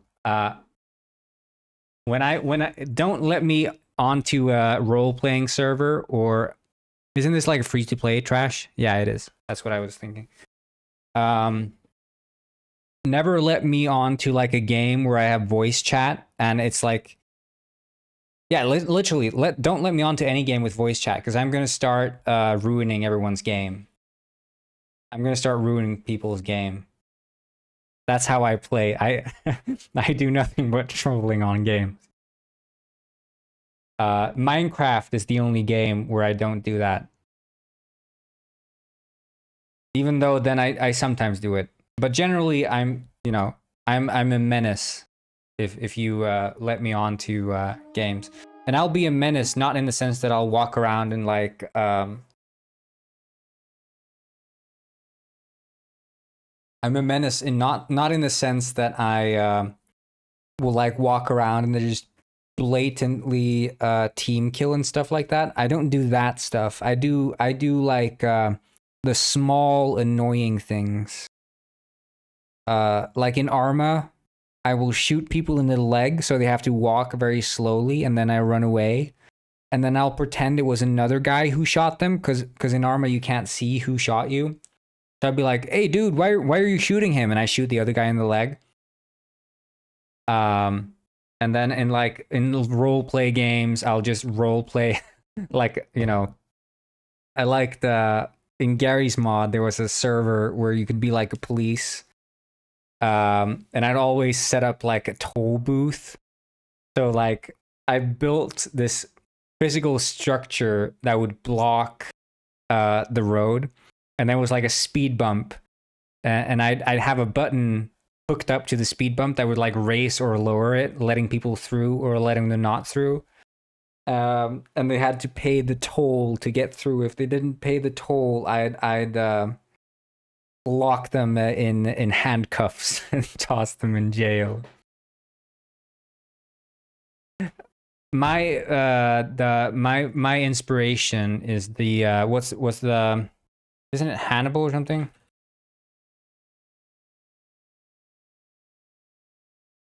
What's his name? It's not Hannibal. It's something else. There's some guy.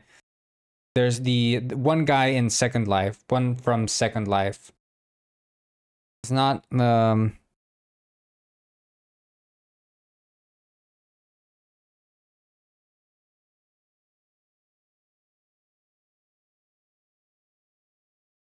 this is actually the origin of Strength of Two Bears. Alter's Life. There's one guy.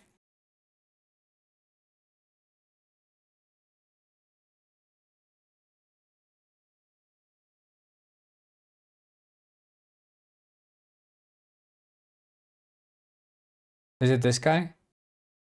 Yeah, what's his name? We gotta watch this. We gotta watch this. Hold on. How you pull a wife so beautiful? Esteban, that's his name.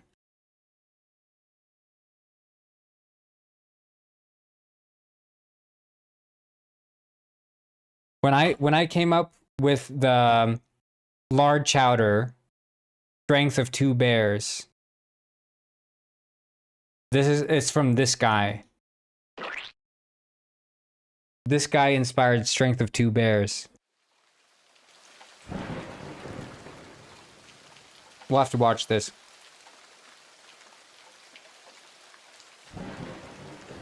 This is the origin of Strength of Two Bears, but not entirely ripped, but slightly. Hello, this is private property. Oh, I'm sorry. How are you doing? It's okay. I'm doing fine. Is it just you here? No, it's not. My husband's here. Your husband? Okay, let's just address the fact that it's freaking weird. These Second Life role players. It's very, very strange. And somehow they're role playing, yeah, with this mic quality. It's like, yes, I'm here. Like, how are you supposed to act as if you're living this life, this virtual life, when your mic sounds like that? How? Oh, it makes sense.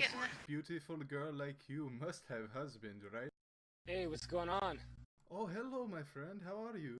Not too bad. How are you? Pretty good. I like your home. Thank you.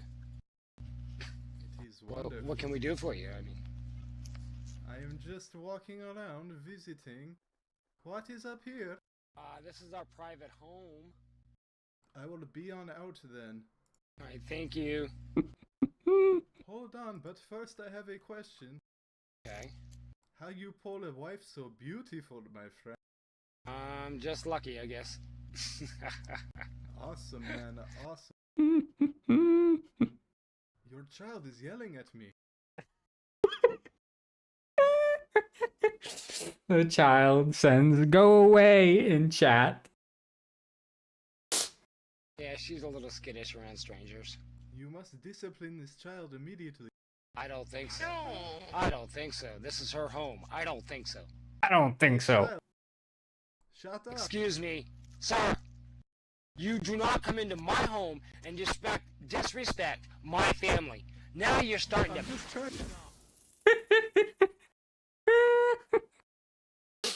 Hello, my friend. What's up? How are you doing? I'm doing. Have you disciplined your daughter yet? I'm not gonna discipline my daughter for nothing, mister. I don't know who the fuck you think you are, but you're fucking with the wrong one. You keep harassing me, mister. I'm gonna rip your fucking face off and shit down your lungs. Now, excuse me. You think you are tough guy, but... You think you're a tough guy.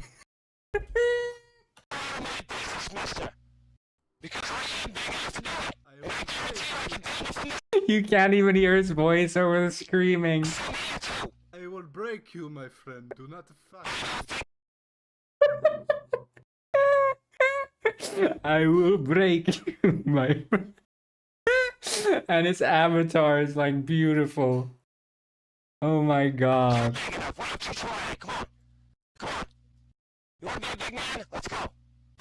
I will take your daughter and marry her, and then I will treat her right. I'll tell you what, I will kill you, son of a bitch.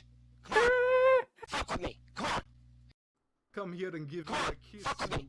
Come on. Motherfucker. Fuck with me. Fuck with me. Come on. I want you to, motherfucker. I want you to fuck with me. Come on. Oh my god. You big man. Come on. You're scared. Come on. Man. Oh, really? I ain't scared of fucking no man. I don't give a fuck who they are, how big they are, or whatever. Come here, give me You fuck with me, dude. You're fucking with the wrong one. You don't know what you're fucking with. No, you're attracted You to do me. not know what you're fucking with. Have you heard I of don't like two you. bears? I will take the wrath of two bears and crush your face. There. That's the one. That's the origin. That's the Strength of Two Bears origin.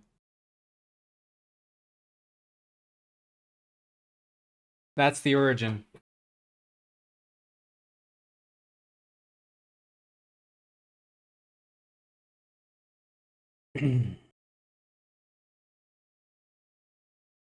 That's the origin of Strength of Two Bears.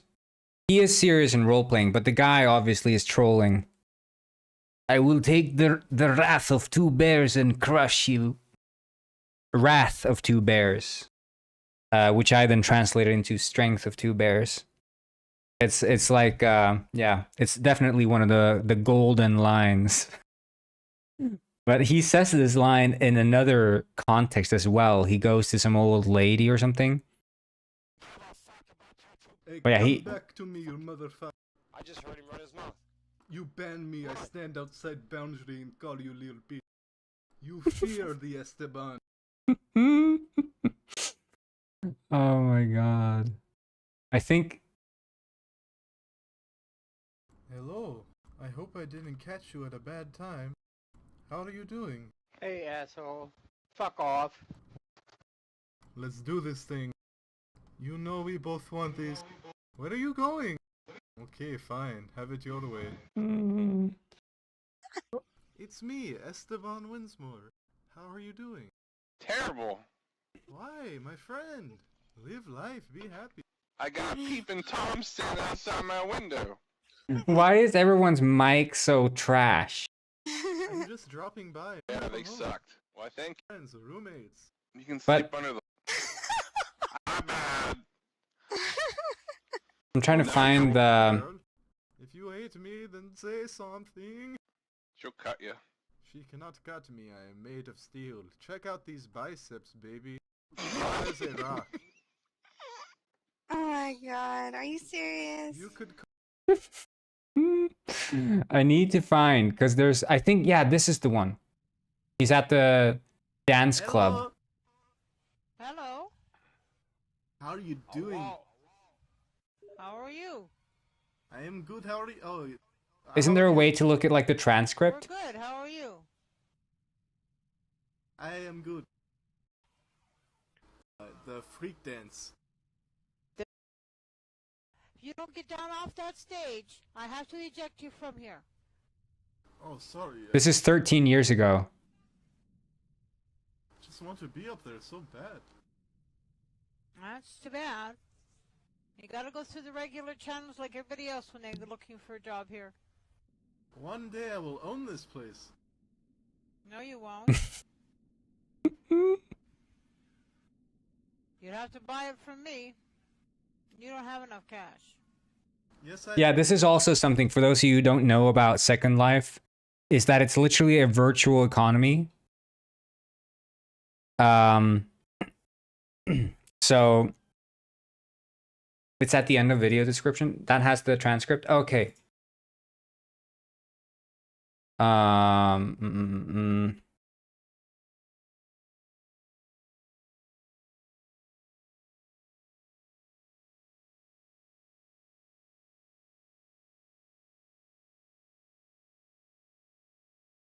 I can't find it. Club Esteban Grand Open. Like your bikini. I'm the owner here. You get on that stage again, I will eject you from the club. Do you understand me? Yes.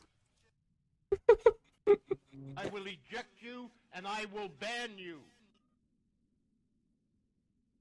Stay off the stage. That's pretty harsh, man. You will not be told again. I just want to dance. Alright, fine. Dance on the floor. Leave staff Dance alone. on the floor. And nothing will happen. And nothing will happen. You go on the stage again, I will eject you and ban you. Can I have your permission to go on the stage? No, you do not have permission to my- go on the stage. Sorry, but that is club rules. Yeah, that's the thing. They all have these super sexy avatars, but then they're probably, you know, Fill out an application. not very big successes in life, I would imagine. There are two stages, though. Yes, they're both for staff. They're built for staff only. You'll have a good time and dance on the floor just as easily as your If he goes on, Esteban. But I wasn't on the stage. Yes, you are being ignorant. not paying attention, not doing what you're asked to do. Totally unreal. But the thing is, in one video, he says, I will show you the wrath of two bears. And then the other person responds.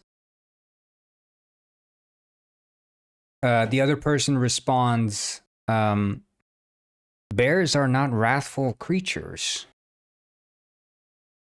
Which is like, oh yeah, thanks for the bear facts.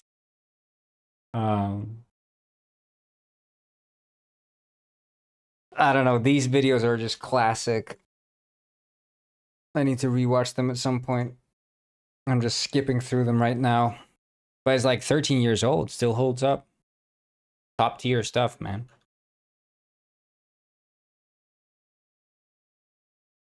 Let's see.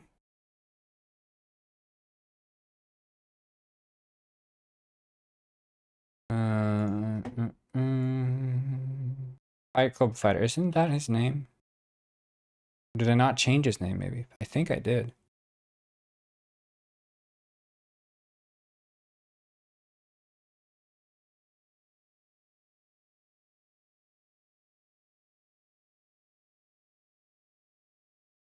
Oh, he is. His name is Fight Club Fighter. When is face reveal? We're gonna do that February 29th, 2026. There's gonna be a face reveal.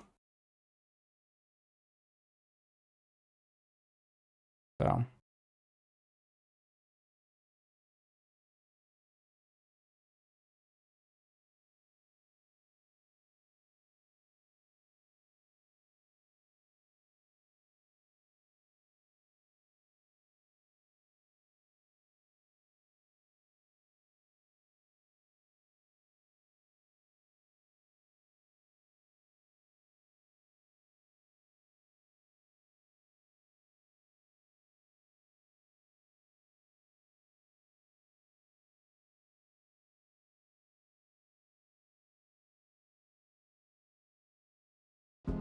Too far away?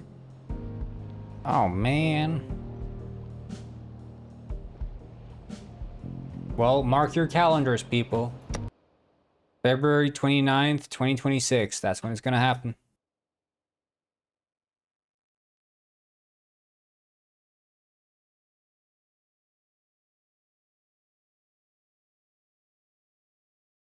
Then I'm gonna take off this corn suit. Why so specific? Every date is specific.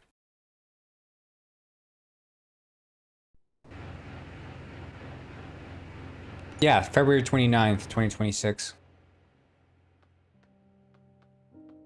Mark your calendars, people. I mean, 10 o'clock is just as specific as 10:01 o'clock.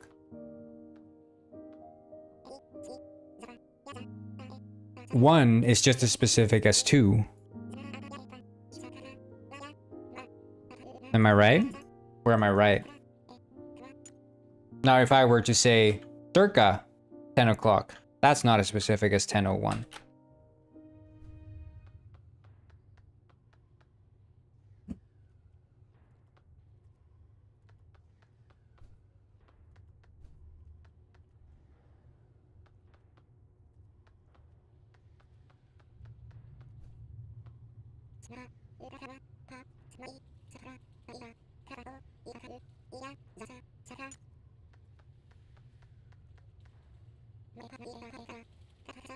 Let's see.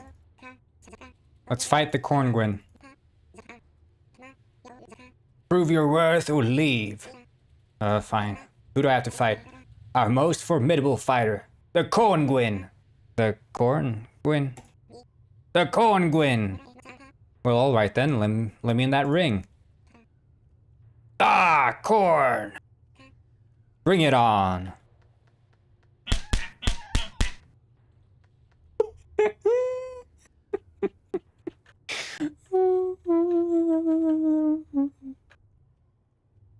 Okay, well, to make it better for you, Racer Boy, I'll say in the end of February 2026.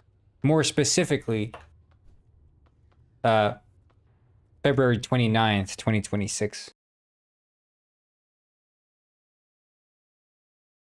The end of February 2026. Or February 29th, 2026.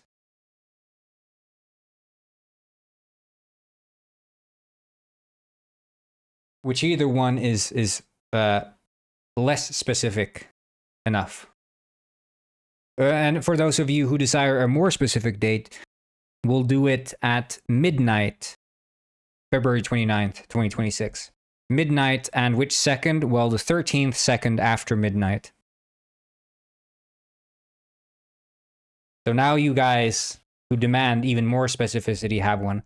And for those of you who want less specificity, I can also say that it is roughly at the sort of at the beginning, kind of at the beginning of 2026, but also a bit into 2026, roughly, approximately, per estimate. So I hope that's like lacking. Or maybe I'll say, okay, the least specific one being at some point.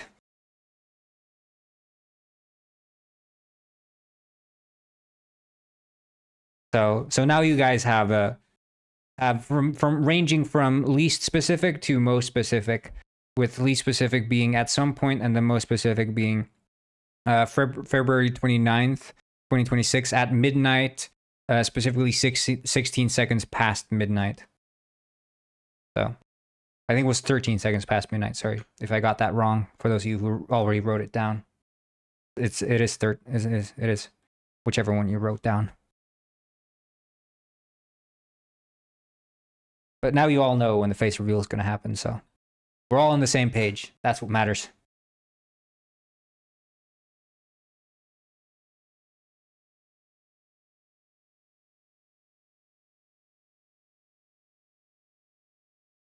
Okay. We need to go to not the village, but rather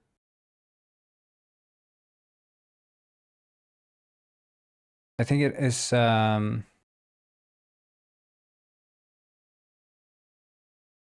is it? Class shit. Oh, is that her?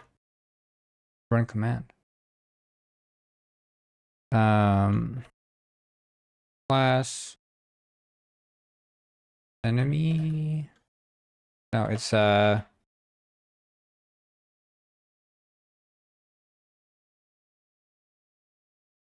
dialogue. Dude, I forget what it's NPC dialogue? No, it's not. It's yeah, it is dialogue. Speech bubble dialogue.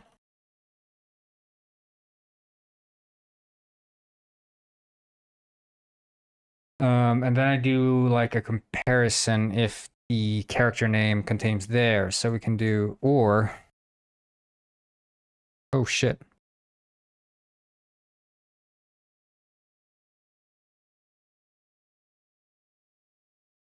Or Fight Club.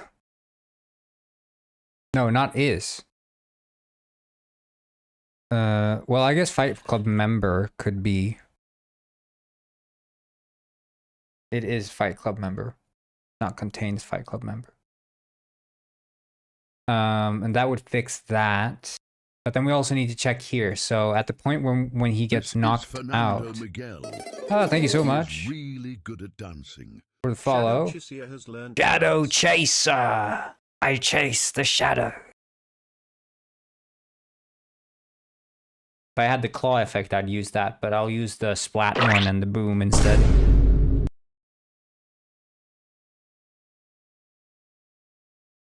I should have done it on April 1st as an April Fool prank.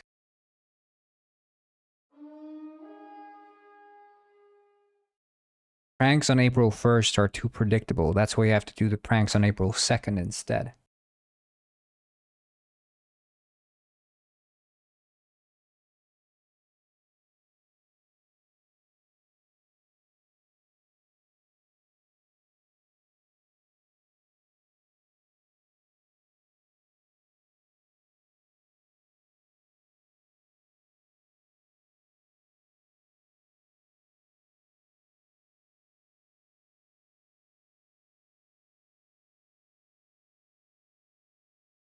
Right, and here we do if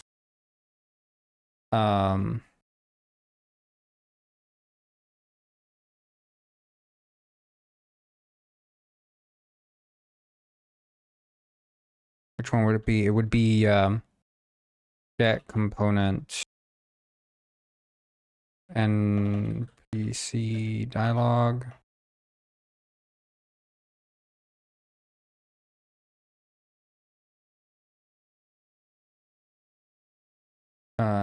If get component NPC dialogue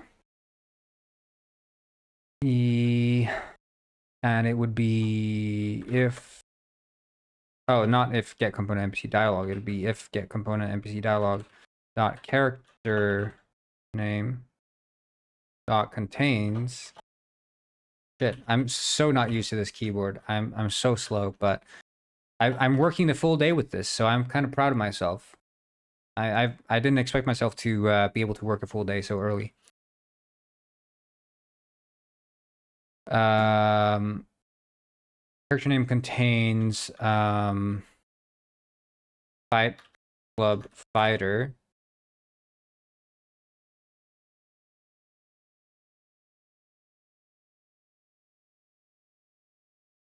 Then the right, then we'll copy this. So it's going to remove the Fight Club colliders, I guess. That's all that's going to happen.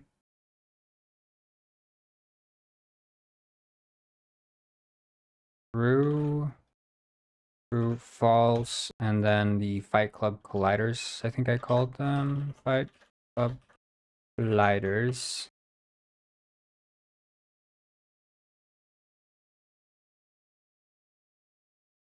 Yeah, I don't know. I don't. My brand is too ingrained within the Corngwin. There was a point in time when I was thinking about ditching the whole Corngwin persona, but then I was like, at the same time, this is literally my entire brand now. So I'm just gonna stick with it, and I'm, you know, I'm not gonna do a face reveal. At the same time, I wouldn't care if my face was revealed, but I'm just gonna stick to my secret hidden persona of Corn.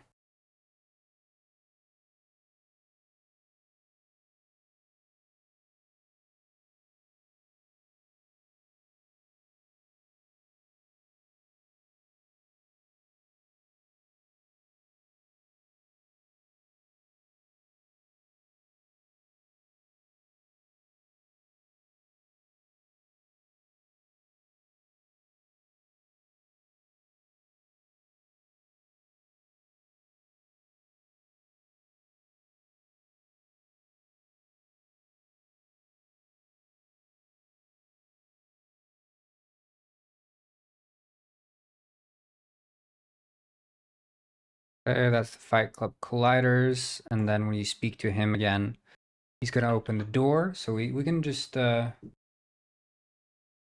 that's the thing, is like I'd just be another one, and I think I can do more interesting things. Like the only problem I have right now is that when I watch videos, like I pay attention to this more, you know, since I've been you know, I've been making a lot of videos and stuff with the Penguin Saga and stuff. I pay attention more to what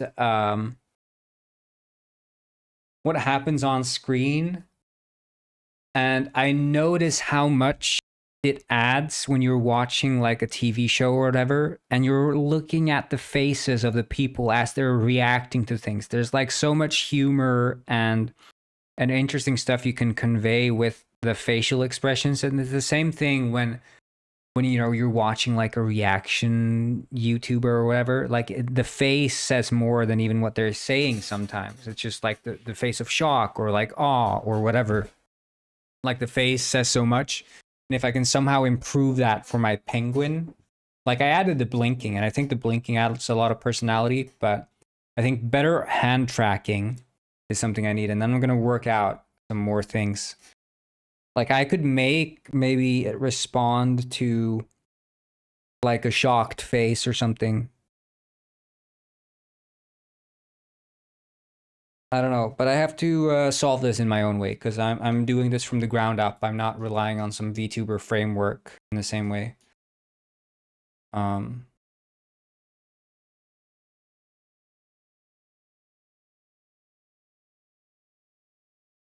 Fight Club colliders.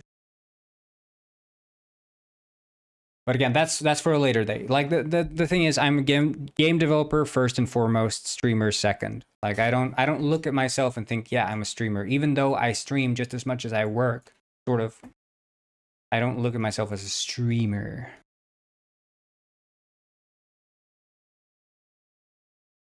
Because that's not my bread and butter. I think I need to up the fighter health.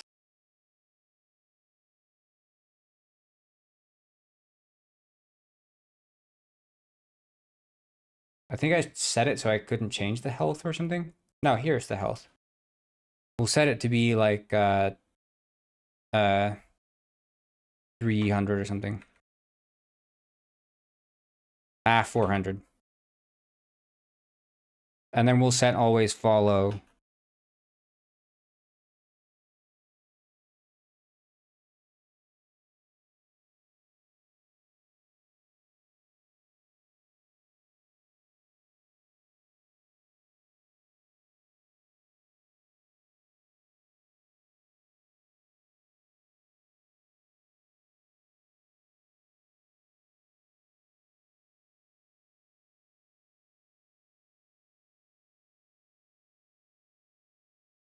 Downloading Twitch.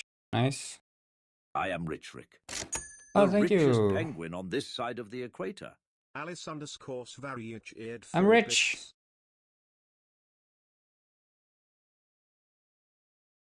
Assign speaker, that's the one. And assign speaker, the Fight Club.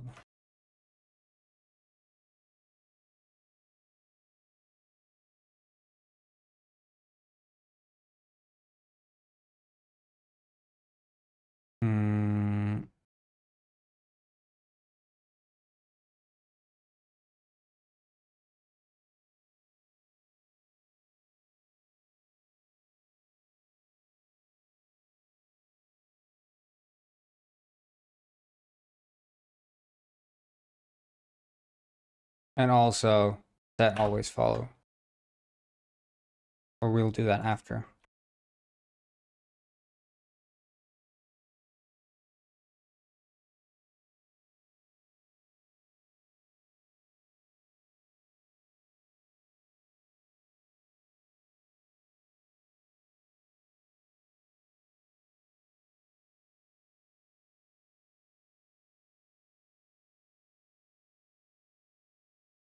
Yeah, join us on Twitch. We'll have you.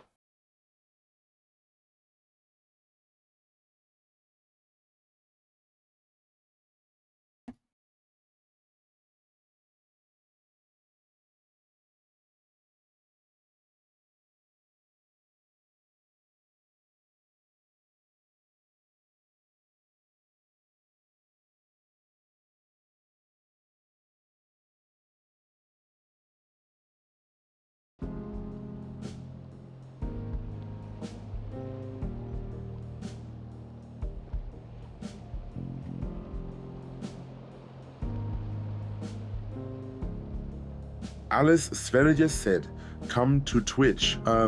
We have funny TTS. Ooh. Yeah, that we do. Ooh.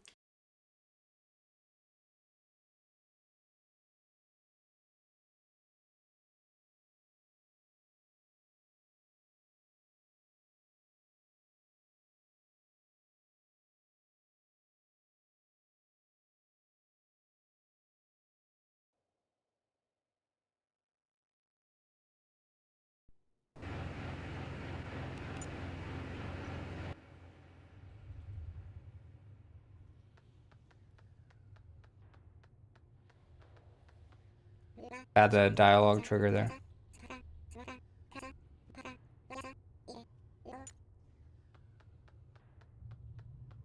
Yeah, it's nice to see down there where the sewer is.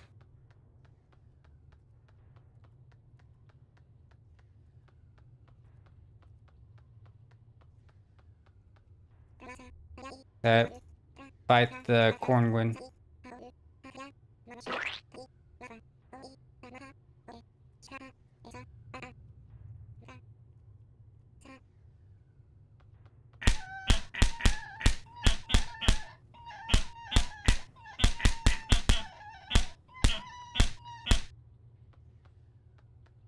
Killed him.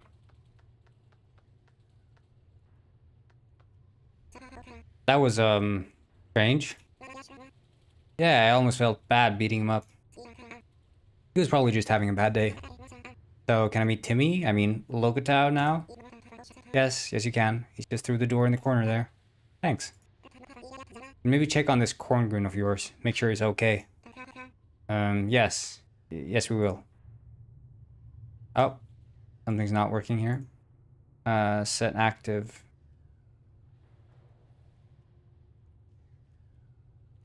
Oh.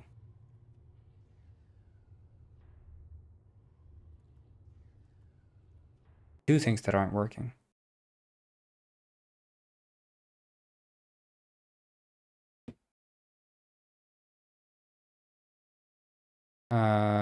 Let's see here. Fight Club door. Sewer lid closed club.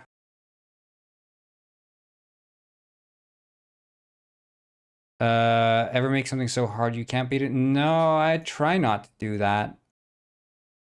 I try to make everything beatable by myself, but maybe one day I'll make something that's like terribly and unfair and difficult.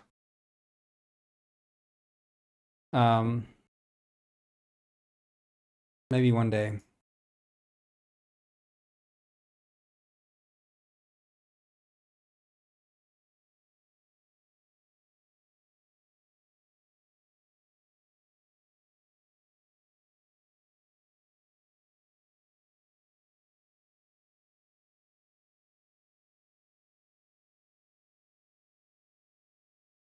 Oh, Pem. Yo, ADT, what's up?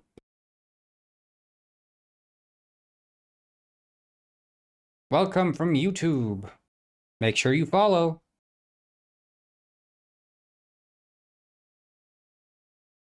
Then you'll get the little animation playing too.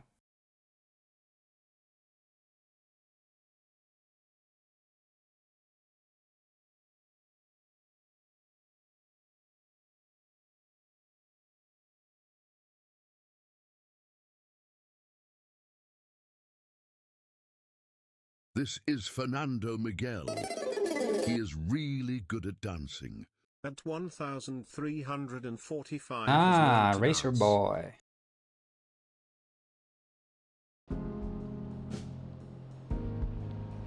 Very nice. Glad to have you here.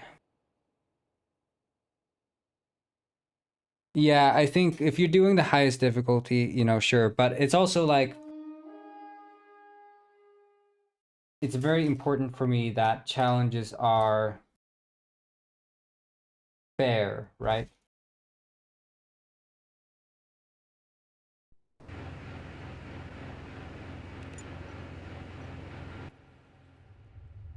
So if you click the reward points, like, there's like the penguin icon. You click there and you have all the rewards, and that's what you interact with to play the mini game.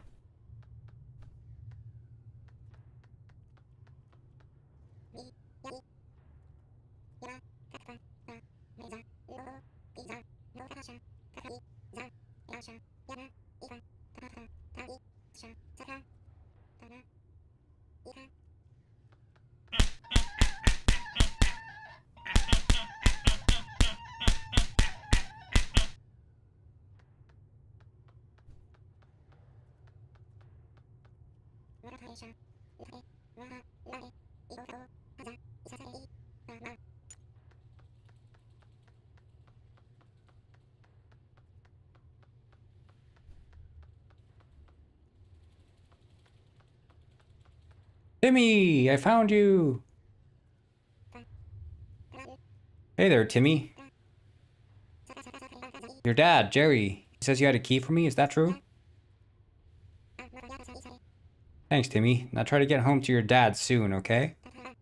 There's no place for a baby. Good talk, good talk. Do you come here often then? Right, you're a baby. Can't speak. Cool.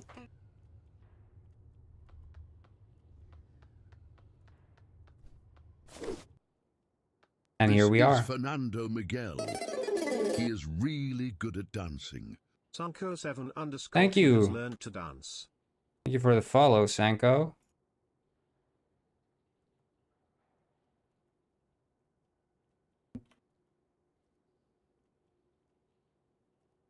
And now basically, like, we're almost done with the Oh, sorry for beating you up. I mean, I'm not sorry. You're dead. Go in the water, bitch. Sorry, in the water. Yeah.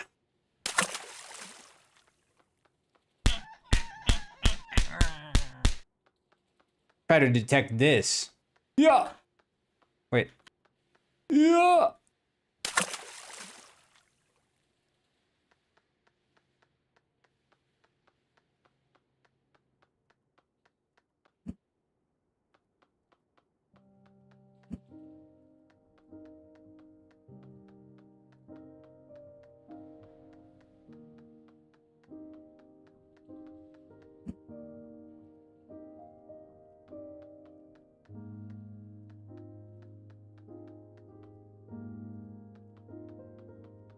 You can make the ragdoll physics a bit more funny. I'm quite happy with how they are. It's not like... This isn't really,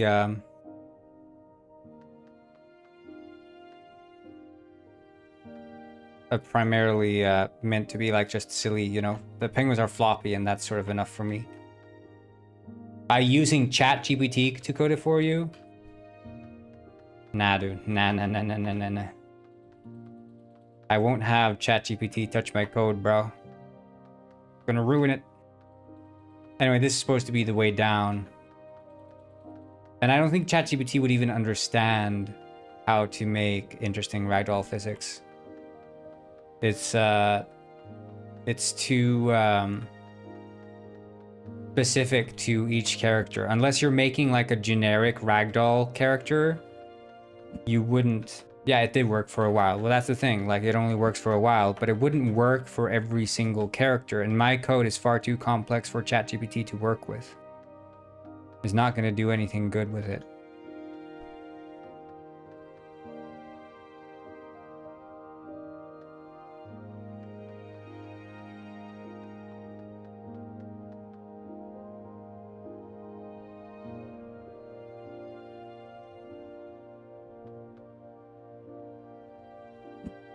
Yeah, slide is good.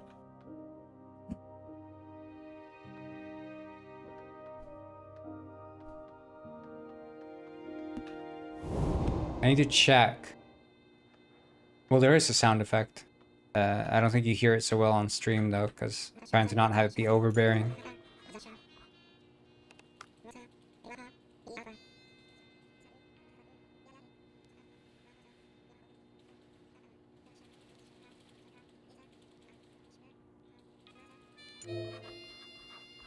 You hear it better when you're actually playing the game. Yeah, this one's problematic. Haunting of Newton Hill is too long. But these are okay lines. Sour herrings. I just need to change it to not be... What's a shorter... When will it release? In like 11 days. It's almost done. I'm working on the last sort of side quests right now, so...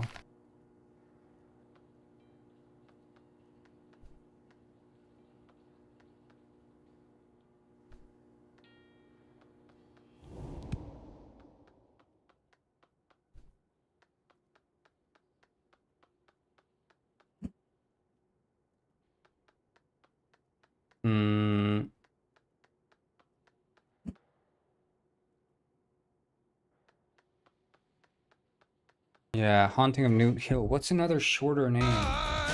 Haunted Newts? Trust your eyes are the mirror never lies. No, you can't spam it. You see there in the bottom right, there's a little penguin icon. So every time you slide, he lays down, and then when you get up, there's like a little loading bar. So you can slide, and it basically doesn't end until you crash, and then you get up, and it's recharged. But if you keep doing this, you can't. There already is a cooldown. See? If I'm spamming it now.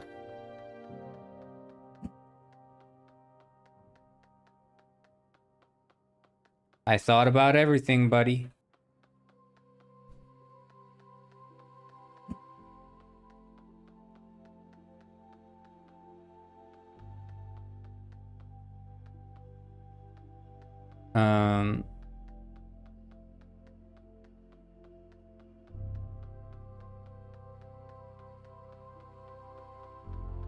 Yeah, I need to... what's a good name? Haunting of Newt House is the current working title.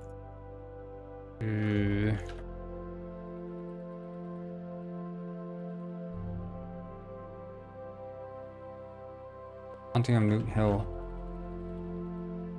Haunted Newts.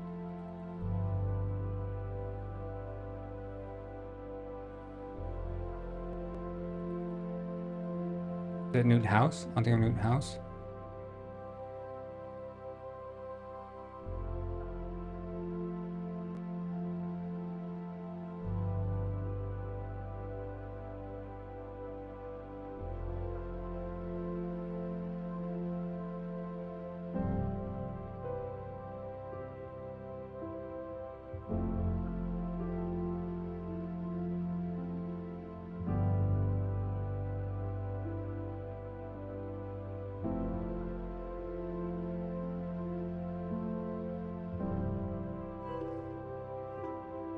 Maybe you can add some system like the reward point you have for your stream, and you can add some cosmetics like a hat or a new color for your hat.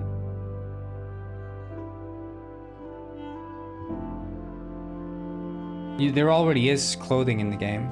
You can get coins for playing mini games and doing cases. So both of them give you money you can spend to buy clothes. There's like 100, 200 plus clothes or something. So a lot of cosmetics in the game already.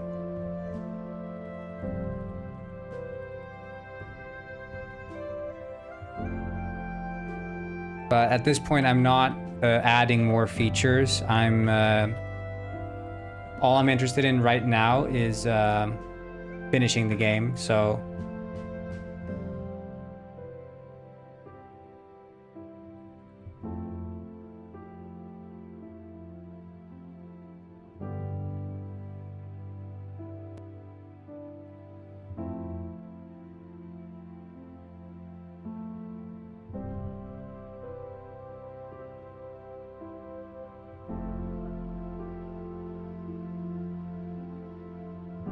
I mean, you can suggest. Doesn't mean I'm gonna add it, but you can suggest.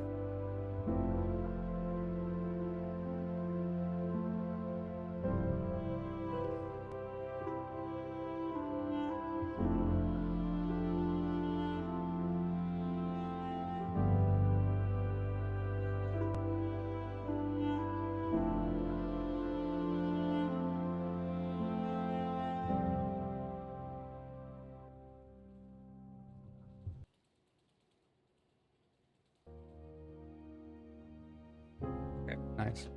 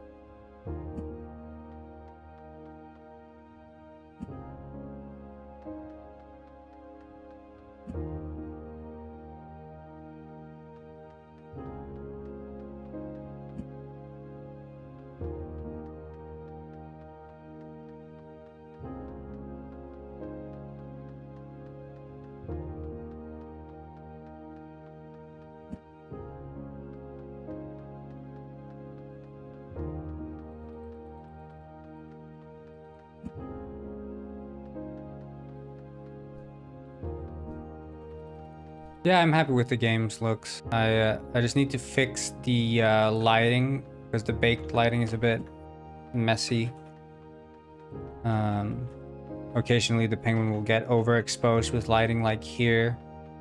But that's just an issue with the light probes. I'm gonna have to look further into that.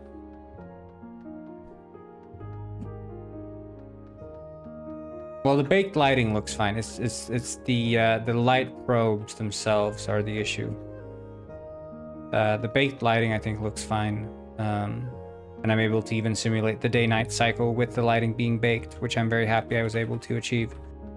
But it's the light probe specifically, because I'm using a GPU light baker, not the built-in Unity light baker, which does use the GPU, but not to its full extent. I'm using Bakery for Unity, which is far greater for... Yeah, it's a mix of baked and dynamic lighting, so it's both. So the sun will cast dynamic shadows and lights, as you see here, or rather, now it's the moon casting dynamic light and shadow. I have day-night cycle with the moon coming up there, and you can see the northern lights as well coming out during the night, or not the northern lights, the southern lights, 'cause we're in Antarctica.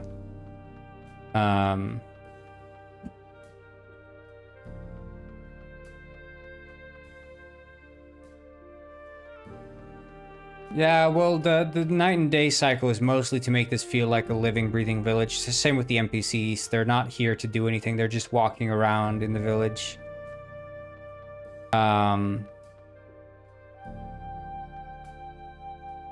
Like that's mostly what it's about.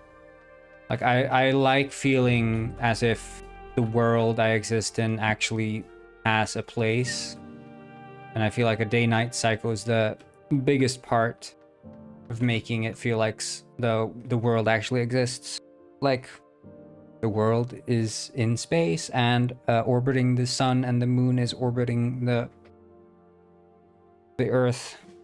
Like that already gives you the ultimate sense of space. But then having like NPCs and the ocean and everything gives everything perspective, and the mountains. Like it actually feels like it has a place.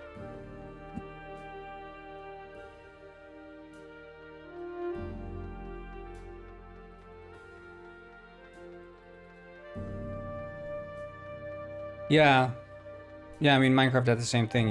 You have the sheep and everything. If you didn't have the NPCs in Minecraft, the world would feel dead.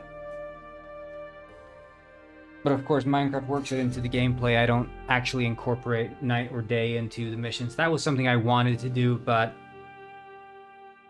it would have taken this game, added probably another half year of development time if I wanted to properly integrate that into the game in a meaningful way. Like I could add a one-off mission that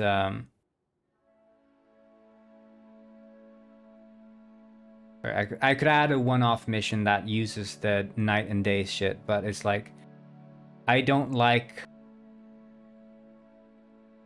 well, I'm not tired. I could go on forever. Like I could go on forever. Victor's Game Adventure raided and my welcome, stream with Raiders. 4 viewers. He disappeared. Yeah, I don't know. I'm not tired. Like, but I have other projects ahead of me. How do you do, Victor's Game Venture? What venture are you engaged in?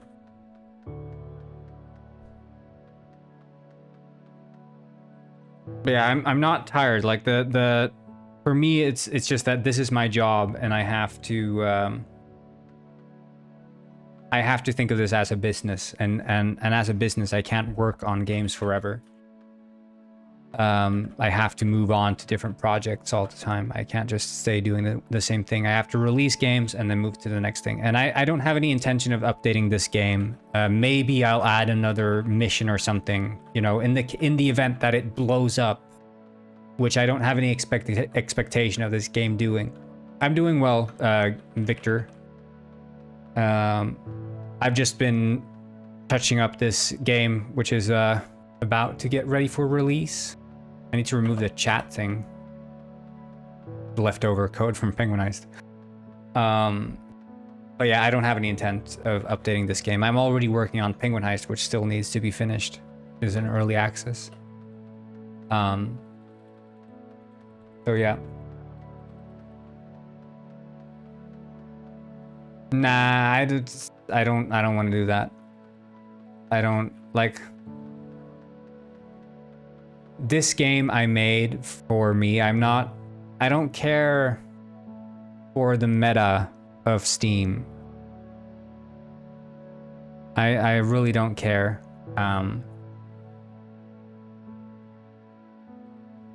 I didn't follow any meta for Steam when releasing The Walking Fish 2. I didn't follow any meta for releasing Penguin Heist. And both of those games did completely fine. And I'm not going to do it for this one either. But again, this game is just me doing a side project that I enjoy making. Not a game I intend to have a massive splash hit. So this is a sort of semi-open world detective game, and there is a main story, but you are a penguin who is freshly graduated out of detective school, and you arrive on boat to this place known as Penguin Village, where you get hired to work for, let me show you, I can get there, the Penguin Village Detective Bureau. This is Fernando Miguel. And there you're. Thank you so much for the follow. Appreciate it. Victor's game adventure has learned. And there you end up working under Rex Fontaine, the head detective. And you get assigned to a mission where you have to track down a mackerel gone missing. But things quickly devolve into a mystery containing potential murder, rituals, cults, ancient lost civilizations, and the deep secrets hidden beneath Penguin Village. So a lot of deep stuff. And then there are a couple side missions here and there that you can find in the world. So it's sort of like, you know,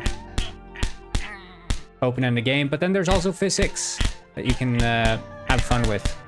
Because it's built as a spin-off of another game I made, which is called Penguin Heist. So I've reused a lot of the stuff from Penguin Heist, like the character controller, a lot of the models, a lot of the sort of world building I've already established in Penguin Heist.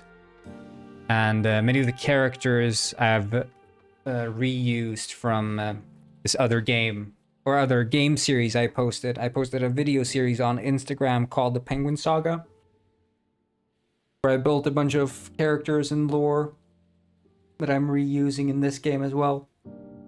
I'm just having a lot of fun with this. It's like a passion project as opposed to a game where I did like, oh yeah, I know that there's an audience for this that I know is going to play this game. I just did this because I thought this was going to be a fun thing.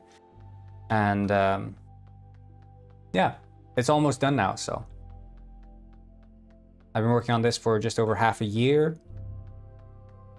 And then I'm going to move back to Penguin Heist, my main title, and finish that up. And then I'm gonna start working on this on April 15th, so it's almost done. I just need to at this point what I need to do is lots and lots of testing, make sure that, because this is a story-based game and I don't want any sequence breaks, so I need to test for that. Test. I don't want any sort of circular dialogue. I don't want any negative sort of soft locks or hard locks. So I'm going to test for that. I need to fix the music. So the music is all done. I just need to assign where it gets played. So during some conversations in the game, there will be music playing at different cues.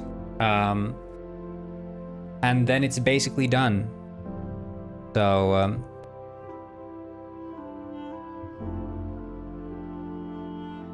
couple of more bugs I need to iron out, like this bug here with the, I don't know exactly what's going on with these fellas, but they sort of just freeze outside the store for some reason. But you can beat them up, and that solves the issue, you know, like this.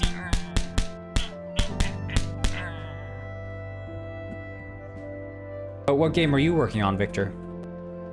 What game venture are you engaged in?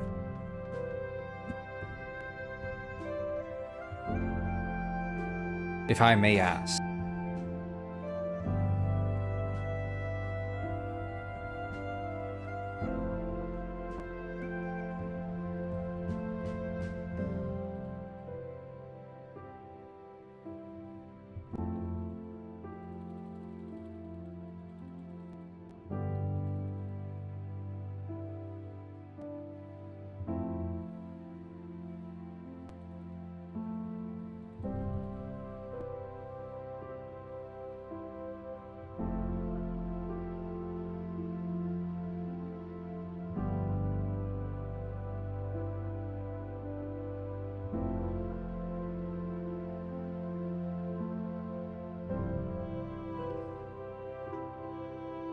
Well, I don't know.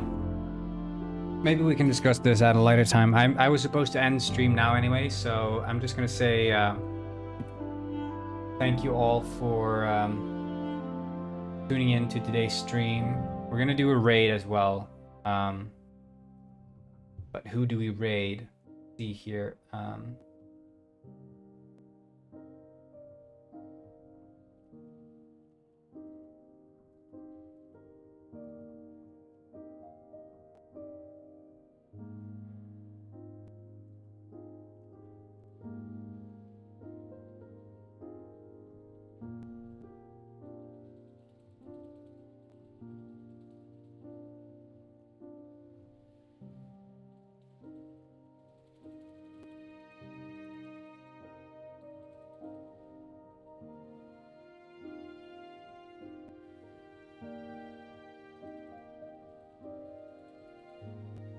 There we go.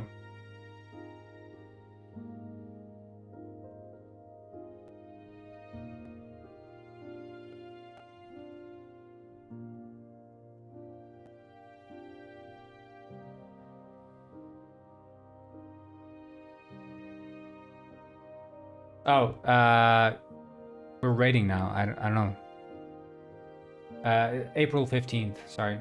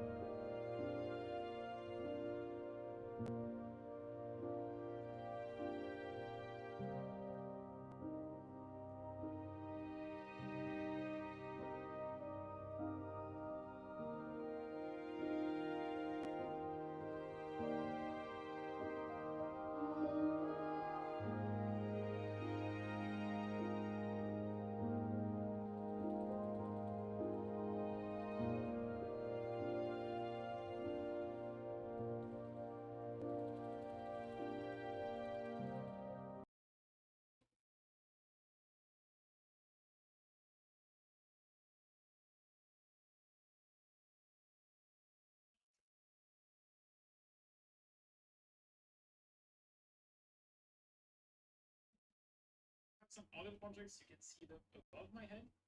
I used to work on a Celeste like formal movement tutorial. I worked on a mediation thing, PC ports. Big inside of Helldivers, and I remake. There you go. But yeah, basically it's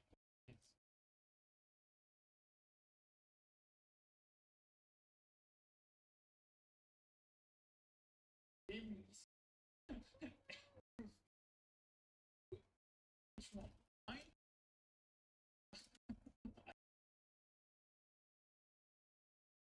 Okay. How? Okay, I'm sorry. I want to say go identify. I'm hoping, butchering, but that's probably the case. Oh, I'm sorry.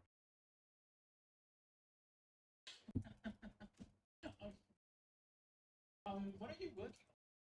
You want to send links?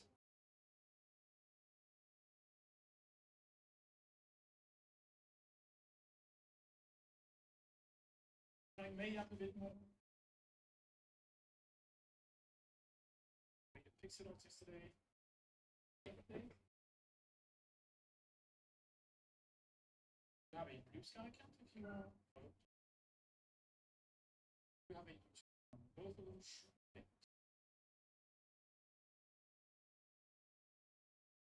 Physics things. Game with game. Do you have a link? Do you have like a key?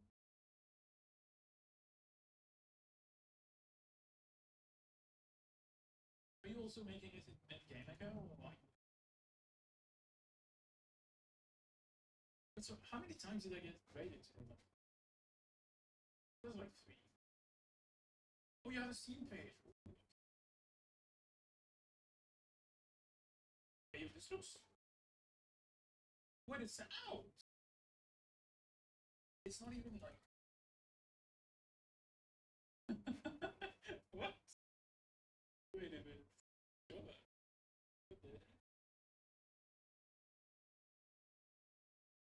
Oh yeah, sorry, my bad. It's gonna be French.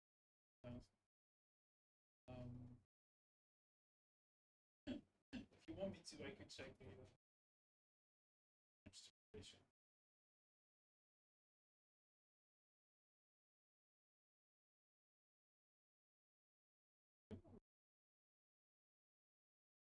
Wait, it's actually out. Let me bring that. Broke everything. Unity. Okay, okay. Never forgive frog. Frog. That. Oh my god, sorry, I made a.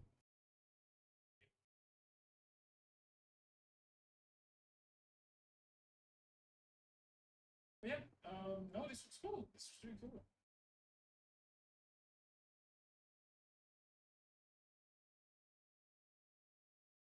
Okay, so this is definitely a cool game, and I dig that. I dig that. How long have you been developing the game? You can see that it's been out. How long did it take for it to come out? Congratulations. Working on a spin-off.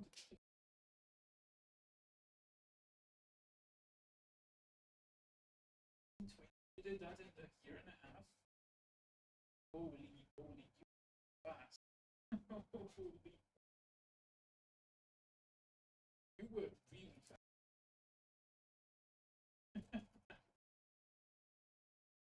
Yeah, no, this was nice.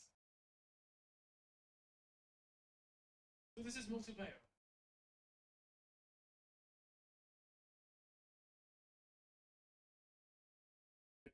Yes.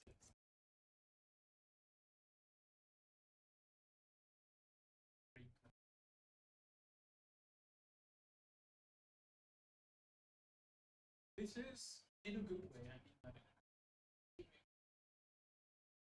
Similar to this. Try my best.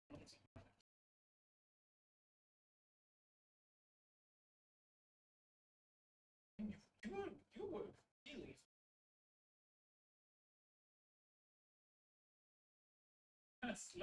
That's surprising. I think we all wish.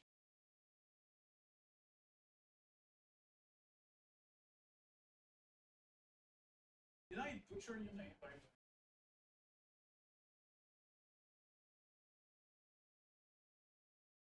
There's a cooldown.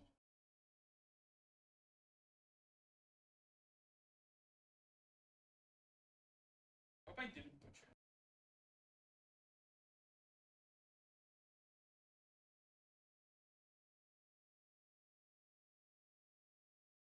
Yeah. Thank you for the raid. How was your stream?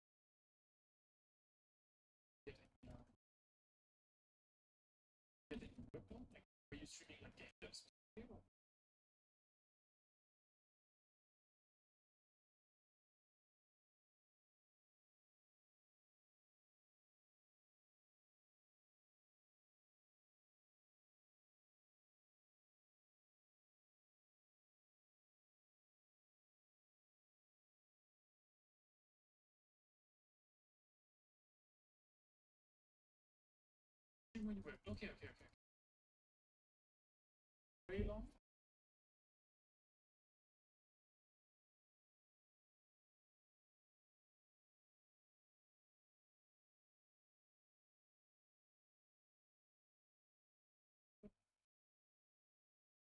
Oh yeah. Okay.